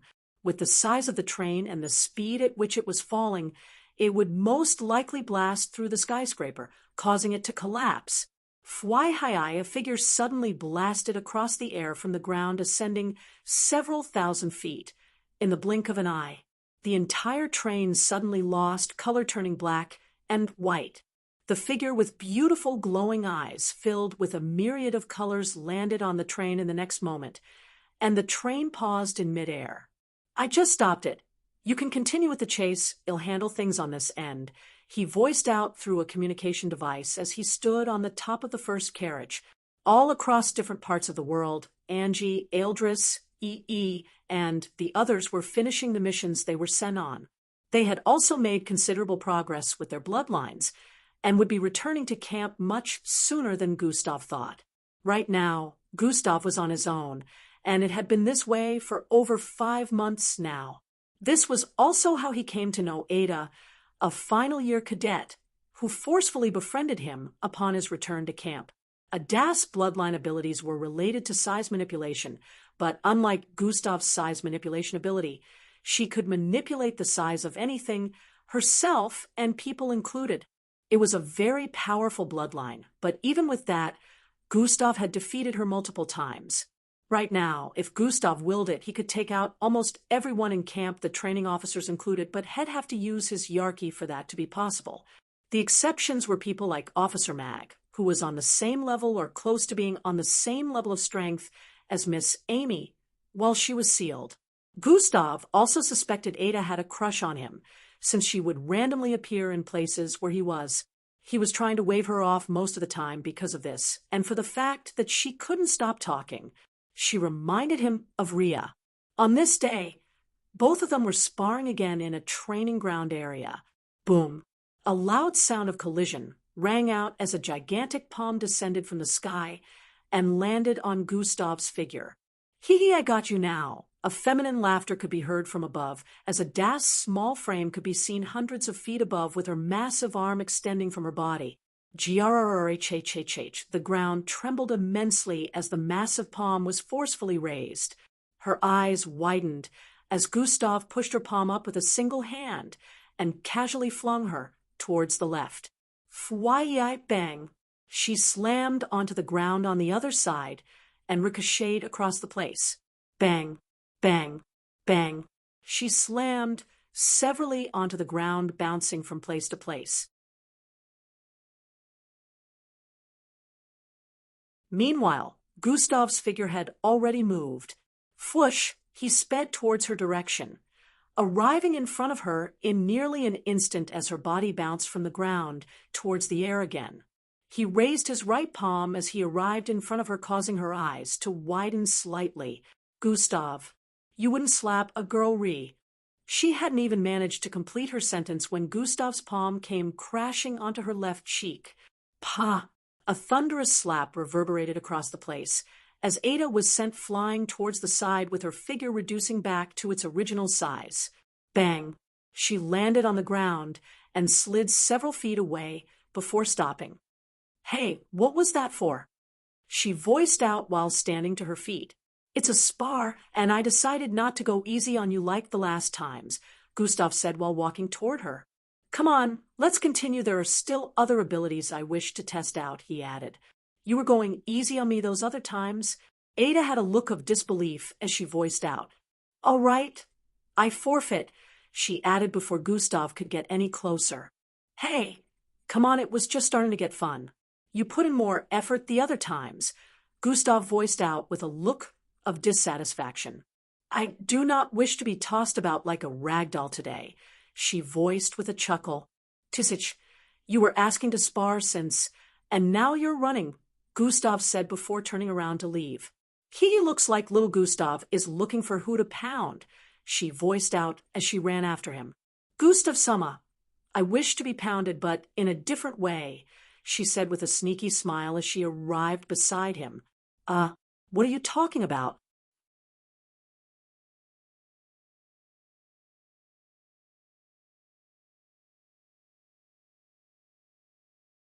Chapter 805. Gustav Summa, I wish to be pounded, but in a different way, she said with a sneaky smile as she arrived beside him. What are you talking about? Gustav voiced out in response with a confused look. Are you sure you ain't a virgin? Ada said with a burst of light laughter.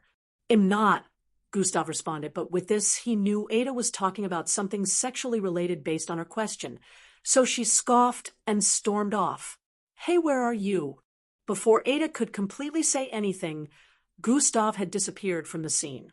In a blink of an eye, a few hours had gone by, and Gustav had spent his time training, as expected.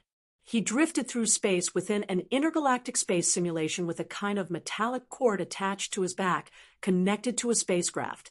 The space armor on his body was completely black with a black helmet as well. Gustav was currently holding onto a massive rocket launcher-like weapon on his shoulder as he aimed it at another spacecraft on the other side.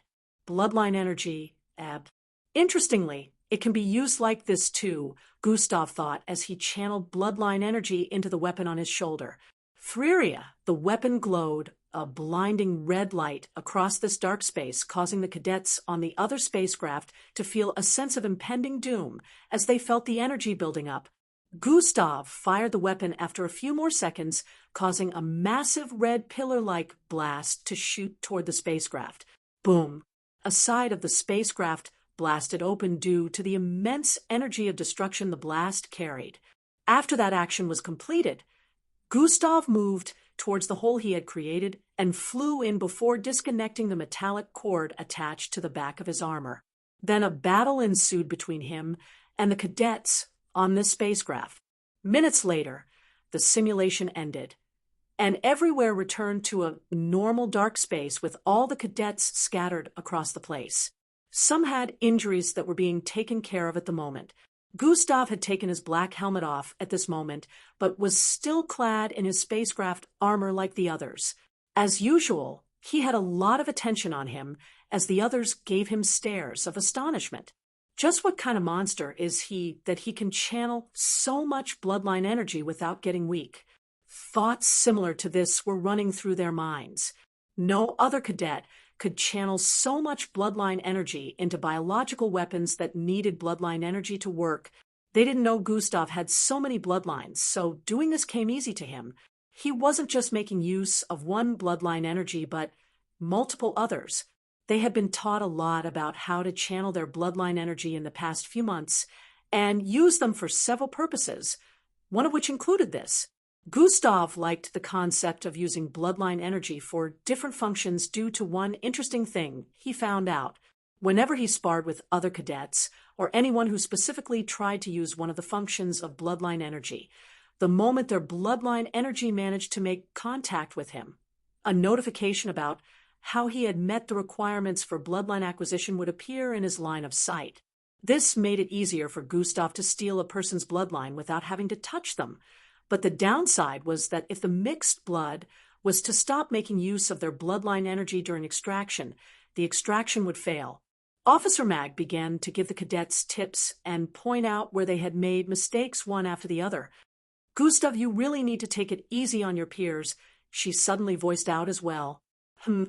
Gustav was a bit taken aback as he voiced out. "You're beyond their level, which was why I put less teammates in your group," she added. Even with this action, Gustav had dominated the other team and injured more than half of them all by himself. The aim was to take over the other spacecraft after all, and he didn't play a villain in a nice way at all, not sparing any of them. "It's not my fault they're weak," Gustav shrugged. The other cadets in the vicinity had their eyebrows furrowed as they heard this. Some of them felt he was being too cocky with his speech, but they knew better than to argue back, since he wasn't really wrong. It wasn't that they were weak. His progress was just way faster than theirs. "Well, you're not wrong," Officer Mag voiced out as she looked up at everyone with her short frame. "You lots really need to try better, or maybe you're satisfied with this bloke's insult." Officer Mag also shrugged as she voiced out. The cadets had looks of annoyance as they heard this. This was obviously the effect Officer Mag was looking for, which would make them put in more effort. "We're having space exploration with a real spacecraft in the next drill," Officer Mag announced. The cadets had looks of excitement as they heard this. They had done this just once and it was brief, but from the looks of things, Officer Mag had made it look like it would be a proper space exploration this time. "You should be doing this with the final year cadets instead." Officer Mag had a thoughtful gaze on her face as she said to Gustav before dismissing the cadets. Now that Gustav thought of it, he was literally in his final year as well, even though he was a second-year cadet. If he was to complete his next few missions, he might never have to come back to the MBO camp again. Walking out of the simulation room, Officer Mag reached out to Gustav. "What's up, Officer Mag?" Gustav asked. "From the beginning till the end of next month, you will be doing a special training with just the training officers alone," she voiced out. "A special training?" Gustav questioned in response.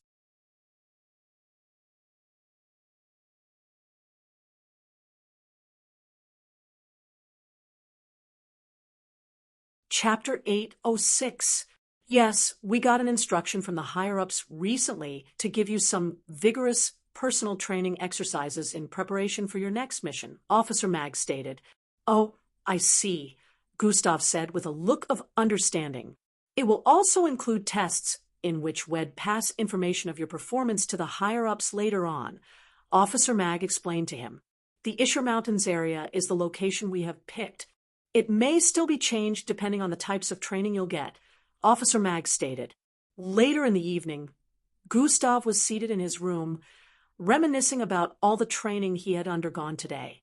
Since it's been over 5 months already, Gustav really couldn't find any challenge in any of the different training courses. It was like he had risen beyond everything, and the only thing he needed right now was to leave camp and complete his goals. Nothing here was really a challenge for him anymore, but he was hoping the personal training exercises he would be having with the training officers would be something. Gustav also recalled the duels he had coming up, the number 127th on the final year ranking board, Rufai Adams. Tomorrow, Gustav muttered as he recalled information on the first final year cadet he would be dueling.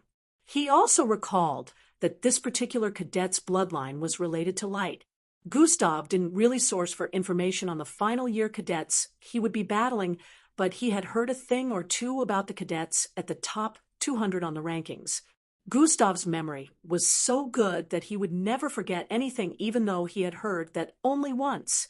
At this point, the information about Gustav having upcoming battles with final year cadets had spread all across the camp. Some felt he was too cocky accepting these challenges and hoped he lost, while others were genuinely interested in seeing how it would play out. Gustav was, after all, known as the fastest rising MBO cadet in all of history, even currently surpassing Miss Amy's speed. Miss Amy was already beyond Gustav's current bloodline rank at the time. She was a second year, but she got into MBO camp when she was already at a rank higher than Gil Burke, unlike Gustav. Also, Miss Amy had been going through vigorous training since her childhood days, unlike Gustav, who just started about 2 years ago. Not everyone knew this information, but those who did were still astonished as to how Gustav was pulling this off. Gustav didn't care for the debate going on all across camp about the upcoming duels. Whether or not he was on the level of the final year cadets, he wouldn't back down. None of the final year cadets had gone beyond Echo rank as well. The highest was still said to be a peak Echo rank, and Gustav was currently at the second step. Some final year cadets were even below the second step, and some hadn't even achieved Echo rank yet, so it was normal that Gustav was being compared to them all this time. After all, most of his second-year peers still hadn't even achieved the Falcon rank.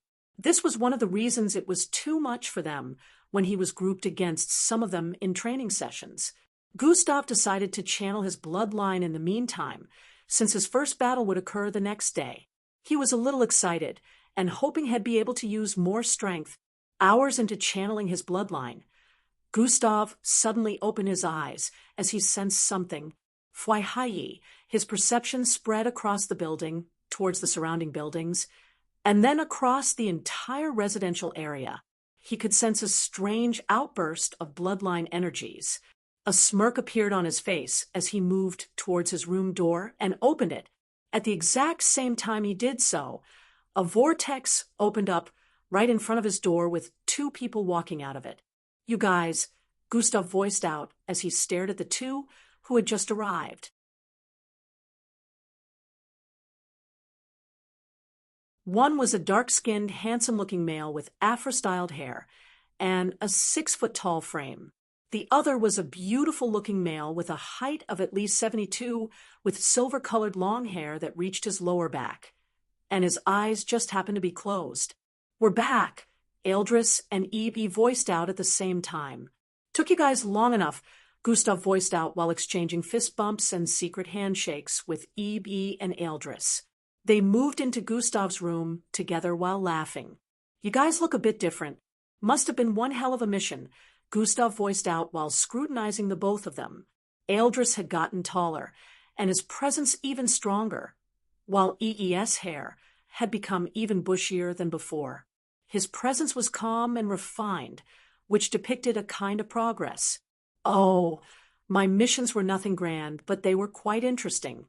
I got to try a lot of things out," Eldris stated. "You're one to talk. Look at you. And it's only been 5 months, E said while scrutinizing Gustav's long, dirty blonde hair from behind. You've decided to grow out your hair? Eldris asked. Haha, no. I'll definitely cut it back to its initial look before I leave here for my next mission. I'm just leaving it be for now, Gustav responded. It really doesn't look bad this way, Eldris voiced out. I kind of dig the look too. Braiding it wouldn't be bad as well.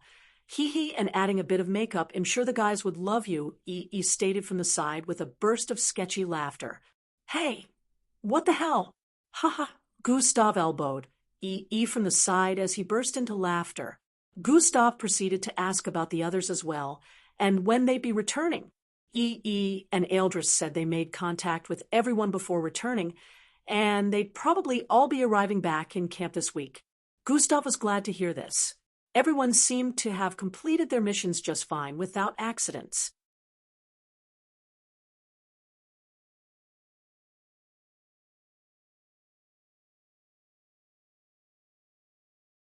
Chapter 807. Gustav was glad to hear this. Everyone seemed to have completed their missions just fine without accidents. Gustav spent almost the entire night chatting with EB and Eldris as they spoke on a variety of things, their mission included. It would seem their time outside MBO camp had been nothing short of interesting, filled with many events like his. And Eldris also claimed that their time in the MBO camp had been shortened, so they would only be here for a year more. Gustav was glad to hear this, as well, knowing they would be able to join him for missions in the future earlier than intended. Gustav planned to reach a height in the MBO, where he'd be able to pick the teammates he went on missions with. This would also make it easier to go on system-related missions and complete the 5 years quest since he would have people around him that he trusted. He hoped the others performed well in their missions, so they'd have their time in the MBO shortened. Oh, yeah, Vera is returning with Glade. I don't know what all that is about, but they seemed close the last time we had a group call.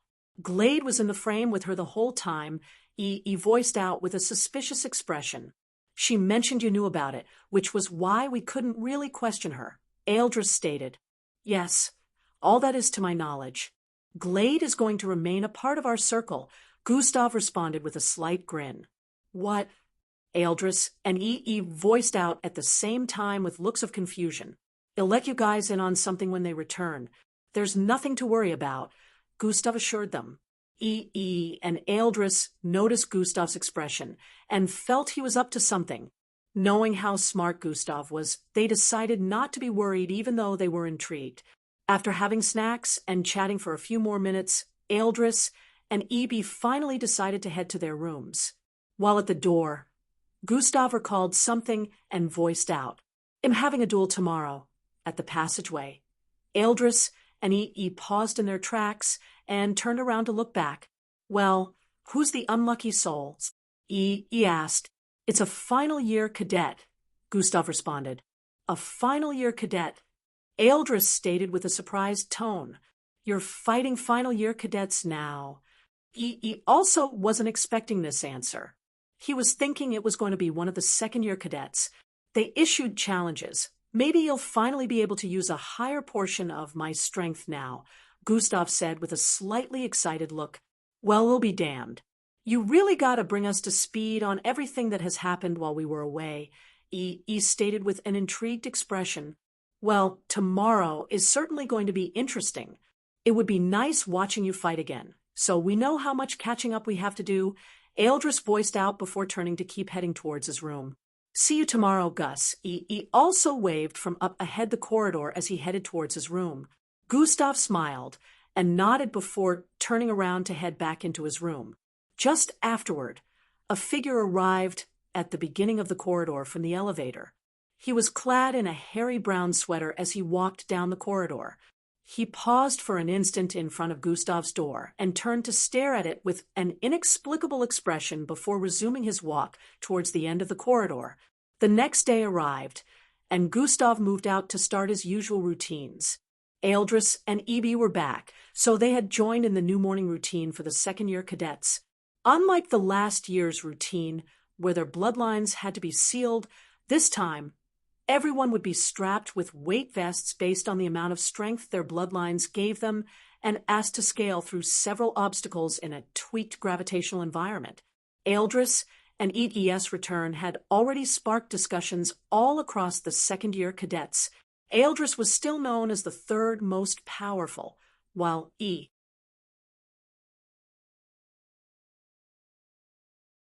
was known as the fifth. Their return had the cadets speculating about the return of the other top-ranking second-year cadets, like Elevra. However, both of them didn't seem to be the only ones that had returned. Another special class cadet who had not been around performed spectacularly in the new daily routine, finishing around the same time with EE and Eldris. Endrick is back as well? Damn. He looks like he has gotten really stronger. Two monstrous brothers, I guess it makes sense. The cadets were astonished when they saw Endrick at the finish area chatting with one of the training officers. Endrick had grown a little taller, and his curly black hair seemed to have reduced in size, but his face was looking more mature than before. Gustav was a bit surprised to see that Endrick had returned as well. Eldris and EE watched his reaction, but it would seem Gustav didn't really hold a grudge against Endrick anymore. Endrick came over to their side to greet EE and Eldris, who seemed to also be okay with his presence after everything that had gone down with Angie in the past. Gustav was a bit surprised to see Eldris and EE chatting casually with Endrick, like the wall between them had thinned a little. He wouldn't be concerned, but this was something that was missing in the past, so he figured something must have happened during his absence. Gustav was still unaware of the whole situation with Angie, and how Endrick had proven himself to have truly changed. Go speak with him, EE whispered while tapping Endrick's back. But what if? Endrick was indecisive as he stuttered. Don't worry, just do it. A simple greeting would suffice. Eldris whispered as well, like he was rooting for Endrick.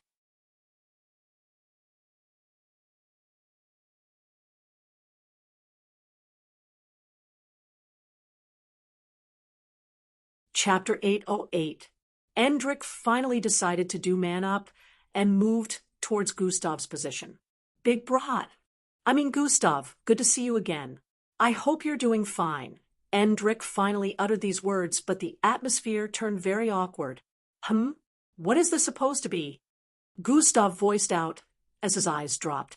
I just got back yesterday too, so I decided to come say hi. Endrick laughed wryly as he tried to tone down the awkward atmosphere. EE and Eldris felt like face-palming from behind. Well, I can't say I share the sentiment. Just try to stay out of trouble. Kid, Gustav sounded neither welcoming nor dismissive as he voiced out. It was like he was in between with his response. I have a match to attend to, Gustav stated before leaving. Eldris and EE followed from behind. EE tapped Endrick's back twice as they arrived beside him. It wasn't completely disastrous, but you can do better next time, he whispered before walking faster to catch up with Gustav. Endrick stood in place for a while with a wry smile plastered on his face. He exudes the presence of the outworldly. He is the one we've been looking for. A voice resounded in the very depths of Endrick's mind, causing his face to undergo a brief display of astonishment. Are you sure? Endrick asked again, just for confirmation. There is no doubt about it. If you had my abilities, you would be able to sense it too. The presence gives off a powerful energy of fate. It feels choking, the voice replied. Then I have to find a way to speak to him. Endrick said internally.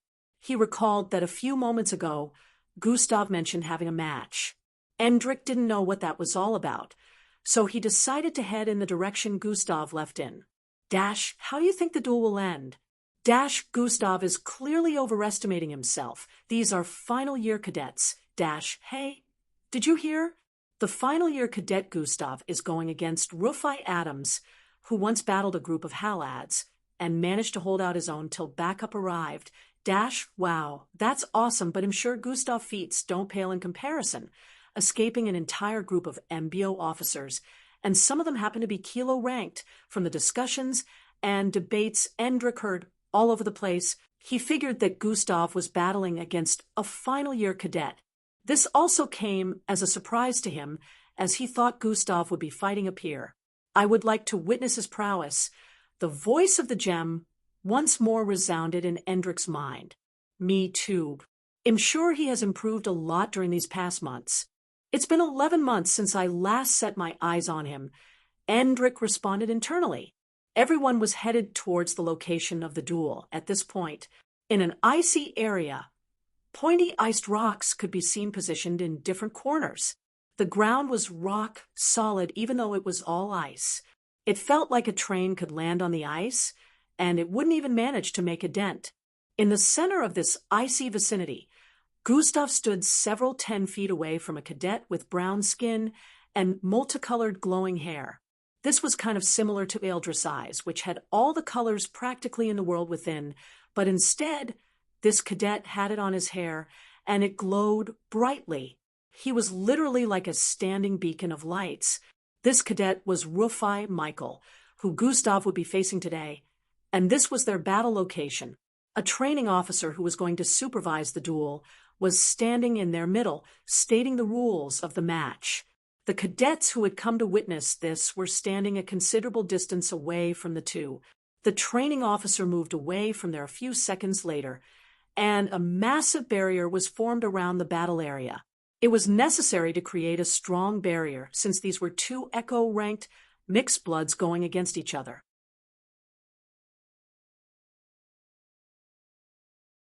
The strength scale of Echo-ranked mixed bloods was quite high, that even the government forbade public fights or an overly display of strength, since they were capable of causing destruction on a large scale.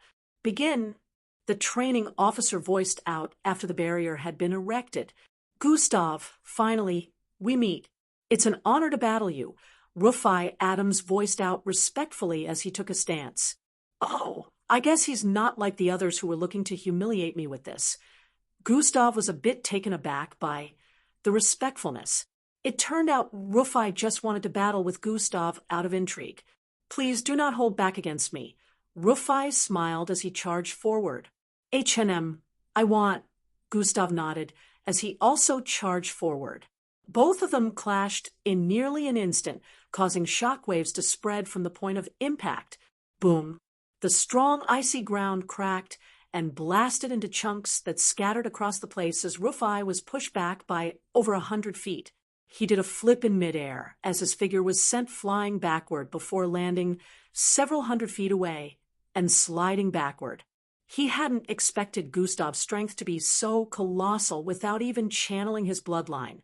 He had barely stabilized himself when Gustav appeared in his front once more with his right fist flying towards his face.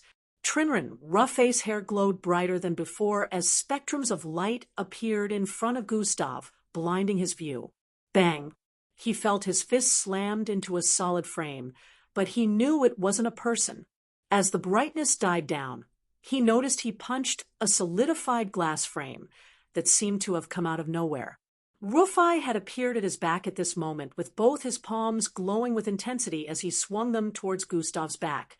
Rays of light looking like lasers in disco parties appeared all across the place, encompassing Gustav from all directions.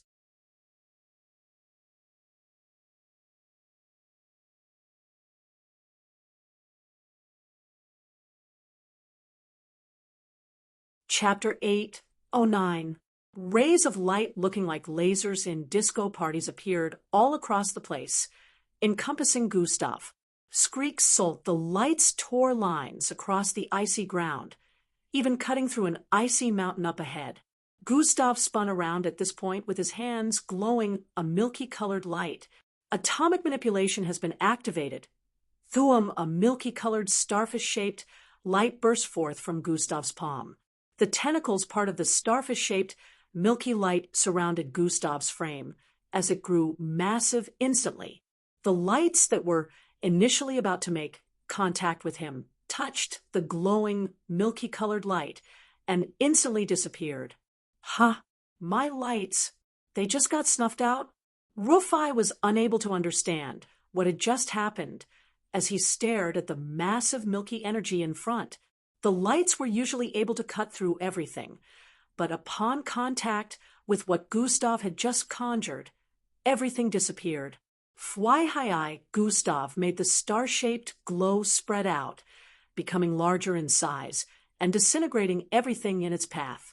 Rufai jumped backward as quickly as he could the moment his palm made contact with the milky-colored energy, and he felt all the light covering it disappear. He felt a part of his foreskin was gone already. And even just the small contact his clothes made with the milky-colored energy, a big part of it had disappeared. Gustav had to deactivate the power and jumped back, landing on an icy mountain several hundred feet back.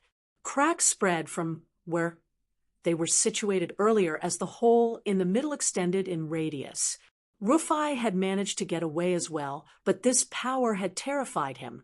There was now a massive hole in the icy ground. The ice on the ground extended as deep as 1,000 feet, since it was man-made. Usually, it was so strong that breaking through the surface would require a lot of strength, and right now, the massive hole left within it was so deep that the water underneath could be seen. Rufai and Gustav stared in each other's direction from over 1,000 feet away, standing on the icy mountains opposite each other. "I don't have to get into close quarters with him before attacking," Rufai voiced out as his spectrum-glowing hair floated in midair. Thry, balls of light began to appear in the air around him. Bang, bang, bang, bang. A very thin line of laser lights that were not visible to the naked eyes suddenly shot out in multiple numbers. He can't counter if he can't see it. A grin appeared on Rufai's face as he said internally. Gustav's tilted his head slightly to the left with speed. To his surprise and everyone's astonishment, everyone that didn't understand why he would perform such action was left bewildered. They came to understand the reason for this a moment later, as a massive blast occurred behind the icy mountain Gustav was standing on. Boom! A part of the ice caved in. Some of the spectators still didn't understand where the attack had come from until Gustav started swerving across the place. Boom! Boom! Boom! Boom! More blasts rang out as different icy areas on the ground caved in. From the effect, is he dodging an invisible attack? The attacks must be taking the form of lights that are invisible to the naked eyes. Some people from the crowd of spectators could figure it out as they watched. They were bewildered that Gustav could dodge them so casually like they were visible. How is he dodging them? Rufai could not believe his eyes as his hands waved about, conjuring more lights around him. He was aware that Gustav was amongst the fastest mixed bloods in camp, but even the fastest person in the world would be unable to dodge something invisible. Or so he thought. He raised his hand, causing more lights to appear, and clasped his hands together. All the light merged into one massive one, shining a blinding spectrum of light across the area.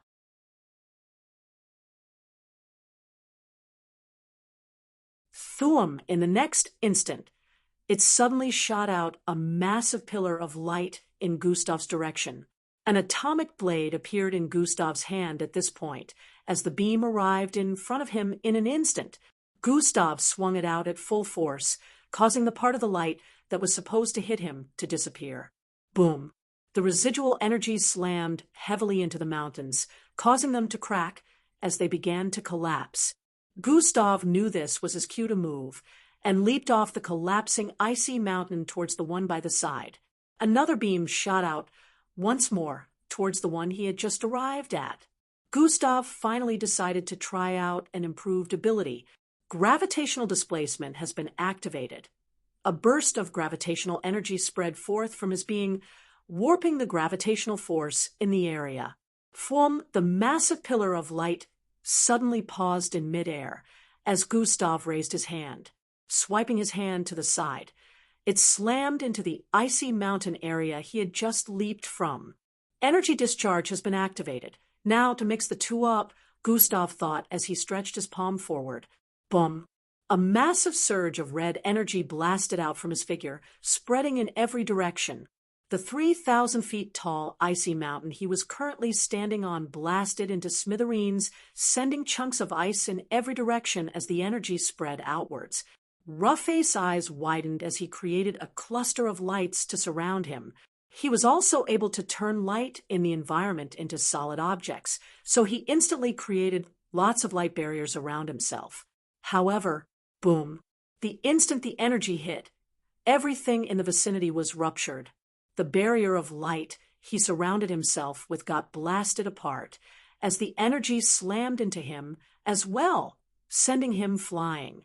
The spectators had looks of awe as everything within the barrier was blasted into pieces the moment the energy surge hit, turning the whole vicinity into a world of dew. You're tuning into the Mystic Fist YouTube channel. Don't forget to subscribe and join us on this journey to catch the most captivating stories.